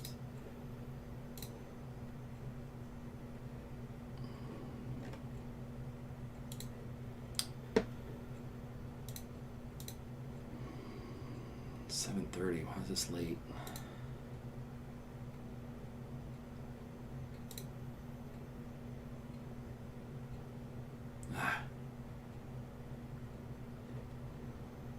Lame.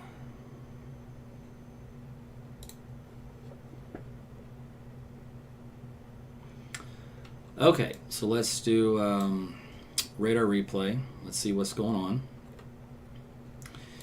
Okay, for central Oklahoma, still got that broad circulation around Kingfisher. So nothing tightened up yet. We have this one down here in Gary, still broad as well. Nothing's tightened up yet. All right, that means that most activity is now being confined to northeast Oklahoma. So I'm going to switch over to their radar. Let's see, this one that's up around northern Oklahoma into Kansas. Those have all moved out. That one still looks pretty strong. So let's switch this radar view over. I'm going to launch a new one.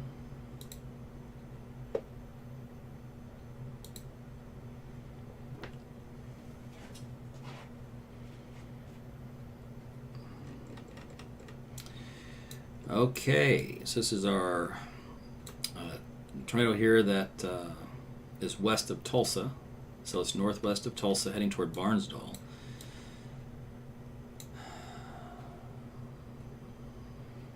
Probability of a tornado is at 88%.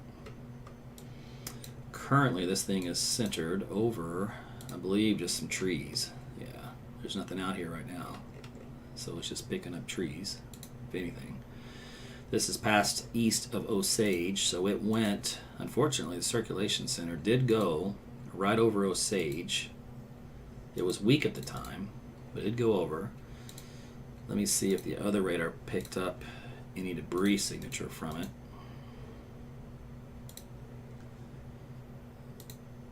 It did. So it did pick up some debris from Osage. So this particular tornado did hit the town of Osage. It was weak though, very, very weak on the wind fields, up around 3,000 feet. So, but it did hit something.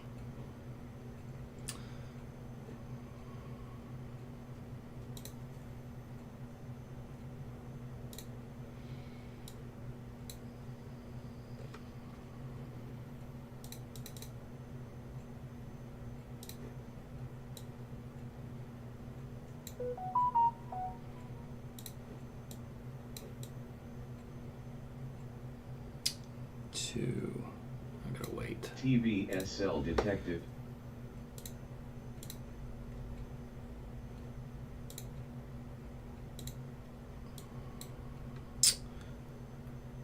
Okay, so this storm continues to intensify, passing south of Hominy. It'll be coming back into the populated area here soon, at least on the highway. Highway 20 here in the next 5 minutes. From there, real quick look at the one, let's see, that was in far northern Osage, has moved into Kansas, in Chautauqua County, which is east of Winetta, and it's on Highway 166, looks like, west of Sedan. Crossroad of Road 13, it's very weak. That's where that one is located. This other one that was around Granola also kind of fell apart, very, very weak. It's just on the west side of Granola. Highway 18, about a mile on the west side of Granola. Let's see. So really the only confirmed tornado radar-wise is this one here west of Tulsa, south of Hominy. Has some very decent low rotation with it. There's your algorithm, rotation algorithm here. Has a little bit of a hint of some leftover debris. This may just be settling versus new debris at this point. Now there was a lot of trees down here, so it would not have any problem picking up trees if that was the case. Again, it's going over just an area uninhabited, which is great. I think, yeah, it's a work site or some type of maybe of a farm. So there is one there, like a big greenhouse, probably a pot farm or a pig farm. I don't know, but regardless, that's there. Outside of that, it's a lot of trees here. Let's see.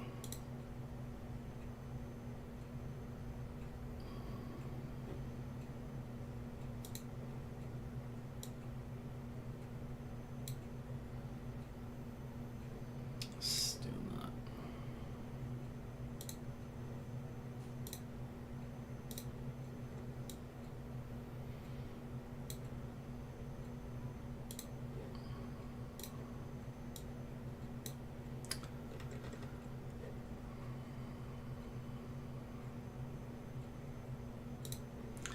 This storm is up around 55,000 feet. Doesn't have really significantly huge hail, so it's quarter size probably. Rotation center does have a weak one here at the lower levels. This was as of about 7 minutes ago. The one prior to that, 15 minutes ago, that's where it had a decent column with it. So that actually has weakened quite a bit from that scan to the next. So it kind of dissipated.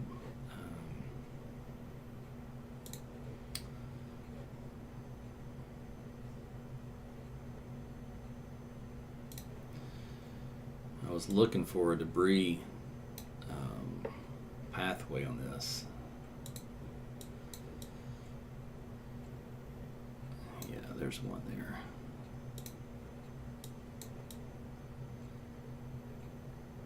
Not much. Just right here. Lowest level, first 5,000 feet. So in other words, it wasn't strong, and it probably slothed up. Some trees. It did go over town though, so might be a little bit of damage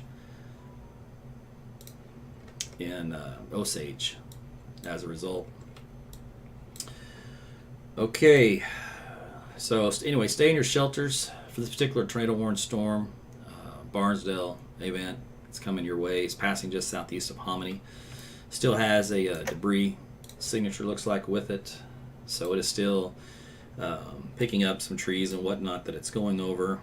The wind field has picked up. That's 50 miles per hour inbound and 80 miles per hour outbound. That's 76. That one's gotten much stronger actually. So that's getting up into like the EF1 to EF2 category on the wind speeds. So this is our first significant strong tornado that's developing. This is in Osage County. This is passing well west and northwest of Tulsa, but it's heading up toward Barnesdall. You guys need to be in your shelter for this tornado. Right now, the path of it is going to take it right over Barnesdall here in about 20 minutes. So it does not deviate. It's 20 minutes before it gets to your area. So you need to be in your shelters. Let me go back to Oklahoma City. Look down here. Again, these guys are behaving. No threat right now. There is a hook echo with this one, south of Okarche. Let's see. There is no debris signature. There is no strong rotational couplet. So that hasn't quite happened yet, but it could. We're in that environment. It'll be coming up just passing probably south of Okarche by about a mile. And that would be like around 9:30. It's currently located on North Calumet Road and 220th Street Northwest is where that wall cloud potential funnel would be located. So stay in your shelters. Let me do a quick update for this one. Moving east about 33 miles per hour. So Okarche's coming up here, like I said, momentarily. 9:33, Piedmont 9:55, Cashin at just after 10 o'clock. Now, I have to tell you, this is our southern storm we talked about. It was going to take a while, but again, as long as it's moving kind of in an east fashion, that will take it along the northern end of Oklahoma County, so that will pass it through Piedmont, Deer Creek, and into Edmond. All right, so the north sides of Edmond will be affected by this tornadic thunderstorm. Now, still got over an hour or so before that starts to happen, but that is the path that this one's taking. Okay, the rest of these storms, like I said, are behaving for the most part here in northwest Oklahoma. Let's go back to let's go to this one. Can I do this? Let's try this out and see if it'll work without crashing on me. We're going to double load it.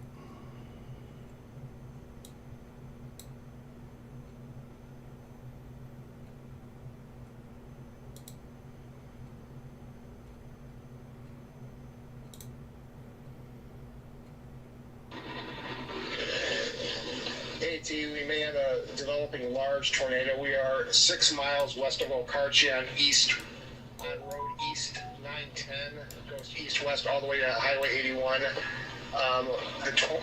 The rapid circulation is probably about 2 miles to our west. We can see through the lightning flashes. It may put down something big.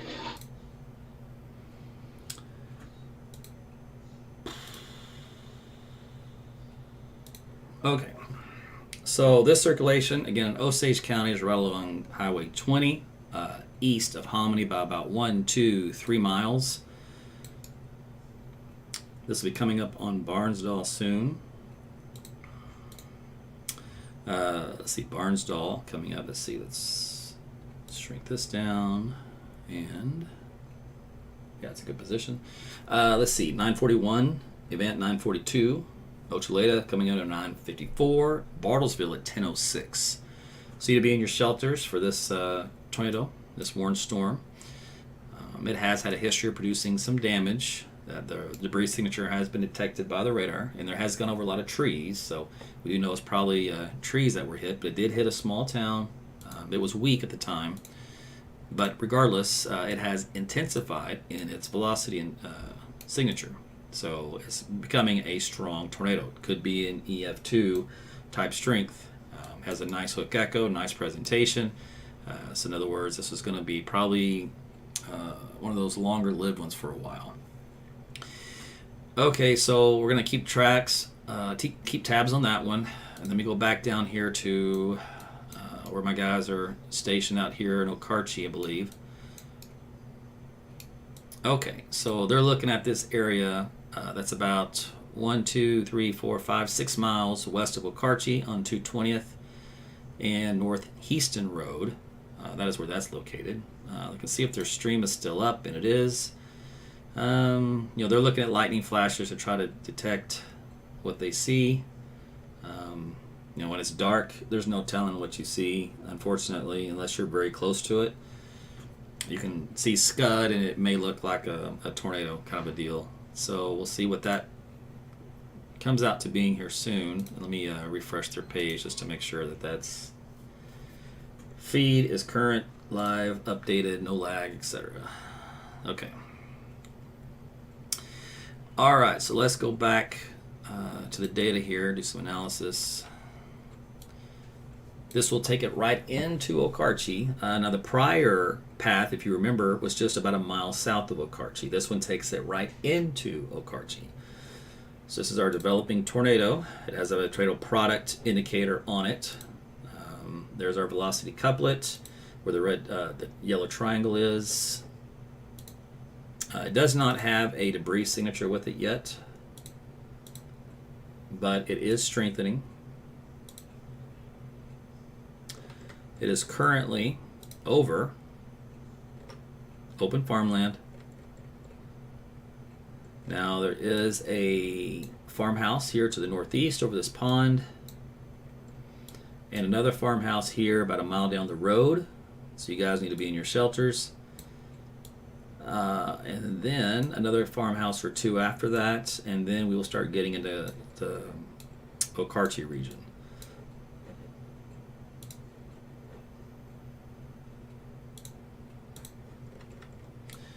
Okay, so those guys are on that particular storm.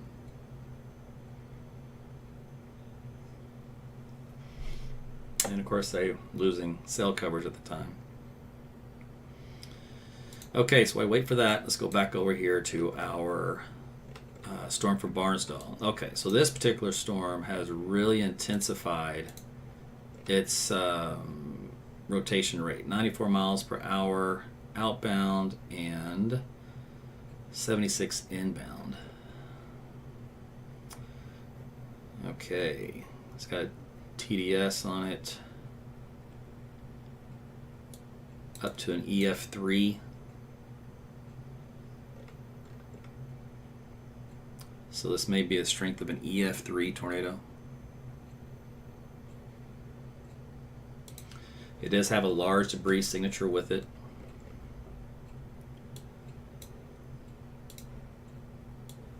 Okay, Weather Service has issued the purple polygon. Let's see. This is delayed 14 minutes. Unfortunately, these 3D products are 10 minutes after the fact, so I can't watch it in real time. So we can look at the low-level scan, and we can look at vertical later. Probability of a tornado is at 93%. Okay, that's the highest value that we've had all night. And it has a well-defined debris ball, completely cut off from one another. So this is a strong in tornado. So it's again an EF3 on the algorithms, getting close to an EF4 strength of a tornado. All of these colors, these are gate-to-gate readings right here. Let me pull up this radar so you can see it. Let's see, which one is this one? Yeah, it was the right one. Okay, so for example, if we were to look at the wind speeds within this, now this one doesn't have as much clean velocity, but it's 100 mile per hour winds outbound, and these winds here are inbound, and they're also up around 100 miles per hour.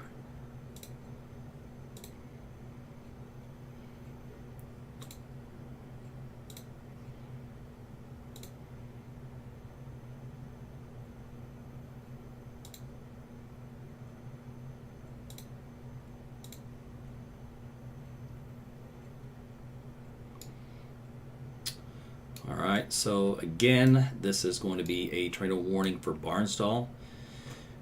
Let's look at the warning on this and the path. Updated time of arrival.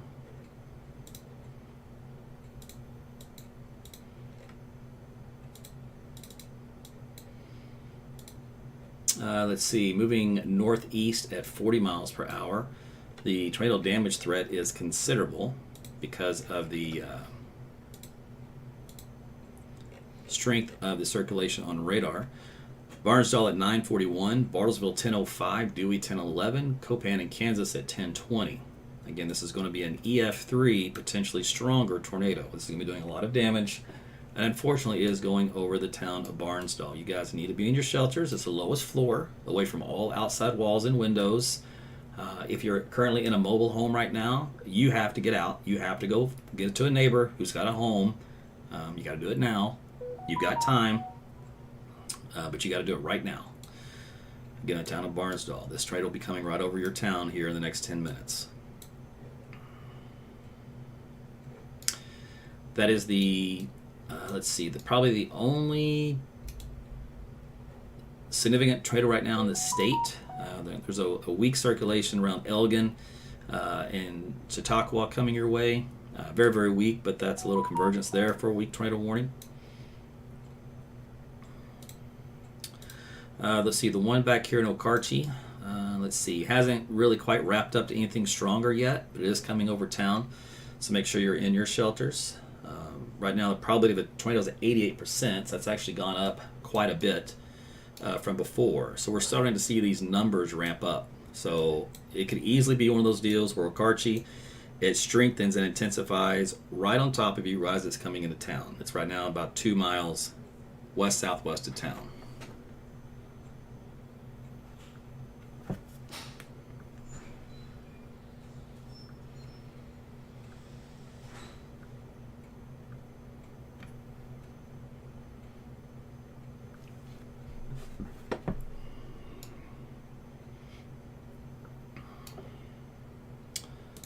Let's see, I think, okay, we've lost their feed.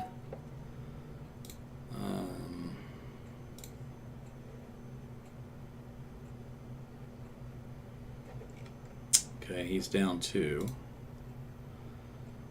Where was Paul? Let's see, did Jeremy get back up? He did not. Chance, he did not. Paul. He was live a little while ago. Of course, it's dark. Okay, and then these guys were in position. They looked like they saw a lowering, but they have really bad connection right now where they're at. Okay, so that's it. I got nothing live as far as pictures go at the moment.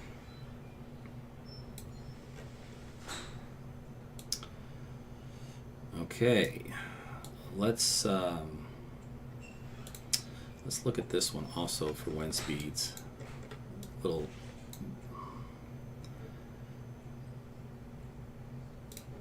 okay, 110 miles per hour outbound, and these are inbound winds folded over. So that's 62. So that's over 62 miles per hour. So you're looking at about 170 miles per hour shear. But that could easily be 112. Let me see if this guy has it a little better.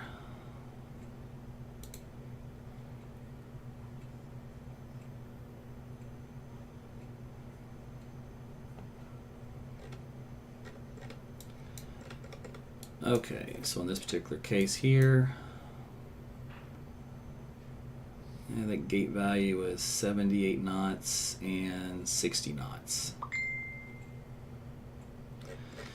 Okay, so I need to do something real quick because we're getting into a situation now where we've got people that may have gone to sleep or gone to bed and they don't realize that things are about to heat up again. Tornado threat increasing.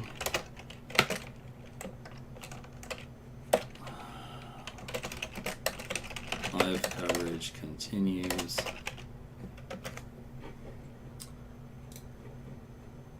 Let's see here. Duplicate. Send live.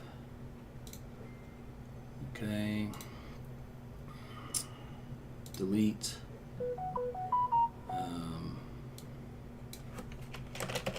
Tornado threat increasing. Live now. Alright, and then we need to draw this.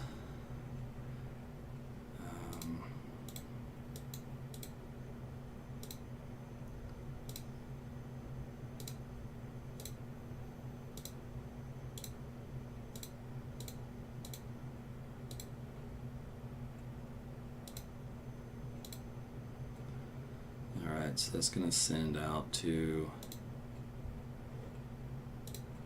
all of my app users, so they will know.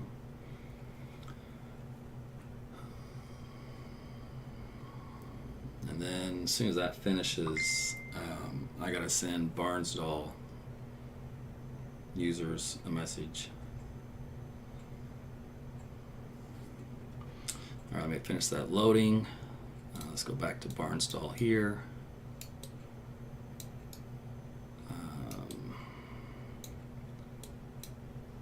Okay, so there's still... Okay, let me go on the time of arrival. TVSL detected.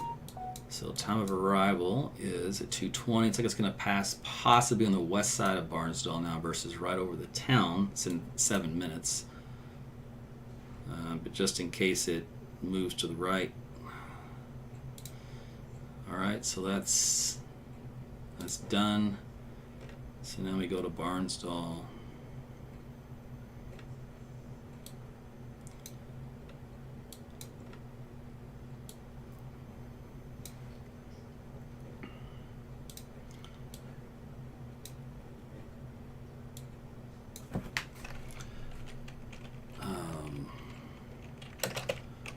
Tornado imminent.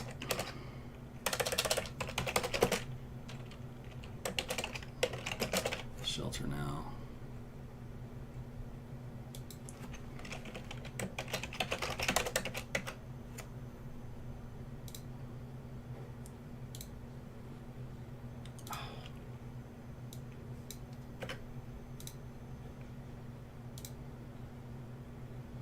Okay, so I just told them to seek shelter now on my weather app. So I can send you messages on my weather app. I don't know who you are, but I see you as an icon on the screen. So they've got a big tornado coming, so they need to make sure they're in their shelters. All right, let's see. Outbound wind 73, 78 miles per hour. Inbound also 70. So is decreased a little bit in intensity, not by much. Still a significant tornado, still doing damage. This is a large debris signature on radar. So let me go back here. We can see how high this thing is. Alright, so here is our debris signature. Let me swing this to the left. There we go. Alright, so that means at the surface, the tornado is picking it up and it is lofting it at nearly 20,000 feet. So the debris is going 20,000 feet aloft. So that is a very strong tornado.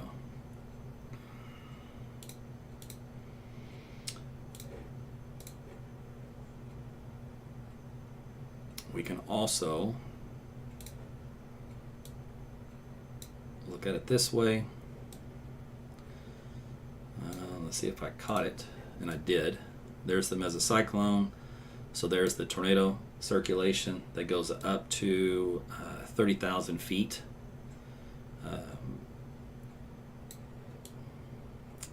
For the wind speeds aloft in the column. Now they're obviously much stronger down at the lower levels than they are at the upper levels. So anyway, that's our tornado up around the Bartlesville area. So this is the hook right here. This is a classic reflectivity hook that you see. We call that and honestly, before we had the debris ball signature, the CC value from the radar, we would call this the debris ball, the heightened reflectivity core. All right, so this again will be passing right now on the west side of Bartlesville here in the next 5 minutes. You guys need to be in your shelters. It's coming for you. Be the lowest floor, away from all outside walls and windows. Separate as many walls between you and the outside as you can. Use a mattress, use blankets, use pillows, use headgear, sporting gear to protect yourself from flying debris. So this is our first significant tornado going through a densely populated area. It already hit one town as a weak tornado. This one's coming into town as a very strong tornado. So in Bartlesville again, be in your shelters. This has been rated an EF3 minimum on the radar view.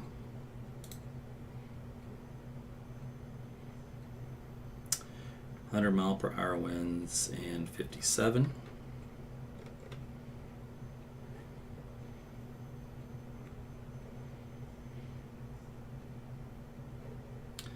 So right now it is over. Again, a bunch of trees. However, there are some homes in the immediate path, southwest of town. The location of this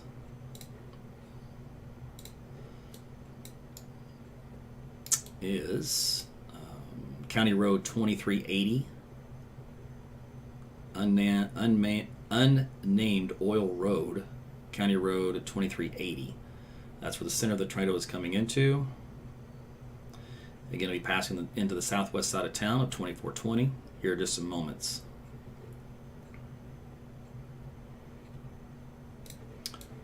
Let's see.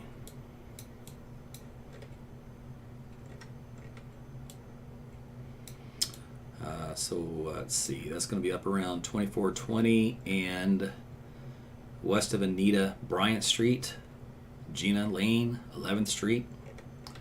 This is where the tornado is right now is approaching from.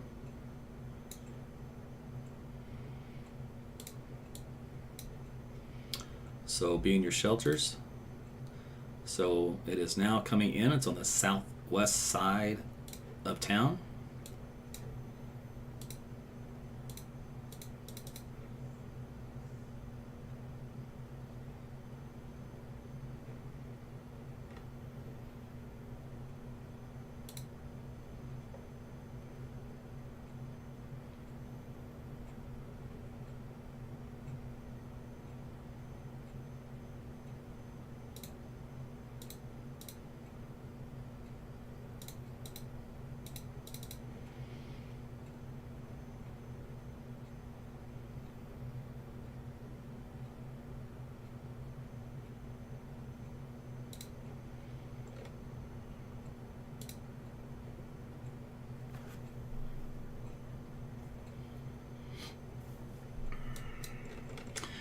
So this is the latest on the terminal Doppler weather radar, which indicates that the hook echo is right over town.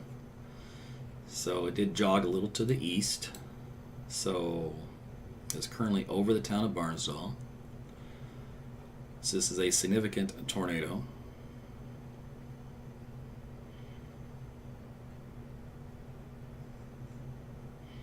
We measured the height of the debris up around, I believe it was 25,000 feet, which makes it at least an EF3 tornado on radar anyway, as far as estimations go. Again, it's a damage scale.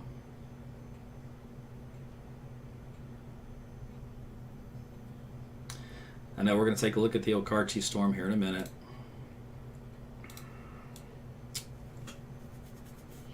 So this dropout here in the data is where the algorithm is having a tough time de-aliasing it.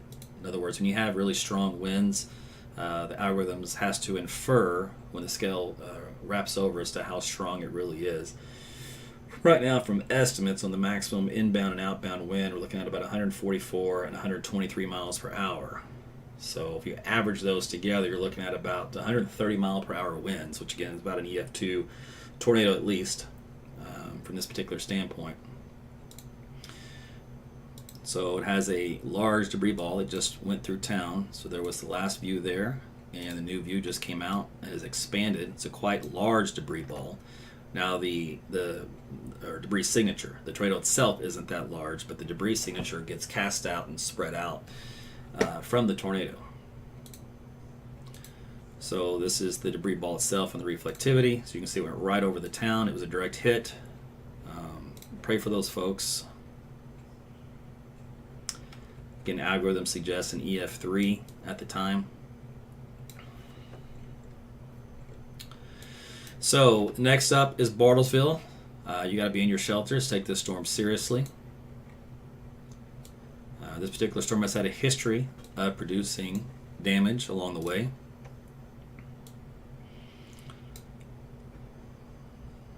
Let's see, that was at 33 after.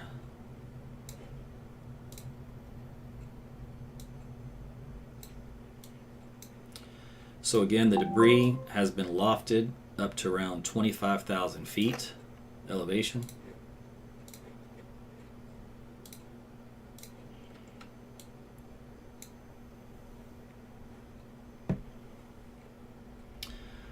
Now this storm is going to have a merger with this line soon, probably about the time it gets to Bartlesville or close to it.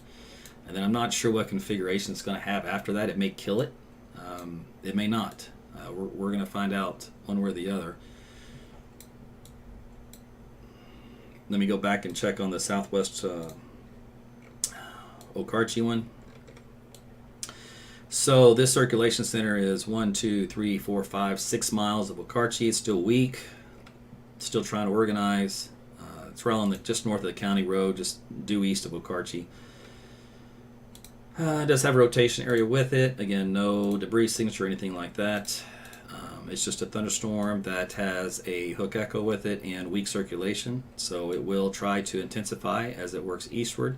But because it has not done so to this point, it has drifted to the north, which means it's going to run right along the county line here from Canadian County. And it may go just north of the line as a result, therefore staying out of Oklahoma County. It would have to make a hard right for that to happen. So as long as it's in this configuration now, that keeps it out of the greater Oklahoma City metro region, but it does continue for you guys in Logan County and Guthrie example.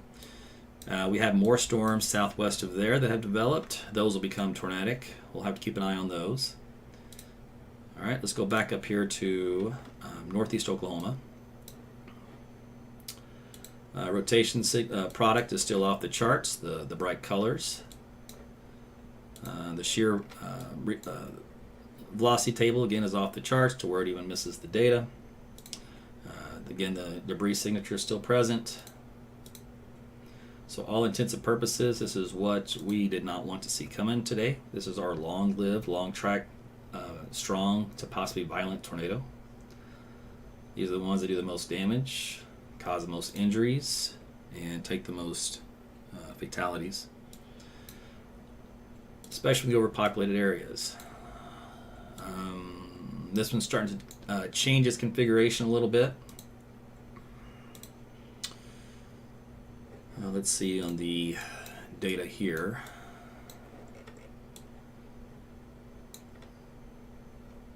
Okay. And let me go here.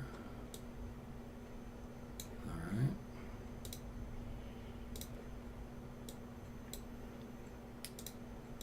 I don't understand. I'm going to reload this.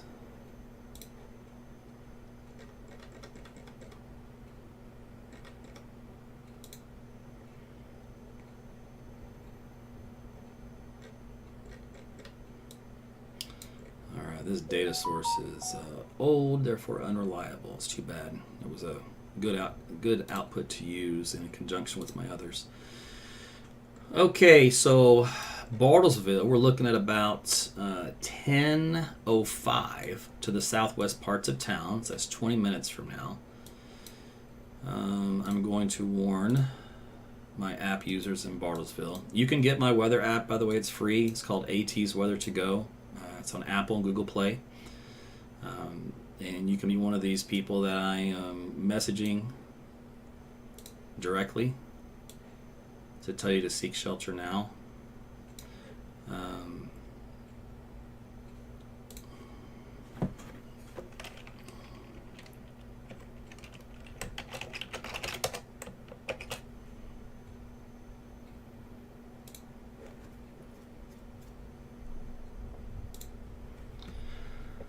Okay, so that will go out there and warn those folks. So this is the radar view, the velocity data, and it's off the charts again on the wind speeds. I'm going to pull up a different one, see if I can get a better reading.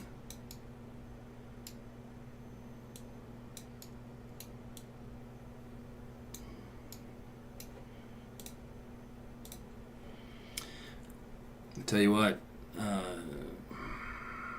trying to track the wind speeds on Doppler radar is not always easy, because the way that everything moves, the particles in there, causes such chaos in measuring the movement and the direction that it causes a lot of error in the radar data sometimes, not always clean.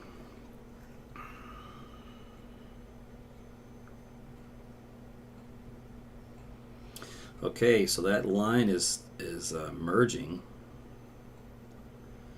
Let's see here. What values do I have here? It's up around 168.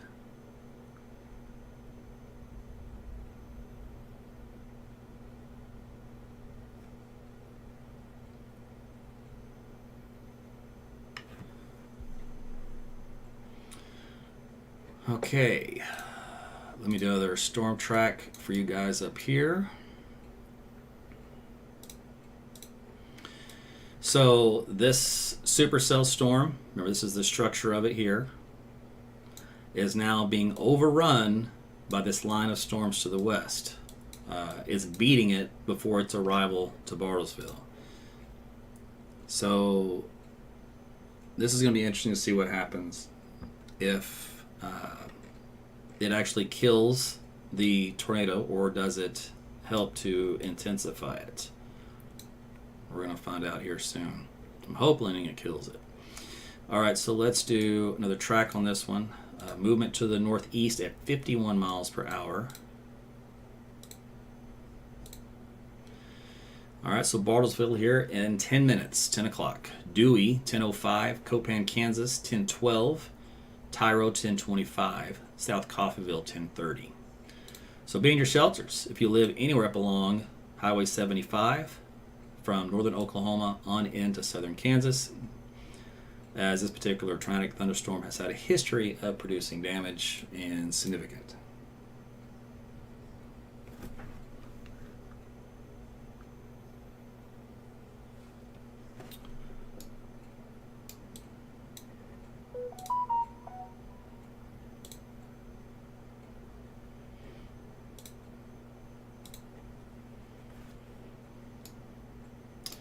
Okay, some of the roads that it's on right now is County Road 2145.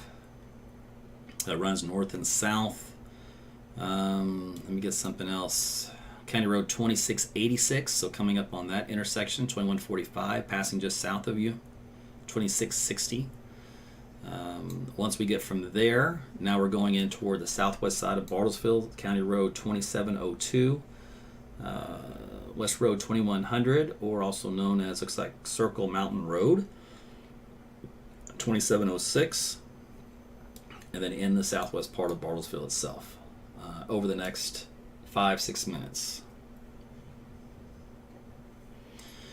All right, real quickly, let's go back into Oklahoma City Metro. Again, we're going to find out if this storm coming in that has now blended with the RFD is going to kill the hook, and the configuration is changing quite rapidly, and it's actually weakening at this point, it looks to me. Let's see if that continues.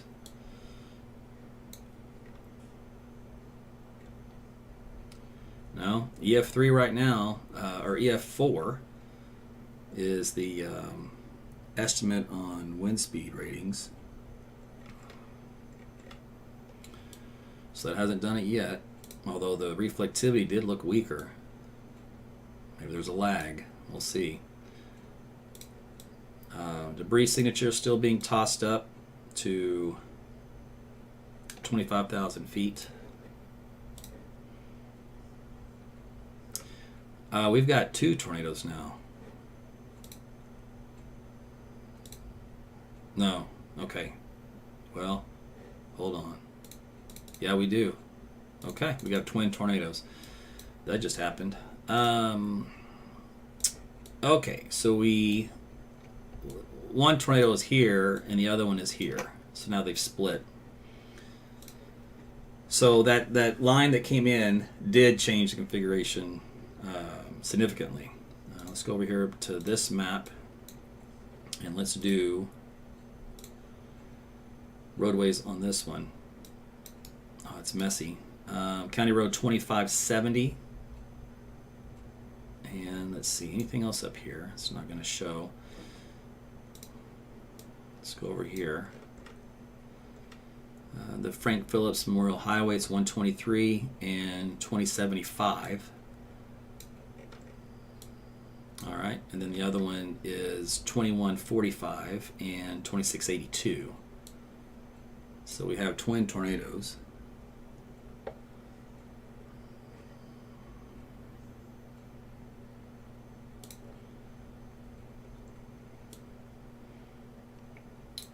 The Weather Service does not have a warning out for this one yet. They have it for the original for this one. You can see the rotation tracks, or rotation products 1 and 2. The debris signature, yep, just there it is. So we have a small debris signature there, otherwise a bigger debris signature here that has now moved to this area. Alright, so it did change the configuration. It actually moved the position of the storm.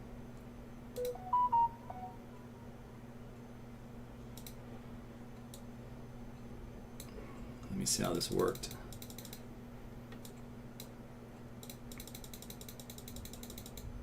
Yeah.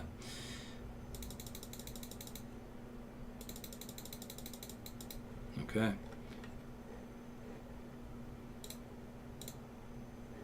Well, it did not weaken it.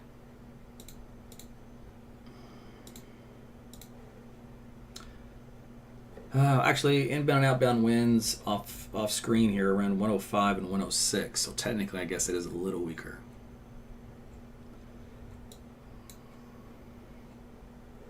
So this tornado is weakening quite a bit. This one's still holding on. This one still has debris signature with it. This one doesn't have any debris signature with it, though. Yeah, that might just be now just basically a wall cloud and maybe a funnel, or a very small, weak tornado. Still has products associated with it, but the velocity has gotten a lot weaker. Regardless, still over that area we mentioned earlier. So this one will pass on the west side of Bartlesville, along Highway 80.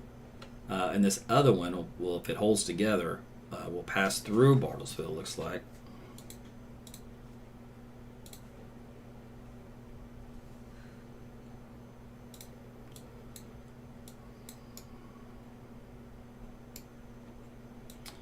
So stay in your shelters.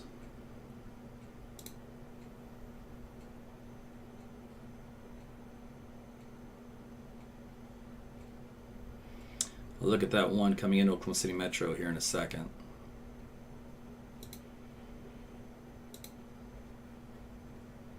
Okay, let's do that here real quick. All right, so the north side of Oklahoma City, we have this one hook echo for the one that's south of Cashin, riding right along the county line, about a mile north of that. East Road 880. So 1, 2, 3, 4 miles southwest of Cashin. Let's see, let's do an update on directional wind. The hook echo is not overly impressive. There's no debris ball with it. The wind field is broad. It's got really strong inflow into the storm, and the outflow isn't very strong, a little bit weaker here. Which should allow this thing to spin up and rotate and strengthen.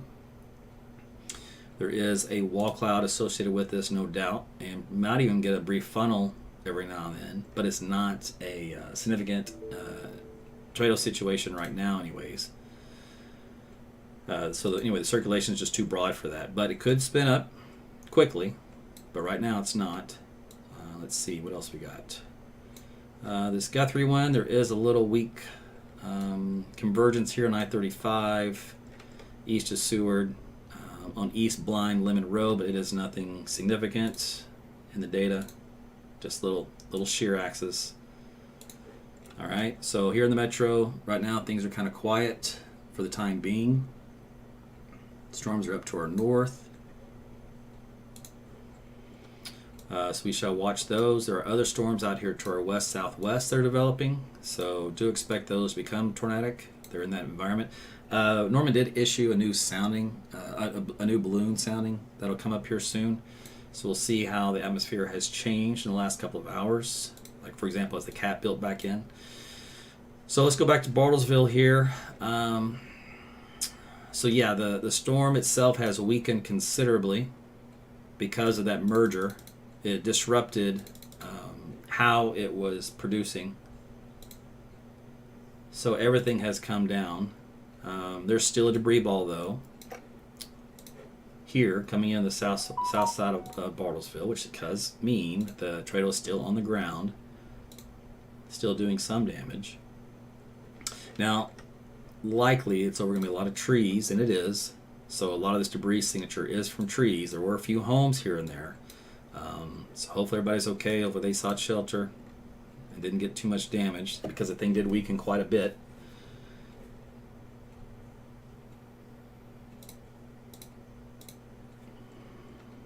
So there's two areas of rotation. One on the southwest side is Bartlesville here, and another one here. This one here has the debris signature with it. This one doesn't have much of one. Can't rule out of something spinning back up though. That's an area to be concerned with. So regardless, you got to be in your shelters anyway. This is coming on. Let's go look at some of the roadways. Let's do this.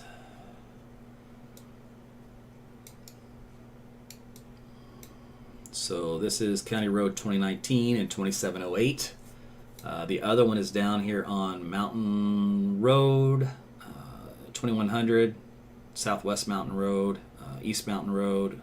That little intersection, that little addition is where the tornado is located there. So there's two circulations within that coming into Bartlesville.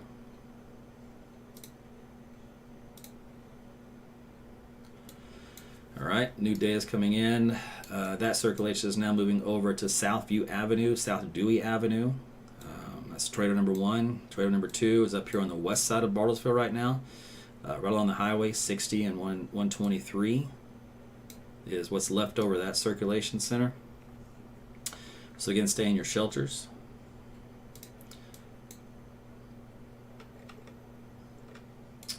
Let's see here. This is Hillcrest Road, like we said earlier. Southview Avenue, Shawnee Avenue. Moving to the northeast, this will affect the south and east side of Bartlesville. This other one has moved kind of to the west side of Bartlesville, on the west side of town. Will Rogers Drive, looks like North Road 3007. So no doubt still windy though in Bartlesville itself.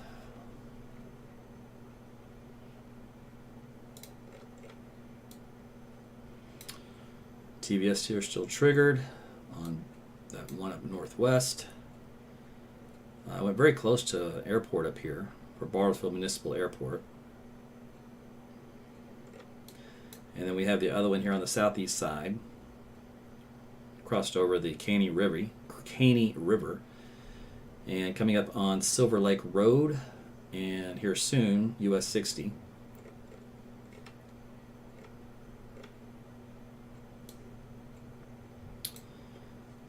Alright, so that particular tornado continues to work in the far northern Oklahoma. That's the only one in and around the Tulsa area.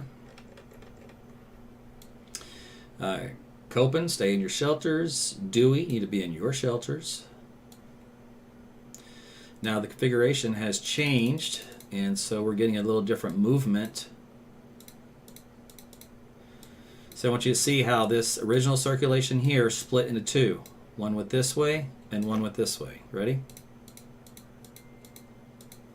See them? Right here, it did a little too far to the right, but you get the point.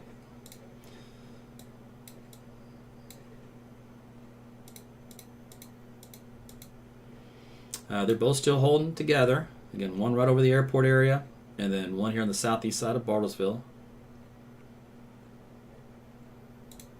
Still have rotation products for both of them. The debris signature blow-off has expanded and moved off to the north and east, meaning that the way this is configured, it looks like a blow-off from prior damage moving out and then sifting versus a small core area. And for this one, I don't see any debris for this one. So even though we have two circulation centers, it's possible that they have weakened to the point to where they're no longer on the ground, either case. However, this whole area is where the original mesocyclone was. It won't take but a second to get another one to spin up in its place. Speaking of which, this guy here just showed up, and it might be a new development here. That's on the north side of Bartlesville. And that'll be moving right toward the Dewey area. Let's see if I can get a road on that one.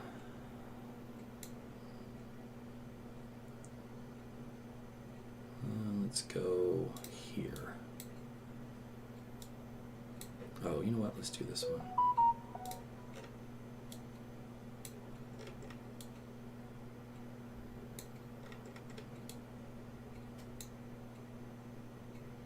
North Road 3950 and East Road 170. It's about a mile and a half north outside of town between you and Dewey. So you're going to be in your tornado shelters if you live in Dewey. Lowest floor, away from all outside walls and windows.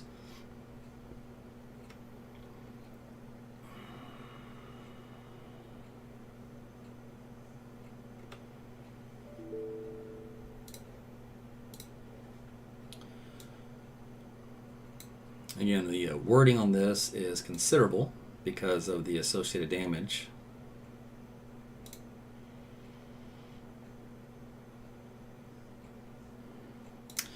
Let's see, back in Oklahoma City metro area, let's take a look at these real quick. These guys up here coming in Meridian, elongated shear zones, no threat for right now. The one in here in Cashin, same idea, elongated shear zones, just broad general shear, no immediate threat. So those are all behaving for the time being. Trust me, when they don't, I'm going to cover them.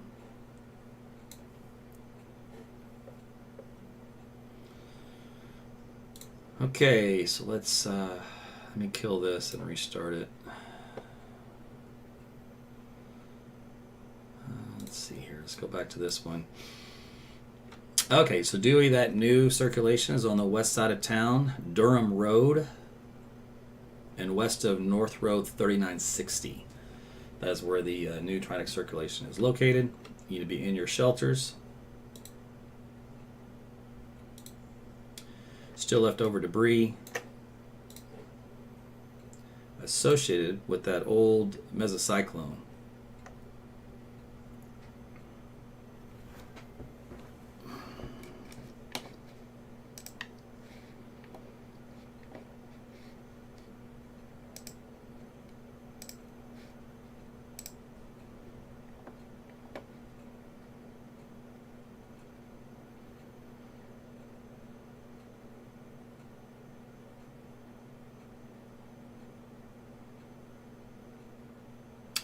So search and rescue is taking place in Barnesdall.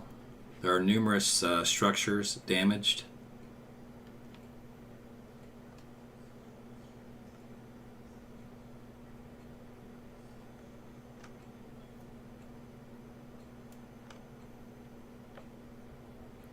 Multiple houses are reported gone in Barnesdall, and gas leaks from Brandon Kopic.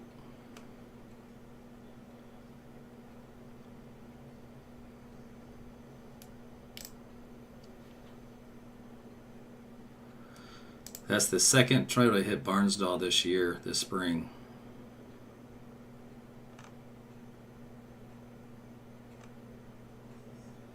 At the time, radar estimated intensity of around the EF4 threshold.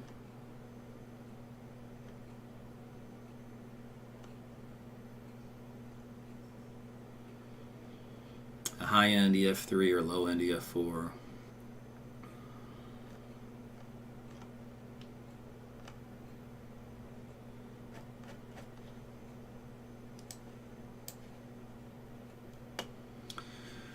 Storm chaser in Bartlesville reporting that the houses are flat to the ground.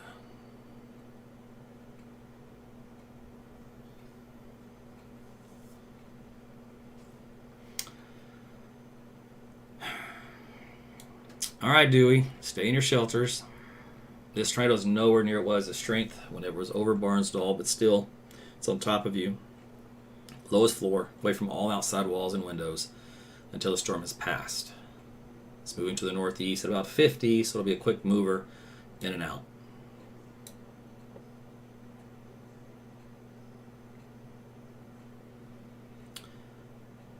Let's do...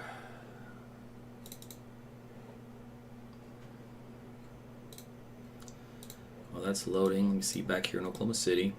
This storm out here in southwest Oklahoma, still getting its act together on Godibo, Mountain View.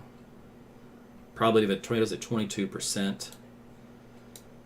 Let's see here. Nothing low-level rotation-wise to be concerned with. Not even a severe storm at this moment.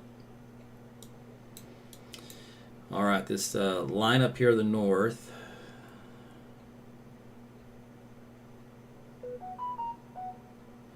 So there was a tornado reported south of Cashin. At least what it looked like it dark. At the time, we had that little circulation feature that I talked about, and then it lifted and disappeared. So if that was it, that's all it was, just that one frame right about there when we looked at it. Let me see.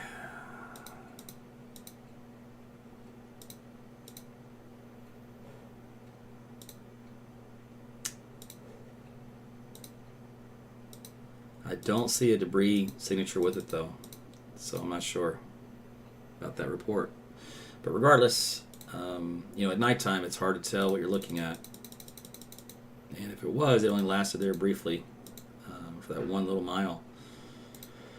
All right, well that's long gone anyways. Let's see what else we got.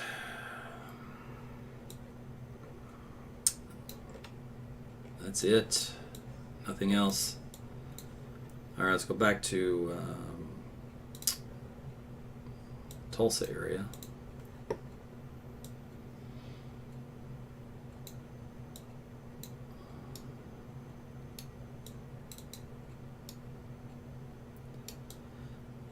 Okay, so this has really weakened in the velocity data.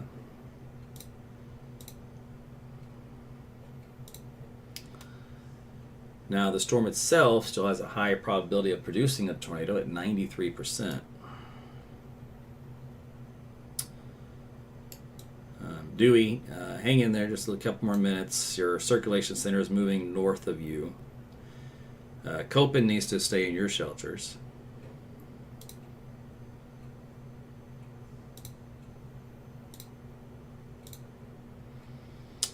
What's left of the circulation is right along Highway 75 and 1100.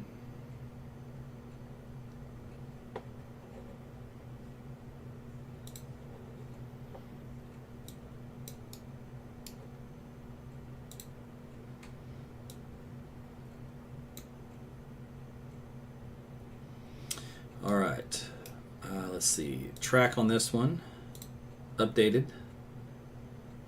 Well, let's see if we got a new one. We do. Let's try this one. Copen at 1014, WAN at 1019, Cairo 1026, Deary 1031, Liberty at 1042, Independence, Kansas 1042.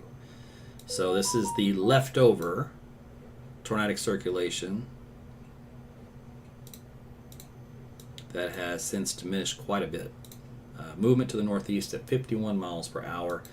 So this won't be in Oklahoma much longer, about another 20 minutes or so, and then it'll be coming up on the Texas or Oklahoma or Kansas border, and then moving into Kansas.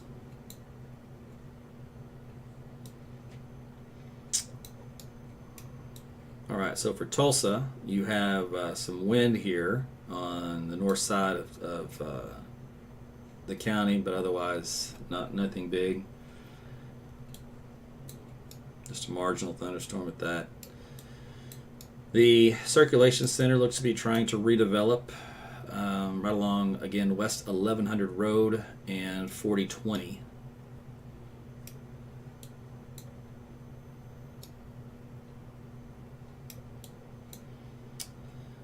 All right, I'm going to see if the sounding was posted. It was not. All right.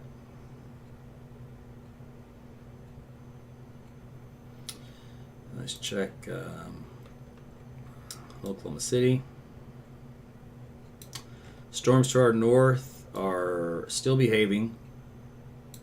There's some areas of general broad rotation up around a couple thousand feet off the ground, but nothing tight, nothing to indicate anything tornadic. Let's see.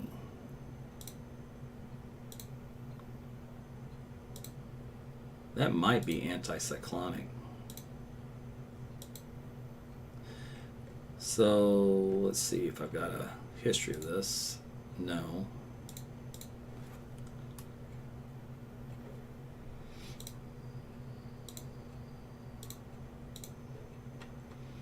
We'll see if this little spot here intensifies or continues in the next scan.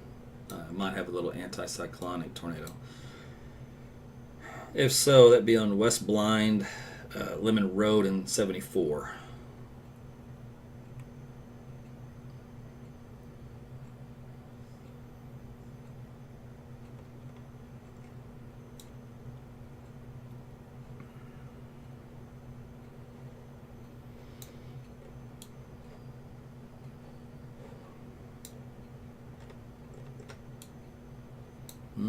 No, the new scan came in and it's not gate to gate, so we'll discount that for now.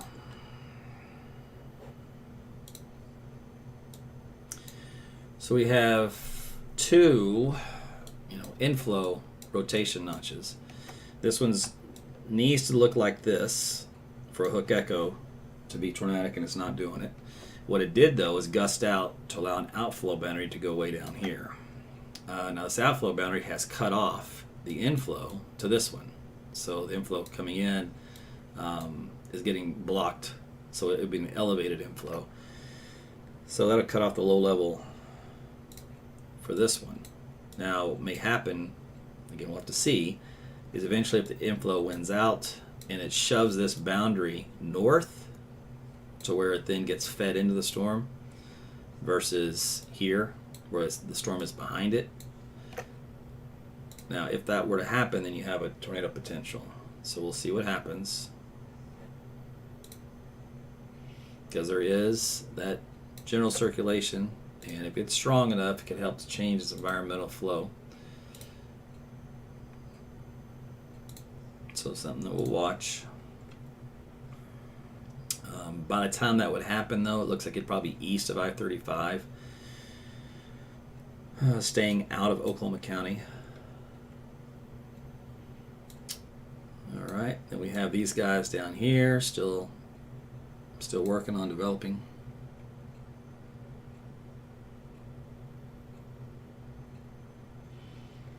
So hearing that people are trapped in Barnsdall.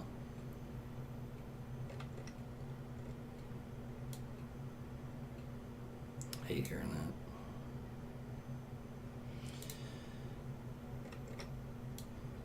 Let's see.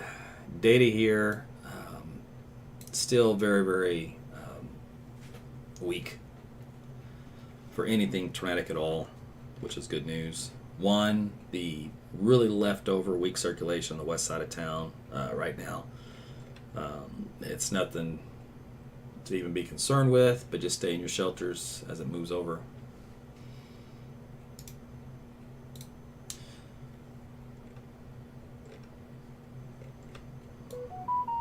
And then Kansas, like I said, this thing has fallen apart. I guess it's conceivable something else new could develop, but there's nothing in the immediate time frame, so we're looking probably at least 10 minutes before anything would even show up to develop.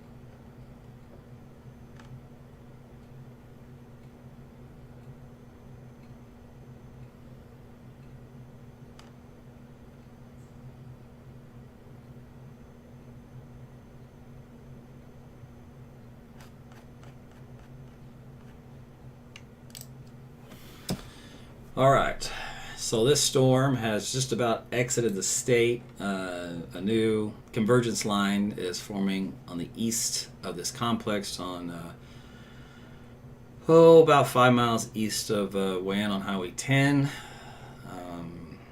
But nothing tornadic or anything at this point. Okay, so that means things have quieted down here in northeast Oklahoma. So we shall focus back on Oklahoma City metro region and this little area to our north, which is probably producing some brief flash flooding just because the storms have moved so slow over the same area. Let's see here.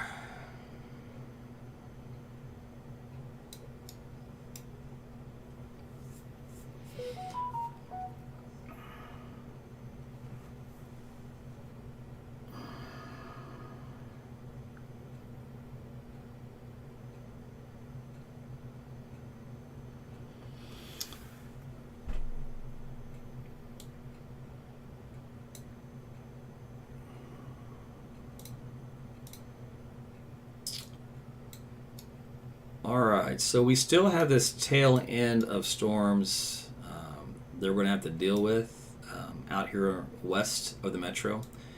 And we have these guys here too. Let's see what the new data is suggesting that's going to transpire over the short term.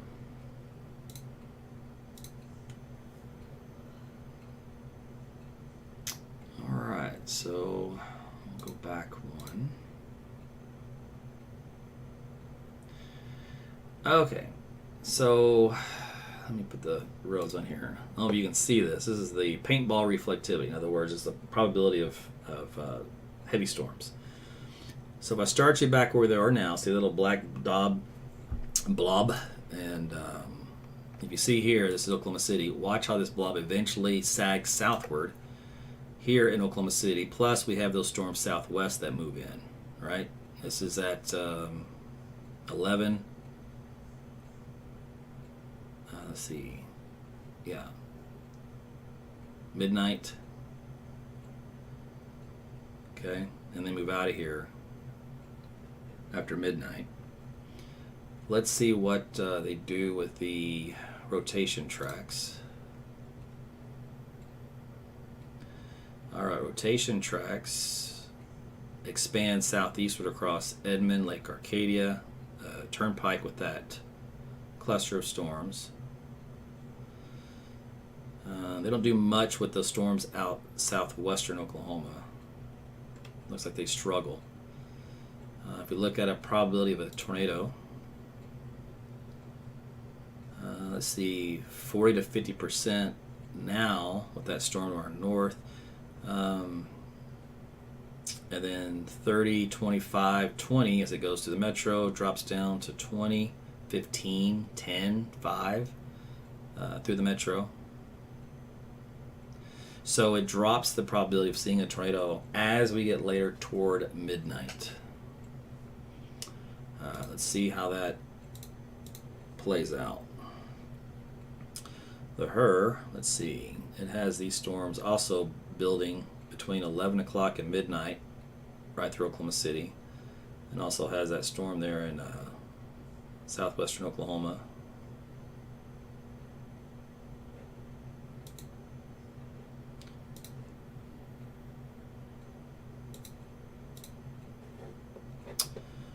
Okay.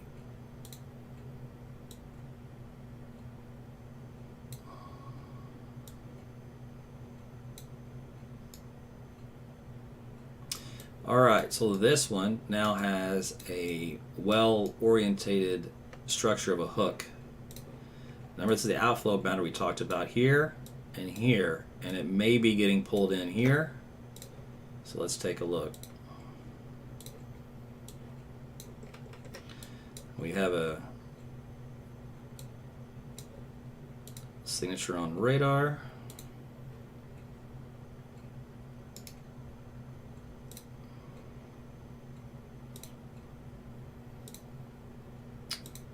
All right, we shall see if this now intensifies.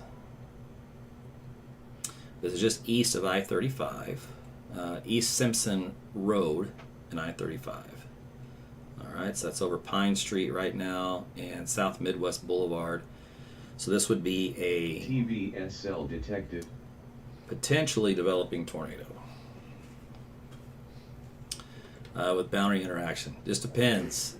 Right here, it looks like it still might be a little gusted out, but there might be an apex into it.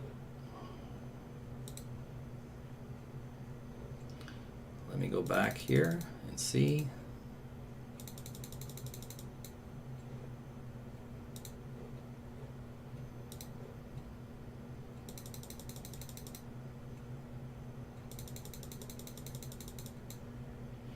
It still looks like it's gusted out. There is vorticity, though, paralleling the inflow for the storm. We'll see what happens in the next 5-10 minutes.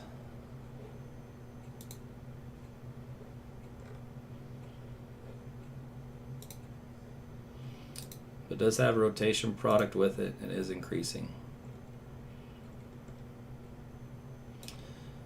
All right. That's the one to watch for the short term.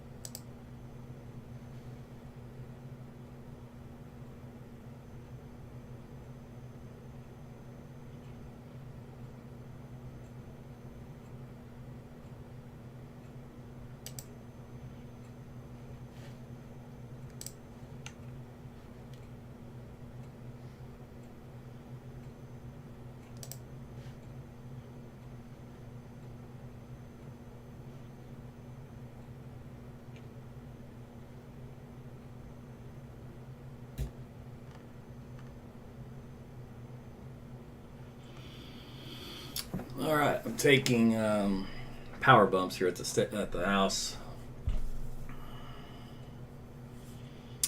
And last time I did that, my UPS didn't work to protect me. So if I go offline, that's the issue. And I haven't had time to look into that because it's busy. Let's see, got quite an electrical view here to my north. Or, no, I'm looking west.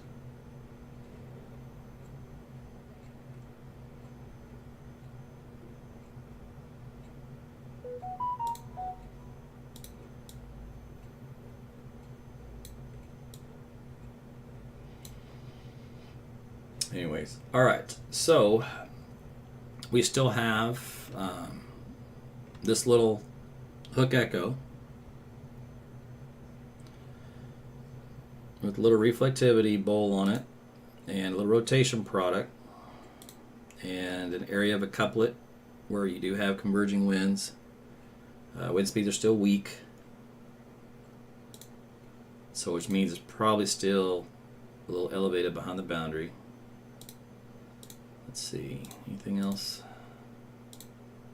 Yep. And then over here in Cashin, that's behind the gust front boundary also. All right, so we'll just see if this one here in Arcadia, like I said, it has to ingest the boundary versus be behind it.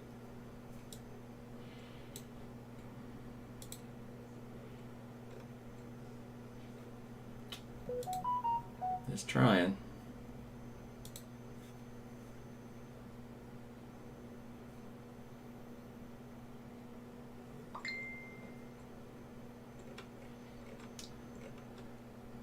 All right, let me go up to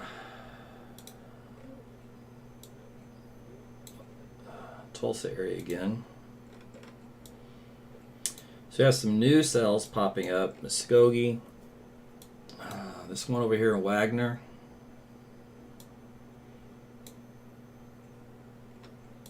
And what else?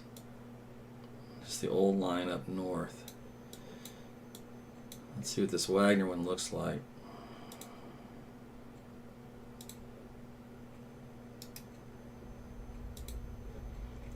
Nothing yet.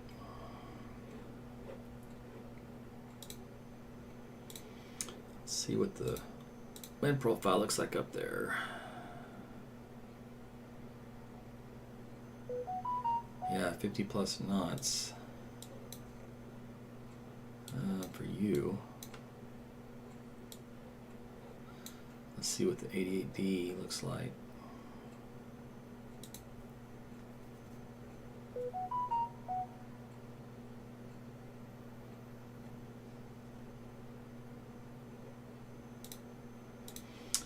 Okay, so in Tulsa, your shear is quite conducive for rotating thunderstorms. You have a southeast wind at the surface, and that turns here about 7,000 feet to the southwest.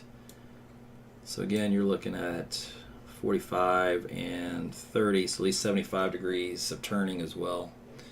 And you have speed shear on top of that, 30 to 50 to 55 to 60 knots. So you used to have a tornadic environment here for these storms to work with as they develop here in the warm sector. So this one right here has a severe thunderstorm warning on it, and I wouldn't be surprised if it tries to become tornadic in the next 15 minutes. Already has that little structured look to it. We'll see what happens. Otherwise, more storms here through the Tulsa area, but otherwise just some strong gusty winds. That's about it. So for right now, your threat here in Tulsa isn't necessarily these storms that are coming in your region. It's these storms that are east of you that will be moving away from you. So these will be affecting here in northeast Oklahoma. So Mays County, Delaware, you guys be advised this will likely become tornadic as it makes its way toward your area. And it may not have as much time to work with, because this line here, depending on how fast it goes, may come out here and undercut it. So we're going to see what happens with that interaction here soon. All right, so Oklahoma City. Let's see here. We still have this line to our north. I swear it looks like it hasn't moved in 2 hours.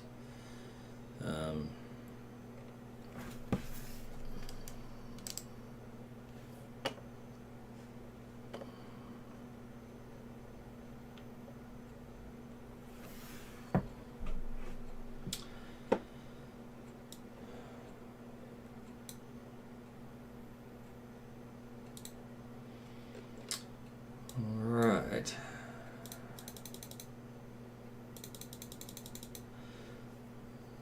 Still struggling because it's behind the outflow boundary. Thank goodness.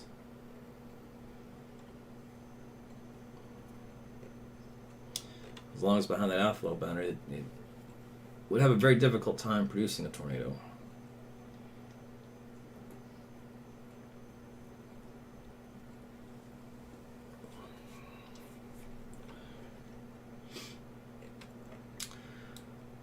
Okay, so let's see how the storms down here are doing. Alright, this one finally went severe, Carnegie.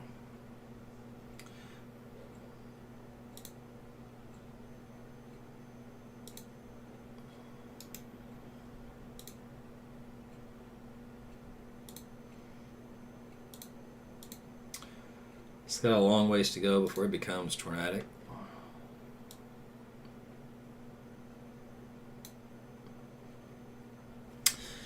Now, assuming it's not tornadic for a while, and it is 10:30, so let's say in an hour it follows along this path like so, alright, and then it becomes tornadic. So let's say it heads this way, and then becomes tornadic somewhere in here, and then it starts to move east, right? So if that were to be the case, then between the 11 o'clock hour midnight, this would be the boxed area to watch for anything tornadic out of this cell. Now, the short-term model we looked at, the ward-on forecast actually had this thing come in and then fizzling right about here. So we'll look at a new update of that to see if that still seems to be the case.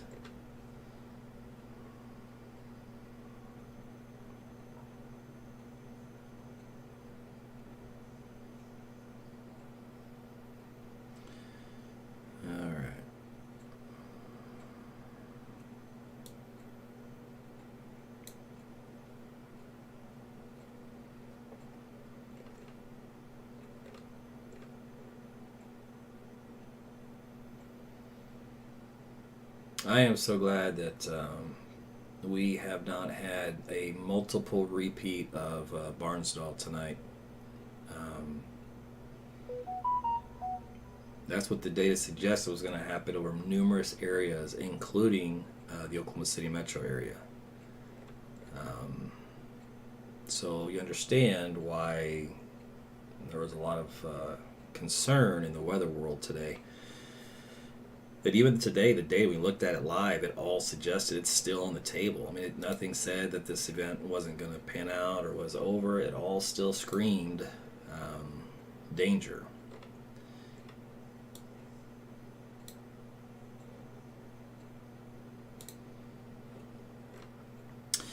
Inbound winds, let's see. Let's do this. Yeah, inbound winds have picked up quite a bit on this storm.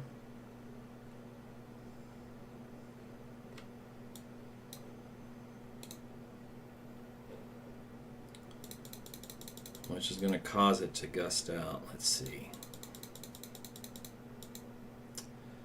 Yeah, it's a little RFD action. So outflow dominant, looks like it's about to take shape. And this outflow boundary is still in this fashion. It never got pulled in like so. Let's see. Here's another view there.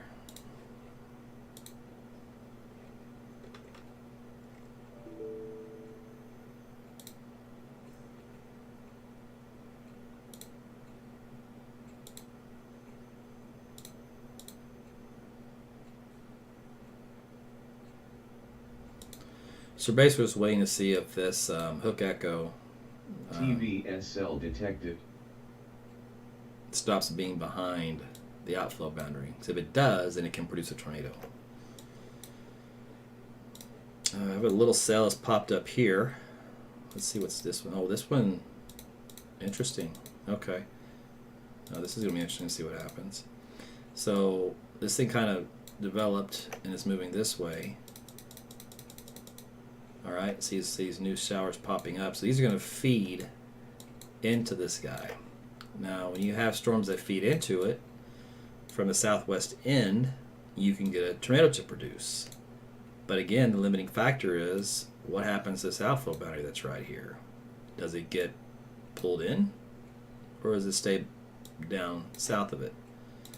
So here in about 5 minutes or so, we're going to see what happens with some interaction.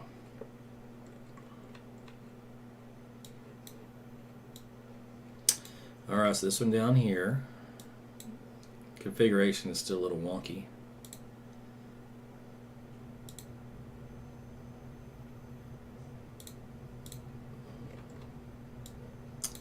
And these guys are still struggling. Let me go look at a radar view down here and see what they look like.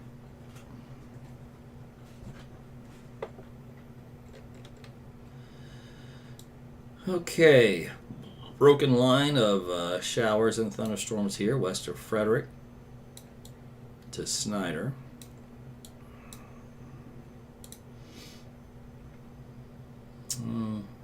Data not concerning at all at this point.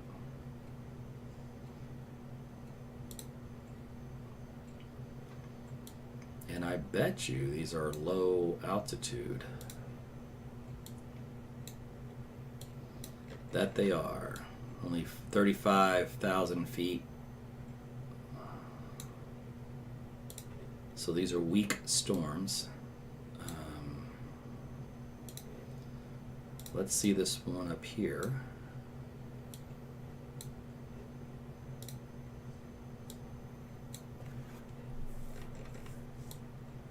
And these are about 45,000 feet. So this is a stronger environment for these guys to develop on.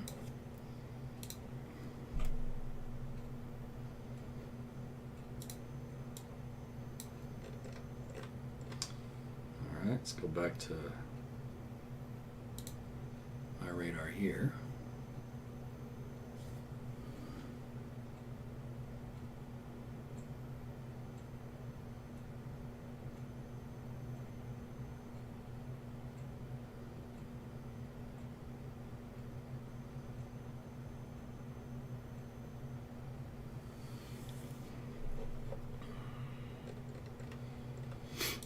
All right, so let's go. Okay. Let's see.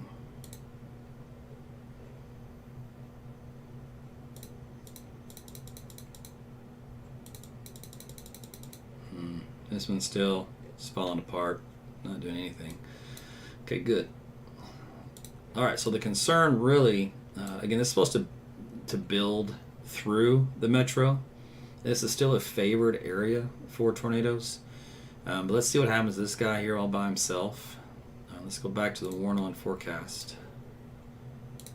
We looked at the last run. Let's see what the most recent run looks like.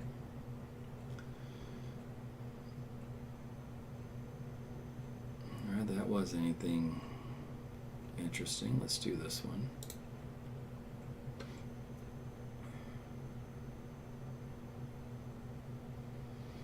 Didn't even know that storm's there practically. And there's another run. No.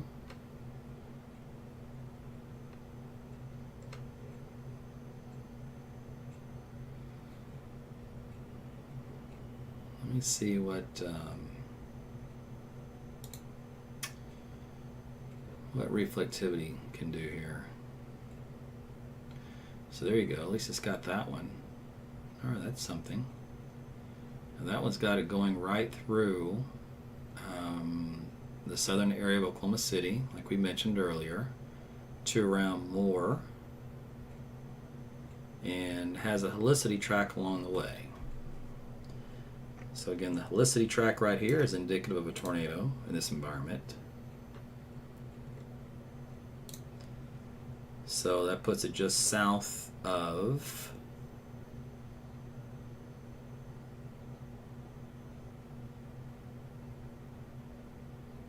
.40.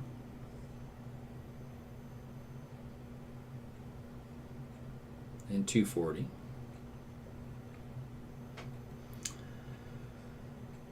All right.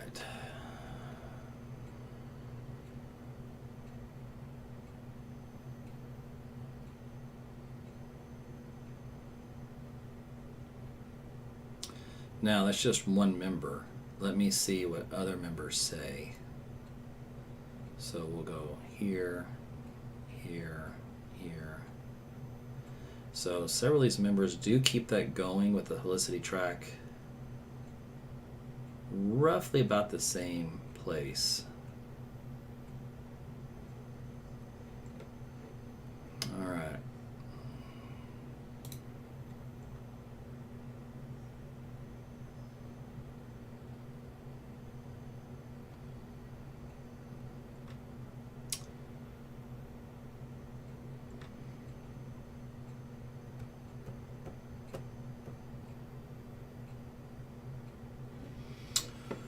Okay, let's see.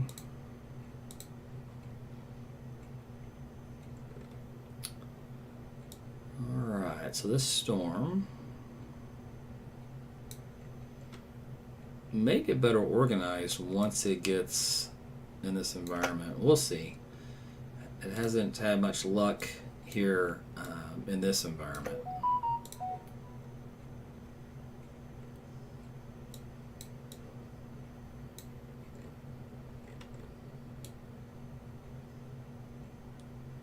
Let's go take a look at that Tulsa storm we had checked out about 10 minutes ago. Let's see here. Whatever happened to this guy?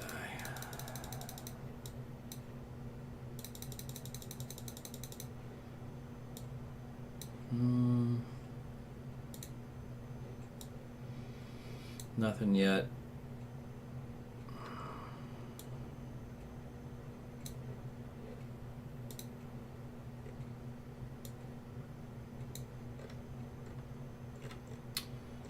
Okay, so we'll keep an eye on those still.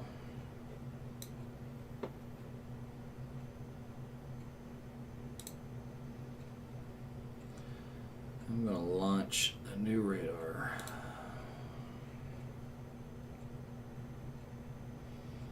Down in Norman.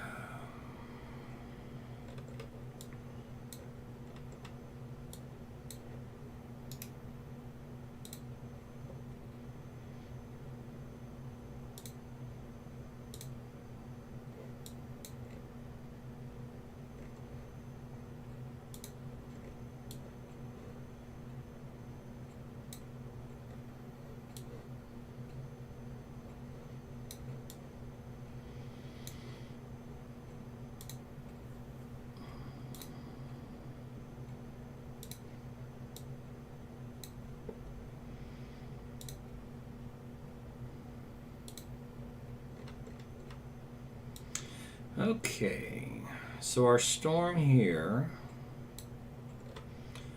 around Fallis is still trying to get better organized. Coming into Kearney, it's now kind of getting into a better environment. So I think we're going to see some changes within this.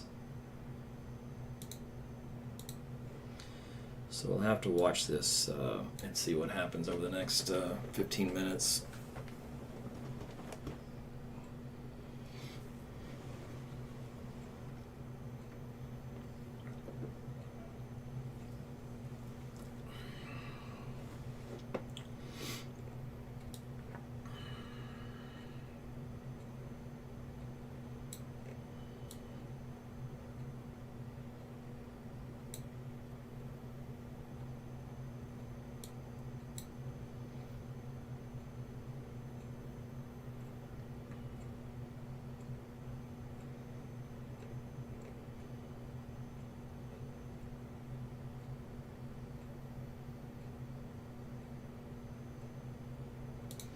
Let's take a look at our winds here. So we also have I believe a due south wind now at the surface, and we're still southwest of loft. So we're also about, there's 90, so we're still about 75 degrees of turning, and speed shear is up around 45 to 60 knots. So we still have plenty of shear in the atmosphere to work with for these thunderstorms to rotate.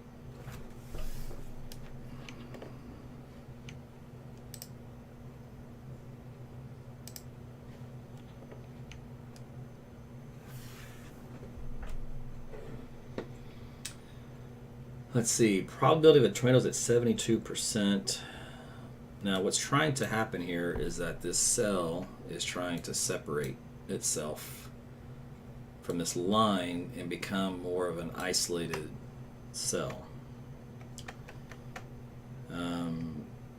These are developing and then merging into this back end.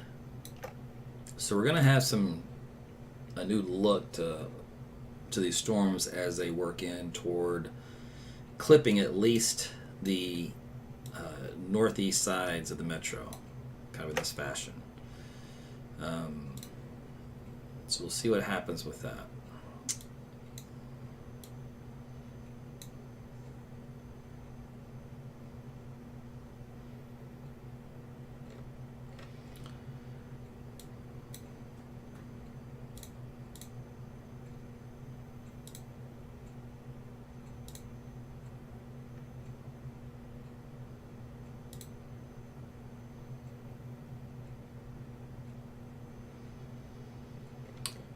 Let's see what the storm looks like.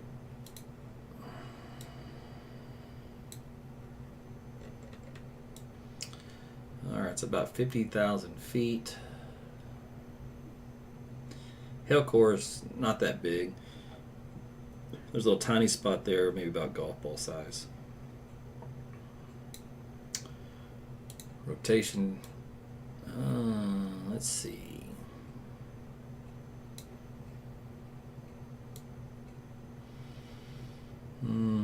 It's got a ways to go. This might be the beginning of one.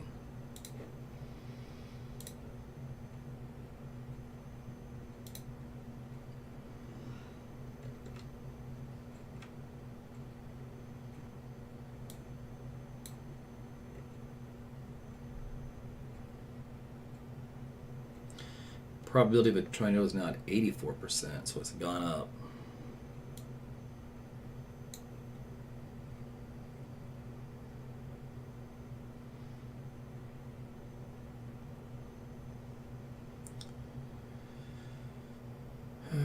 Let's see here.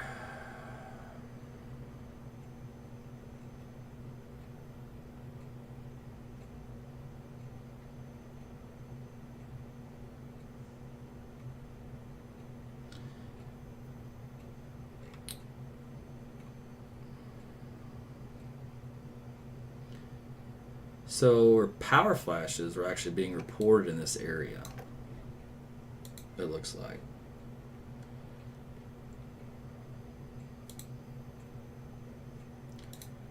if we look here, there's still not a tight couplet. It's just a broad inbound and outbound wind field. But there is a lot of wind here. West of Kearney, these blue areas, that's around 2,000 feet elevation, and that's 90 mile per hour winds. So that is a lot of wind.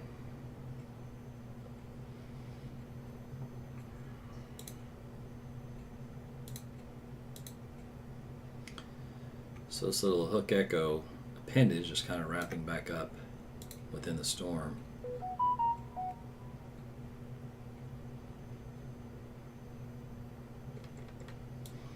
This is coming up on Highway 177, about 2 miles south of Kearney on East Road 850. So basically we're watching to see if we don't get a quick tornado spin up in this area of the storm. Now that the configuration is changing a bit.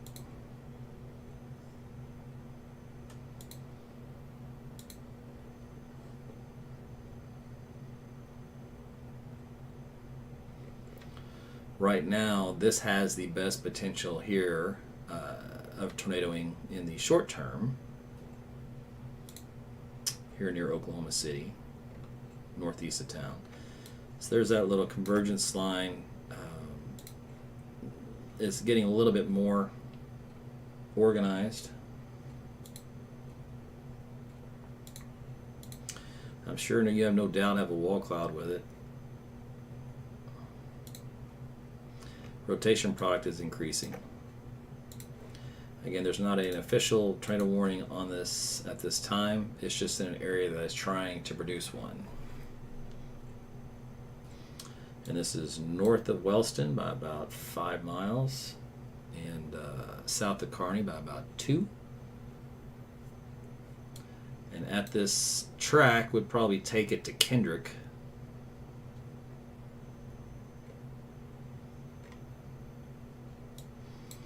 See if anything else is catch my attention. Nope. We'll go to that one west of the metro just to kind of check on it. It's a very strange orientation to it.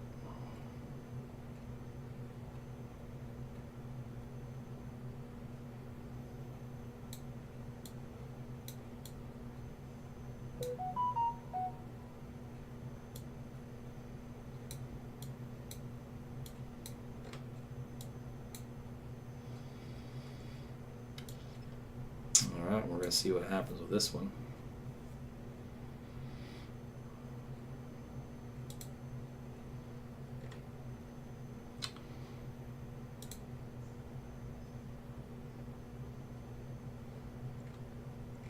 Let me check Tulsa real quick if that storm's east of you. Alright, see if these guys ever did anything.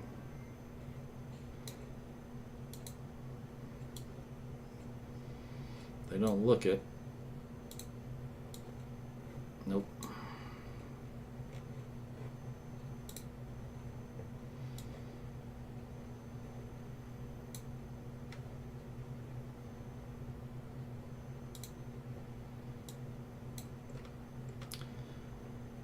All right, that little area looks like it has weakened a little bit.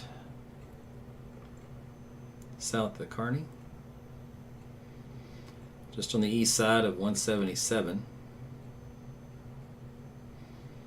and north of 870.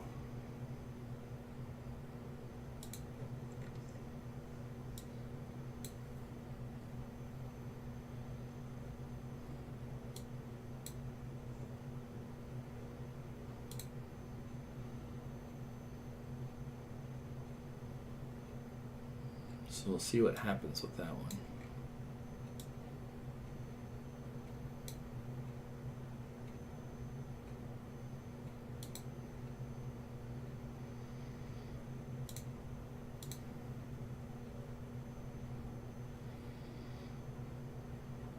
So I know a lot of the times when I do these live broadcasts, everybody says, well, what about my area? What about my area? Well, truth be told, if I'm not talking about your area, it means you're good. The minute I'm talking about your area, it means you're not good. Just to oversimplify it. So this scan came in. It does have a little bit of a couplet here on East 870, just east of 177 by about a mile.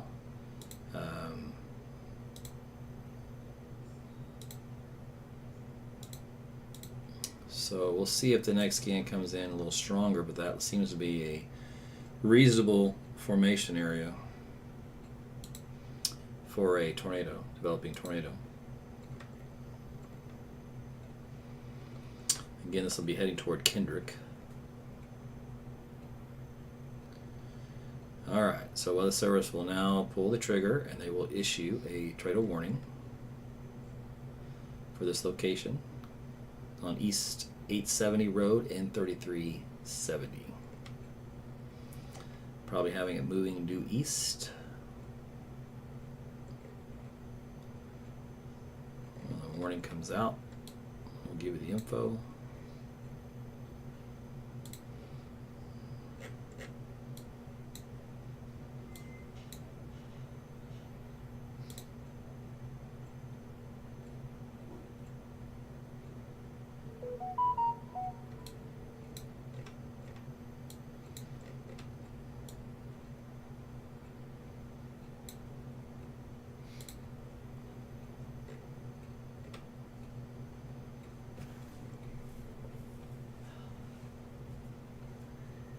Do you need something? No, I think I'm good. Thanks.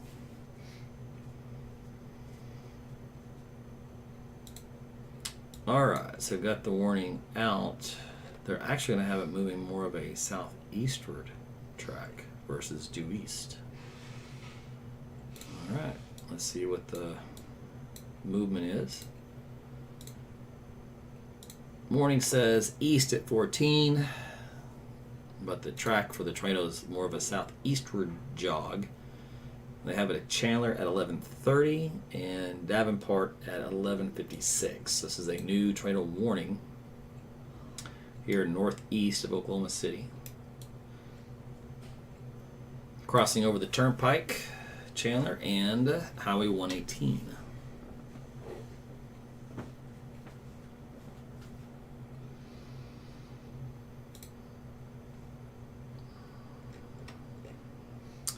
So again, 880 just south of 870 on, looks like S South Road 3400 and east of 3390.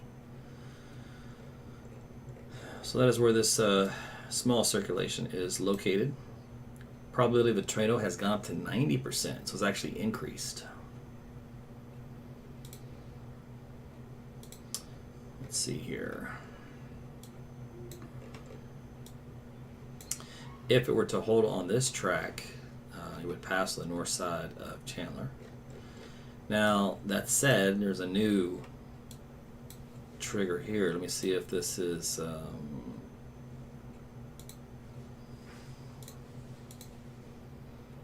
in the right spot. And it is not.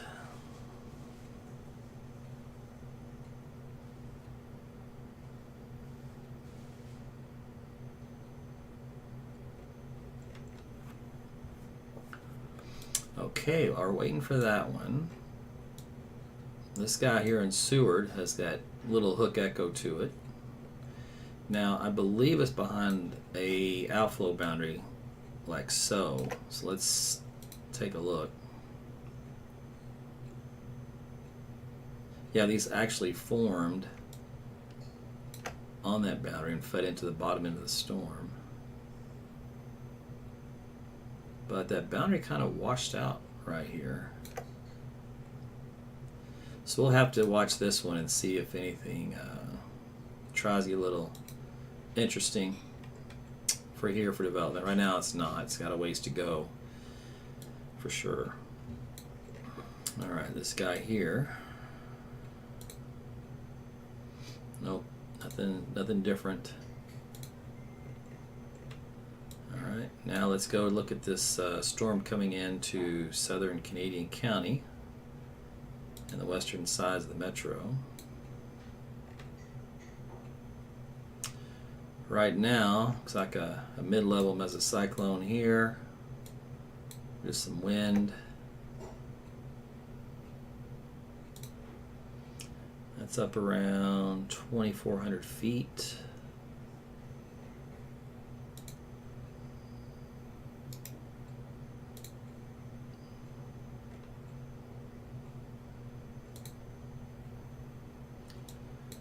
Wind speeds in this is up around 70 miles per hour.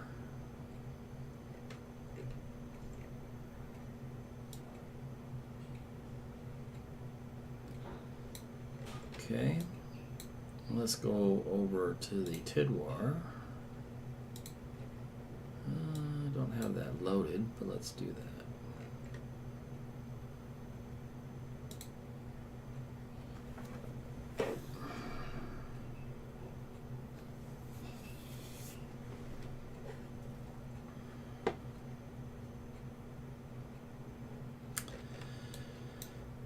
Okay.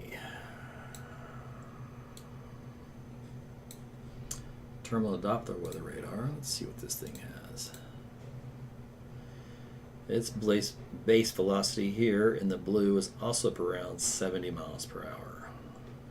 And that is at 2,300 feet. So I got two radars pretty much side by side watching this storm coming in from the west. So we'll have a good look at it should it try to produce a tornado. Here at the edge, it does come into half of the Oklahoma City metro area at the edge of the polygon. So let's see time of arrival on that.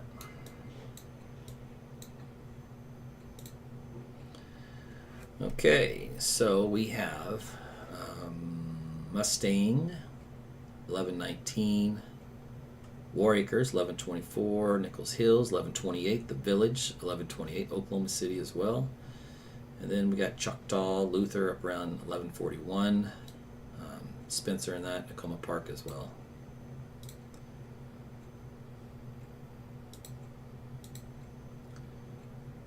And the circulation part of the storm, the mid-level part of it, is a little to the south of that track. So that's Minko 1111, Tuttle 1117, Mustang 1123. We got Moore at 1135, Norman 1138. So between 11 and midnight, this storm will be working its way through the south sides of the metro. And we shall see what kind of configuration it chooses to do so.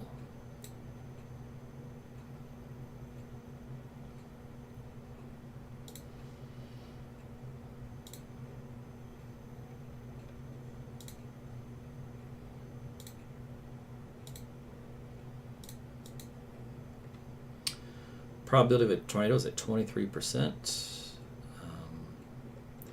We'll see if that changes.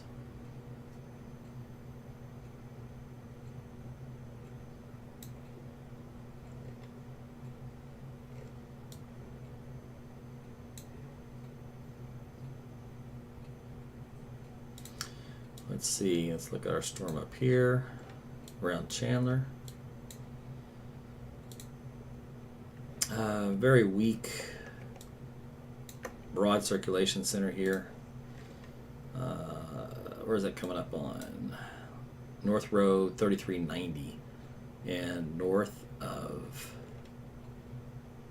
East Road 890. Still looks like it's heading toward Chandler.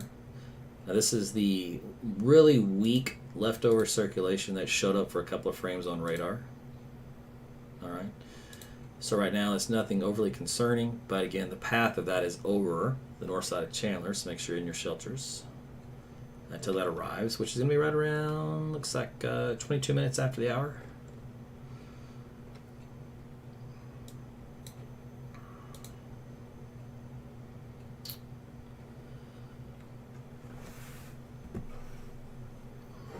Sirens are sounding for Chandler.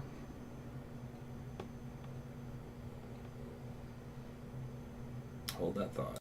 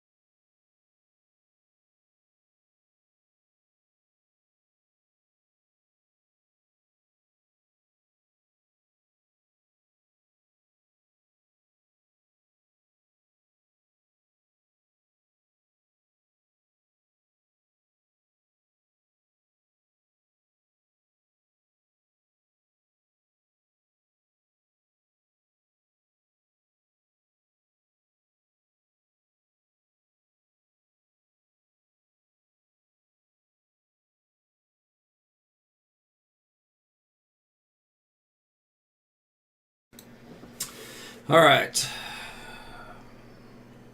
So I just want to thank everybody for watching my live coverage on all my social media channels, from Facebook to YouTube to Twitter X to Rumble. If you're new here, I've been doing this since 2014. So I used to work in TV for 12 years. Back in 2010, I started doing weather on social media after I left the news business and grew a platform quite large. And I started doing live broadcasts around 2014. I was the first meteorologist to do live tornado coverage. Did this for many years. That's just a thing to do for the community, and been doing it since. So it's going on 10 years anniversary.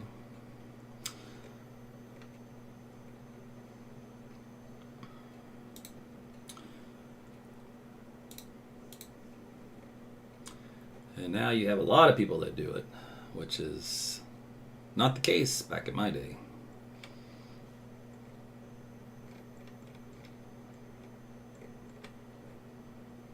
I don't think my Wikipedia page, though, will show that.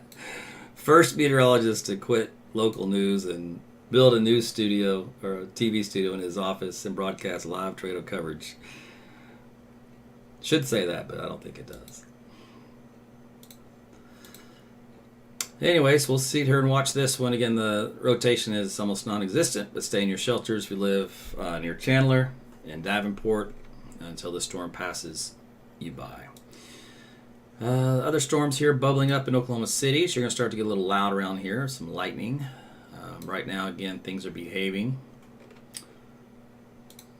Don't see anything of any consequence up to this northern stuff for right now. That's good. So we're kind of keep it focused out here. Now we'll look at the storm coming in on the west.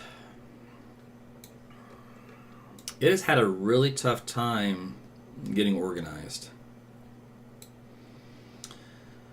Probability of a tornado is kind of holding a low end, 34%. There's something with this environment out here, the west of us, that is not conducive for strengthening. These storms have really struggled. But this is the one here as it works its way into south side of the metro. Had the best opportunity to try to create a little monkey business. And we don't want no monkey business at 11 o'clock to midnight.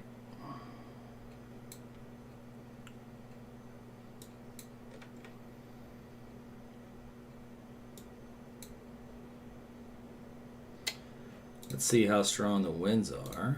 This little blue area around Harold Road, coming in the southwest side of Minko Cemetery Road. Who else we got? Sooner Road, Jack Hollow Road, all about 1, 2, 3, 4 miles southwest of town. Wind speeds in this area, around 2,000 feet, are up around 75 miles per hour. We can easily take a 10% deduction from that. We'll just call it 10 miles per hour. Drop it down, and still about 60 to 65 mile per hour winds with this storm.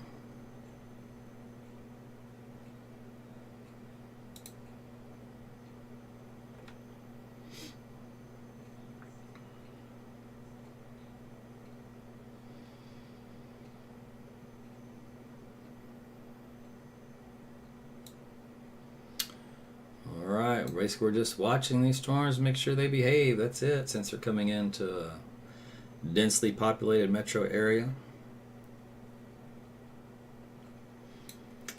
Let's go back up to our Chandler storm real quick, and we'll take a look at Tulsa. This one here is a beast of a supercell.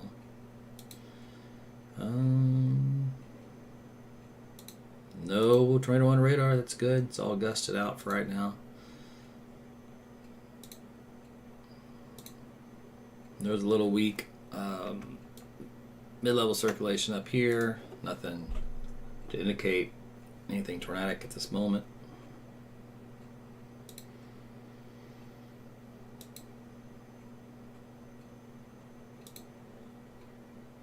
Alright, let's go see the Tulsa area.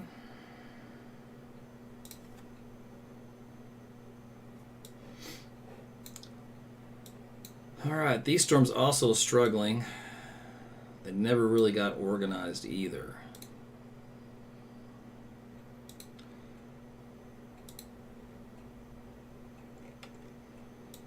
You know, they're not doing anything close to becoming tornadic. So that's good news. I really thought they had the best chance because they were out ahead of this line in an area of the atmosphere that hasn't really been touched yet for storms. But obviously we're getting off some type of instability axis that's not allowing them to really do much. There seems to be a sweet spot here from basically I-35 corridor here in Oklahoma City east to like Highway 75. So roughly kind of in this frame here, this seems to be a sweet spot in the atmosphere for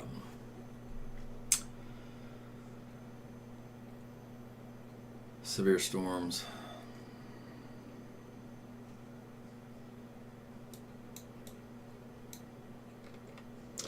Okay, so that was Tulsa. Oh, up here in southeast Kansas, looks like we have a tornado warning for this guy.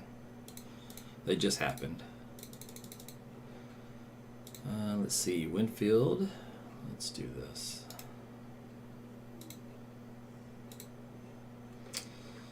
Around neutral. This is a tornado warning storm.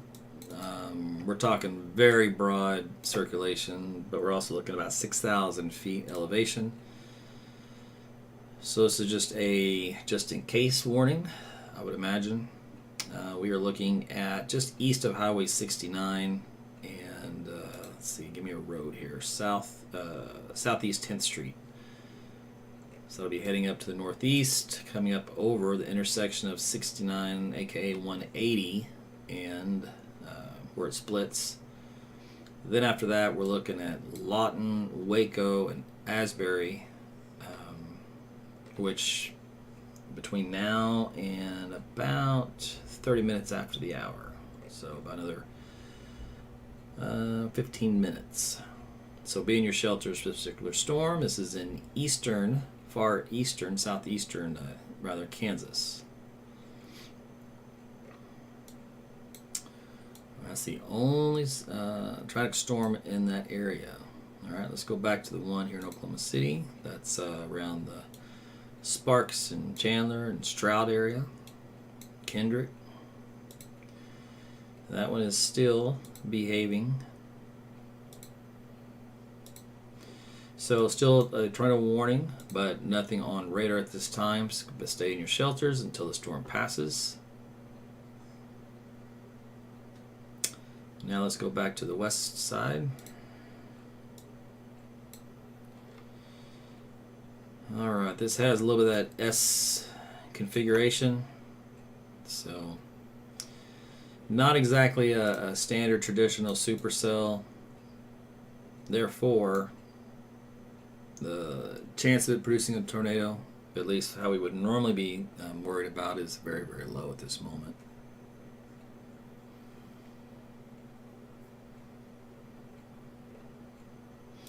But it will have some wind with it. We've clocked winds up around, I think, 70. Here's a blue area here. That's 80 miles per hour. Kiowa Road, just east of Highway 81, about 2 miles.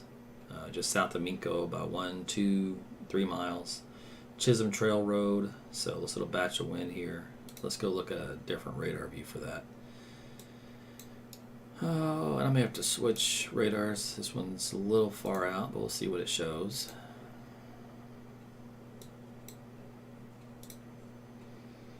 Yeah, this shows up around 73, 80 miles per hour. Let me see if I can't pick a different radar.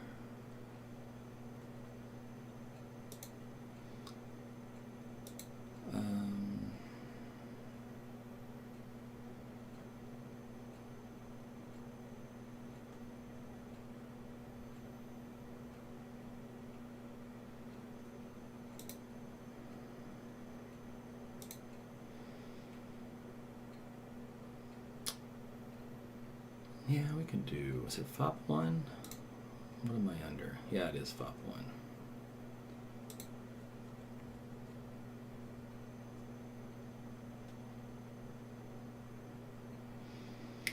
that's lovely.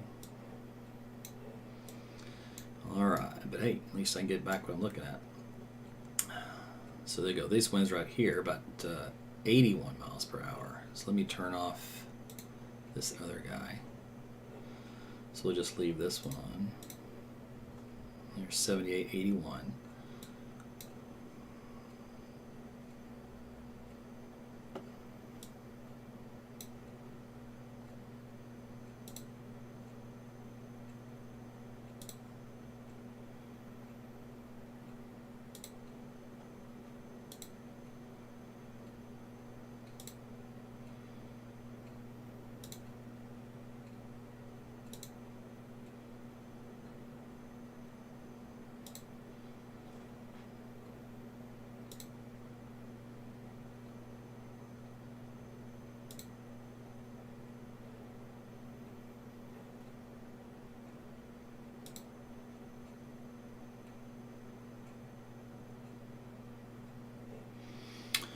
All right, so we'll look at that wind coming into the Tuttle area from this radar. Let me see if I can do another one. Let's try this one.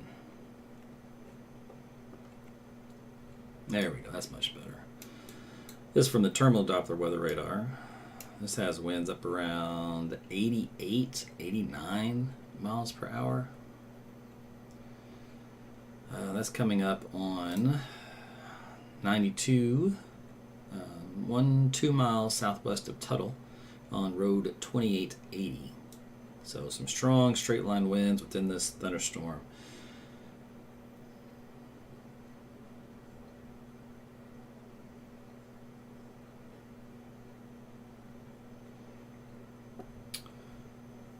Let me see the altitude on that one, by the way. That is around 1,300 feet.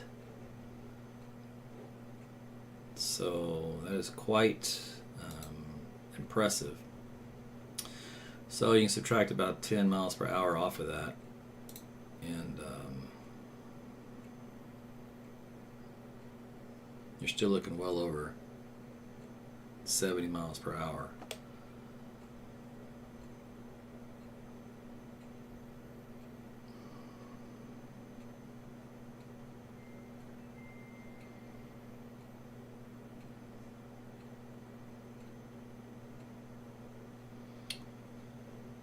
Let's see, what do we have? Yeah.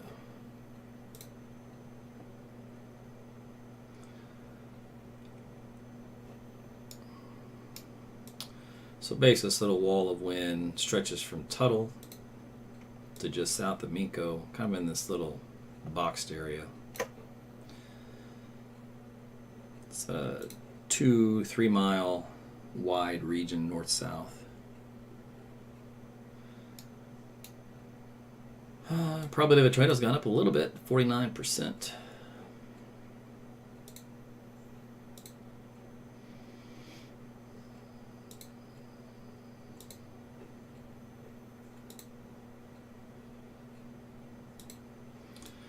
Alright, so we'll use that radar to monitor the wind speeds with that as it comes in.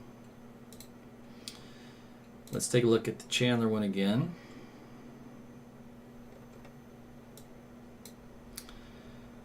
So Davenport and Stroud, just a wall of wind and rain. Nothing tornadic in that. That's good. All right, and then let's go back to Tulsa, see if there's anything on those guys. Let's see this one up here, almost out of Kansas, coming up to Lawton. Just a broad, weak circulation. It's nothing very tight, but never disregard a tornado warning, so stay in your shelters for Lawton and Asbury. Up to about 9:30, so it won't be much longer. This stuff down here in northeast Oklahoma is fine. Let's see, this guy here in Cold Cord is also fine, little Hailmaker. Nothing radar-wise for anything significant rotation. Alright, so things are all looking good there. Only thing left to check would be southwest Oklahoma. So I think I'm going to switch this radar over so we can look at southwest Oklahoma just to see. No, those are actually doing fine. We'll just leave it then.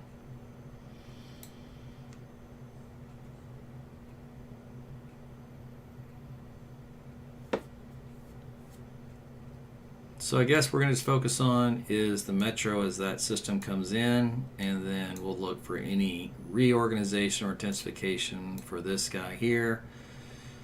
That'll be coming on into, let's see, where are we? Okmulgee County soon, Creek County, Okfuskee. So that's next in line with this.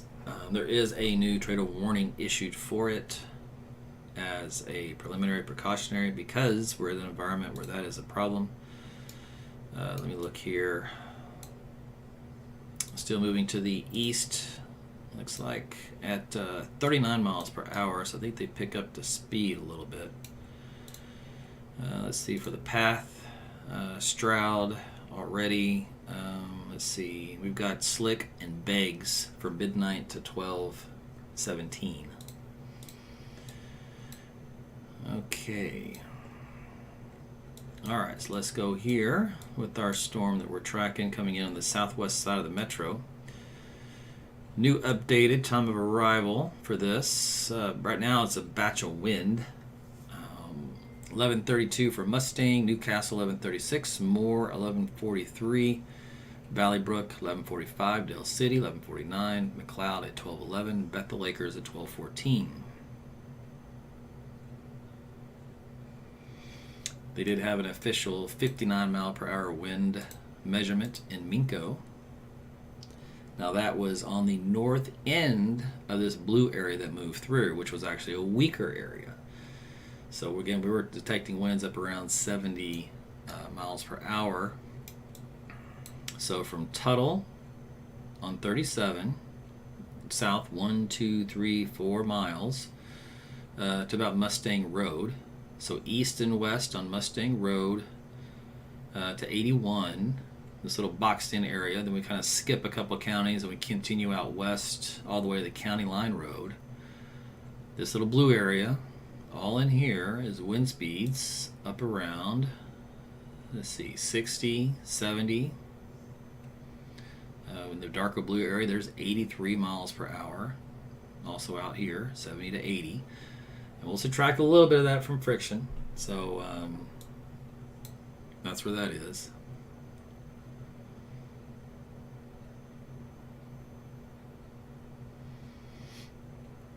So this is a straight line wind event coming into the south sides of Oklahoma City down to Newcastle and then over toward Moore and Norman.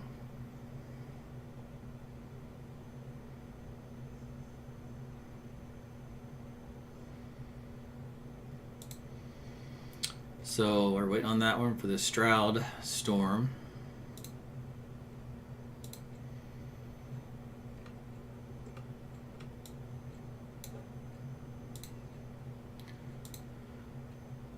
So Stroud is at the northern end of the bowl. So sometimes you get a little weak eddy that rotates on the northern end of the bowl, then right over into Stroud.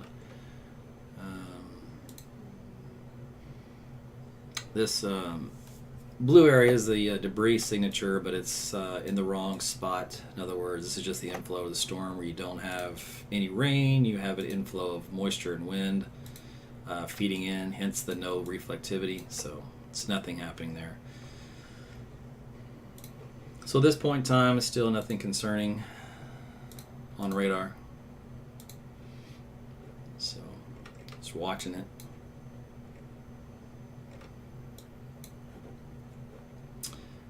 All right, but that does have probably the best potential to do something just because of the structure of the storm, how strong it is, how big it is. Let's take a look upstairs again.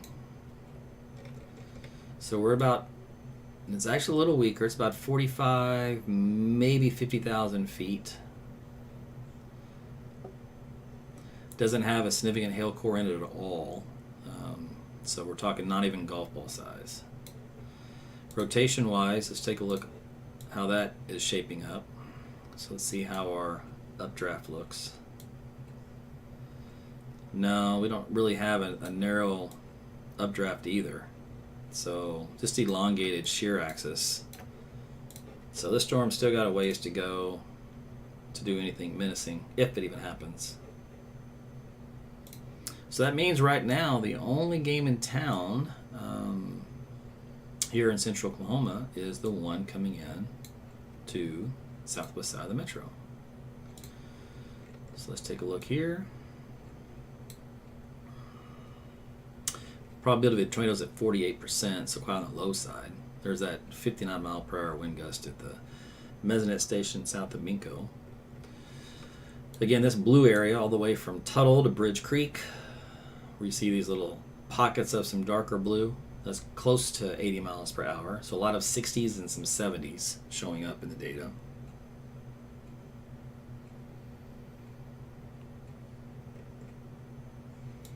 Nothing tornadic, just a little wall of wind.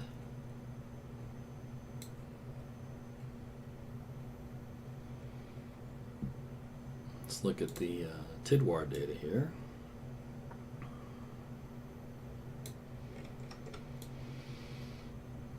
Okay.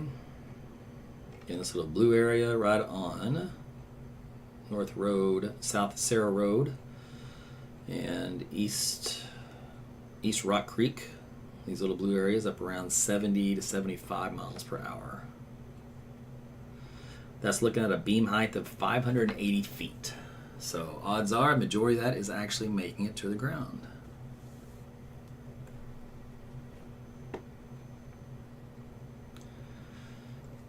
So you're looking at least 70 mile per hour winds to the surface, considering friction. This is coming up on County Line Road here, a little batch of extra wind. Leading edge of it is already east of there. Little pockets here of blue is also up to around 70. New update pushing it further. It's coming up on the split from the H.E. Bailey Turnpike and 62. Coming through Newcastle, so it's about a mile west of that.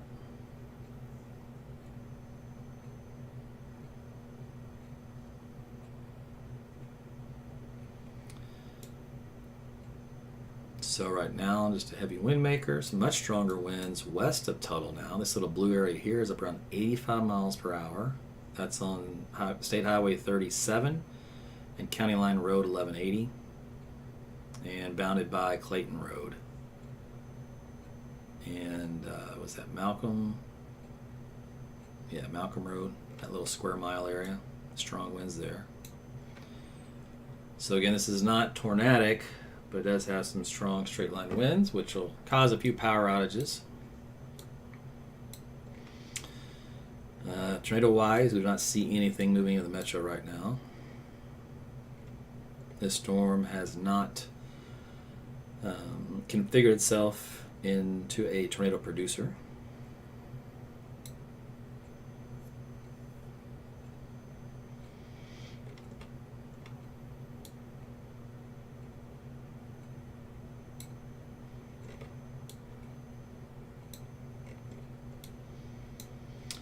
So again, if you're in the southern side of the metro, from Tuttle to Newcastle, and you're starting to wake up and you hear the noise, you wonder what's going on, it is not tornadic, but it is straight line winds.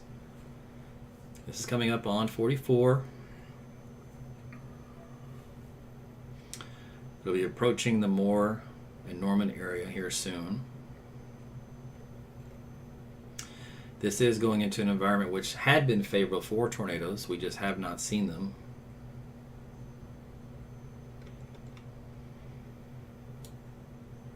Strong winds in Tuttle, these blue areas, 88 miles per hour.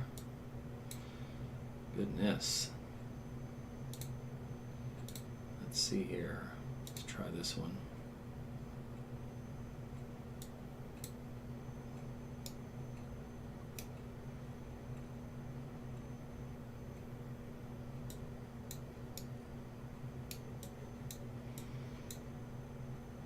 So there you go.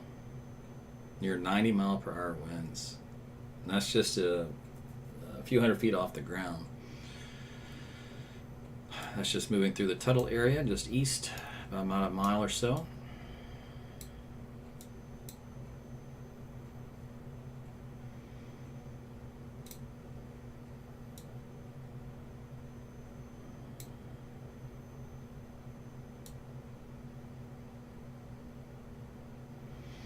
Again, nothing tornadic with this storm, just a straight line wind maker for right now.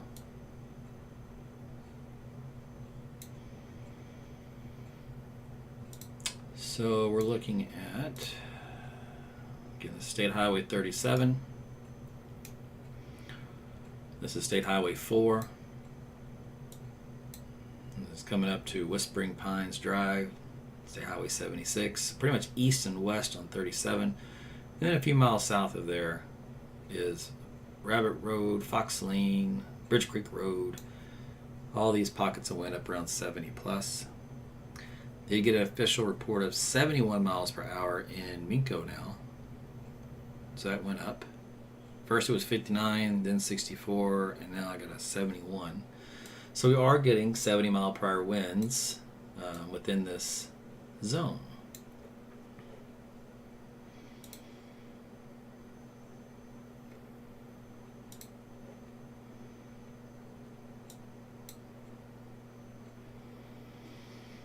And I'm using the very closest radar to it, because if I use a radar from Twin Lakes, the beam is going to be a couple thousand feet and the winds won't read properly. They'll read too high. So I'm reading more of the accurate readings down low. So from where I'm reading it at, let's see. So this is FOP 1. And this is at 2 minutes ago. So this is now at 900 feet off the ground. This dark area here of blue is up around 90 miles per hour on this new update that just came in. Let's go to this deal here so I can show it to you.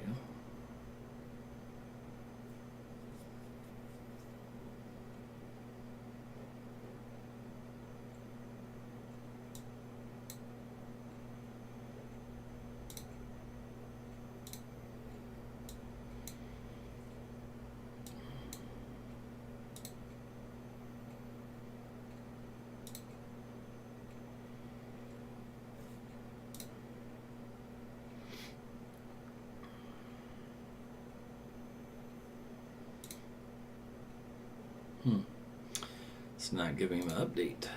So I'll have to use this one. Alright, that's fine. North Cemetery Road, East Tyler Drive, right along 37. These numbers in here, that's 94, these darker blues. That's what I was trying to show you on that other radar. That's some strong, damaging wind. Again, it's not tornadic, but that is the strength of a small tornado, just in the form of a wind that goes in one direction. Looks like 3-inch trims are broken, power poles broken. Alright, it's where this wind just went through. Here's one here also, report, 3-inch trim lines broken, power poles broken. So it is breaking some power lines and some trees, so this is the real deal. Wind speeds, again, measured by radar up around 800 feet elevation, over 90 miles per hour. So this is a damaging wind, severe storm moving through southwest sides of the metro between Mustang and Bridge Creek, moving east to Newcastle.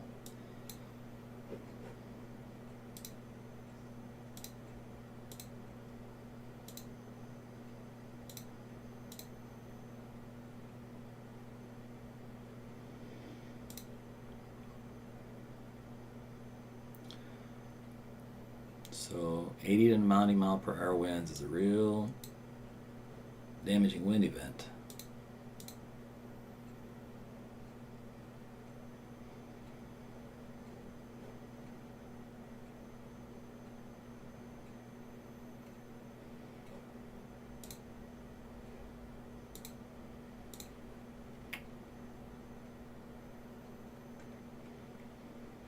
Let me see what the terminal radar is showing. Alright, so the terminal Doppler weather radar is also showing these darker blue areas at 500 feet off the ground of 90 miles per hour. Again, plus and minus 2 miles on either side of Highway 37. So if you live on Highway 37 north and south to the river, you're getting these type of winds. Let's see, Silver City Ridge Road. We got East Tyler Drive. Of course, there's 37 itself. They're a little stronger on the north side of 37 than they are the south side. Northwest 24th Street. Over here on Rockwell Avenue.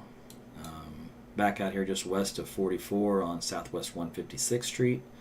South MacArthur Boulevard. So this whole packet of wind, again, is up around 70 to 80 to 90 miles per hour. So these strong winds are now making their way into the I-35 corridor here between Moore and Norman. Now initially these winds aren't that strong. They're up around 50 to 60.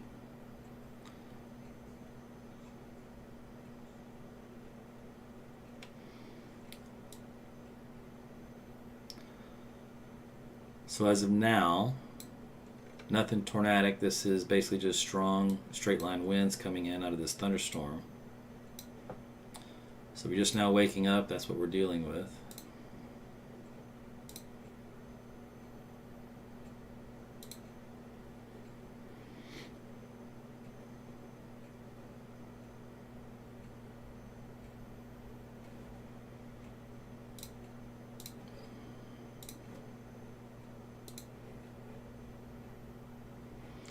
If I look at Twin Lakes, again, which their beam height is a little higher, just to kind of give you an idea of how strong these winds are just above the surface, 100 miles per hour, right? 103 miles per hour. So again, this is moving along Highway 44, I-44 and 37, coming up to 35. These are destructive straight line winds. Southwest 149th Street, Portland, back out here to Southwest 134th. Also MacArthur Boulevard, coming up on Pennsylvania Avenue, coming from the river. This will be heading up toward Santa Fe here soon in I-35. Time of arrival for those east, let's see, Moore's coming up now, Valley Brook, Del City, Midwest City, 1152.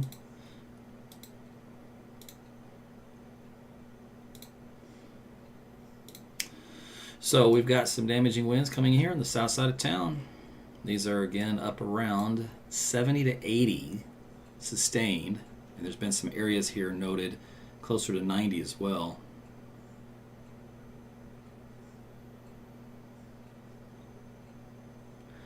Will Rogers just gusted to 69 miles per hour. So they're going to issue a tornado warning for this area around Valley Brook for a QLCS developing tornado in this area here.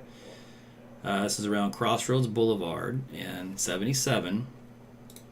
The path on this particular QLCS tornado, if it holds together and develops, is Del City 1147, Midwest City 1148, Nakoma Park 1153, Choctaw 1156, Hera just around midnight, and of course Valley Brook right now. So this is the a new tornado warning that has been issued due to a QLCS development. The storm is moving to the east at about 60 miles per hour. Now, outside of this small region of weak circulation is the strong straight line winds, all in this area, that again have wind speeds up around 80 to 90 to near 100 miles per hour, about 1,000 feet off the ground. And so at the surface level, they've been measuring so far in excess of 70 to even 80 miles per hour. We can look here at some of the other data that's coming in. Let's see here. And we'll also look at that little circulation area around Valley Brook. Again, weak right now. The winds so far coming down just a little bit on 44 just north of Newcastle, not nearly as strong here at the surface, which is around 500 feet. Take a look at another radar view here from the terminal Doppler weather radar. And we'll also look at this Valley Brook circulation area. Still on the north side. still weak in that area. This is really mainly for the damaging wind. AT, we got power flashes. We are 240 going eastbound near May. We just saw the warning go up. I do see power flashes. We don't, that's it for the time being. I can't tell if it's straight line winds or if it's a tornado, but there's something just to our southeast, which would be right in the Valley Brook area. Okay, so they're seeing some power flashes from these strong winds here. You see these areas that show up here in orange along the leading edge of this line. These are winds in excess of 70 miles per hour, so 75, measured here at only 300 feet off the ground. So in other words, that's a true measurement of surface wind for this particular event. Now we try to look for the circulation center as far as the QLCS potential tornado situation. Like I said, it's very, very weak. We had a little circulation that started on the north side of Valley Brook, and it moved actually right here, not even on the track of the warning, but it's so weak and diffuse you can even barely make it out. So I think really a lot of this is going to be straight line winds from this particular storm, but the tornado warning at least will remain until they cancel it or just let it expire. What the Weather Service is talking about is the fact that the swath of winds is really what they want to drive home. But typically a tornado warning will get much more attention than a severe thunderstorm warning when you do have damaging winds. So that's another kind of way to look at it. All right, let's see. Let's look at a couple of the winds here. By the way, the probability of a tornado is at 83%, which has increased as this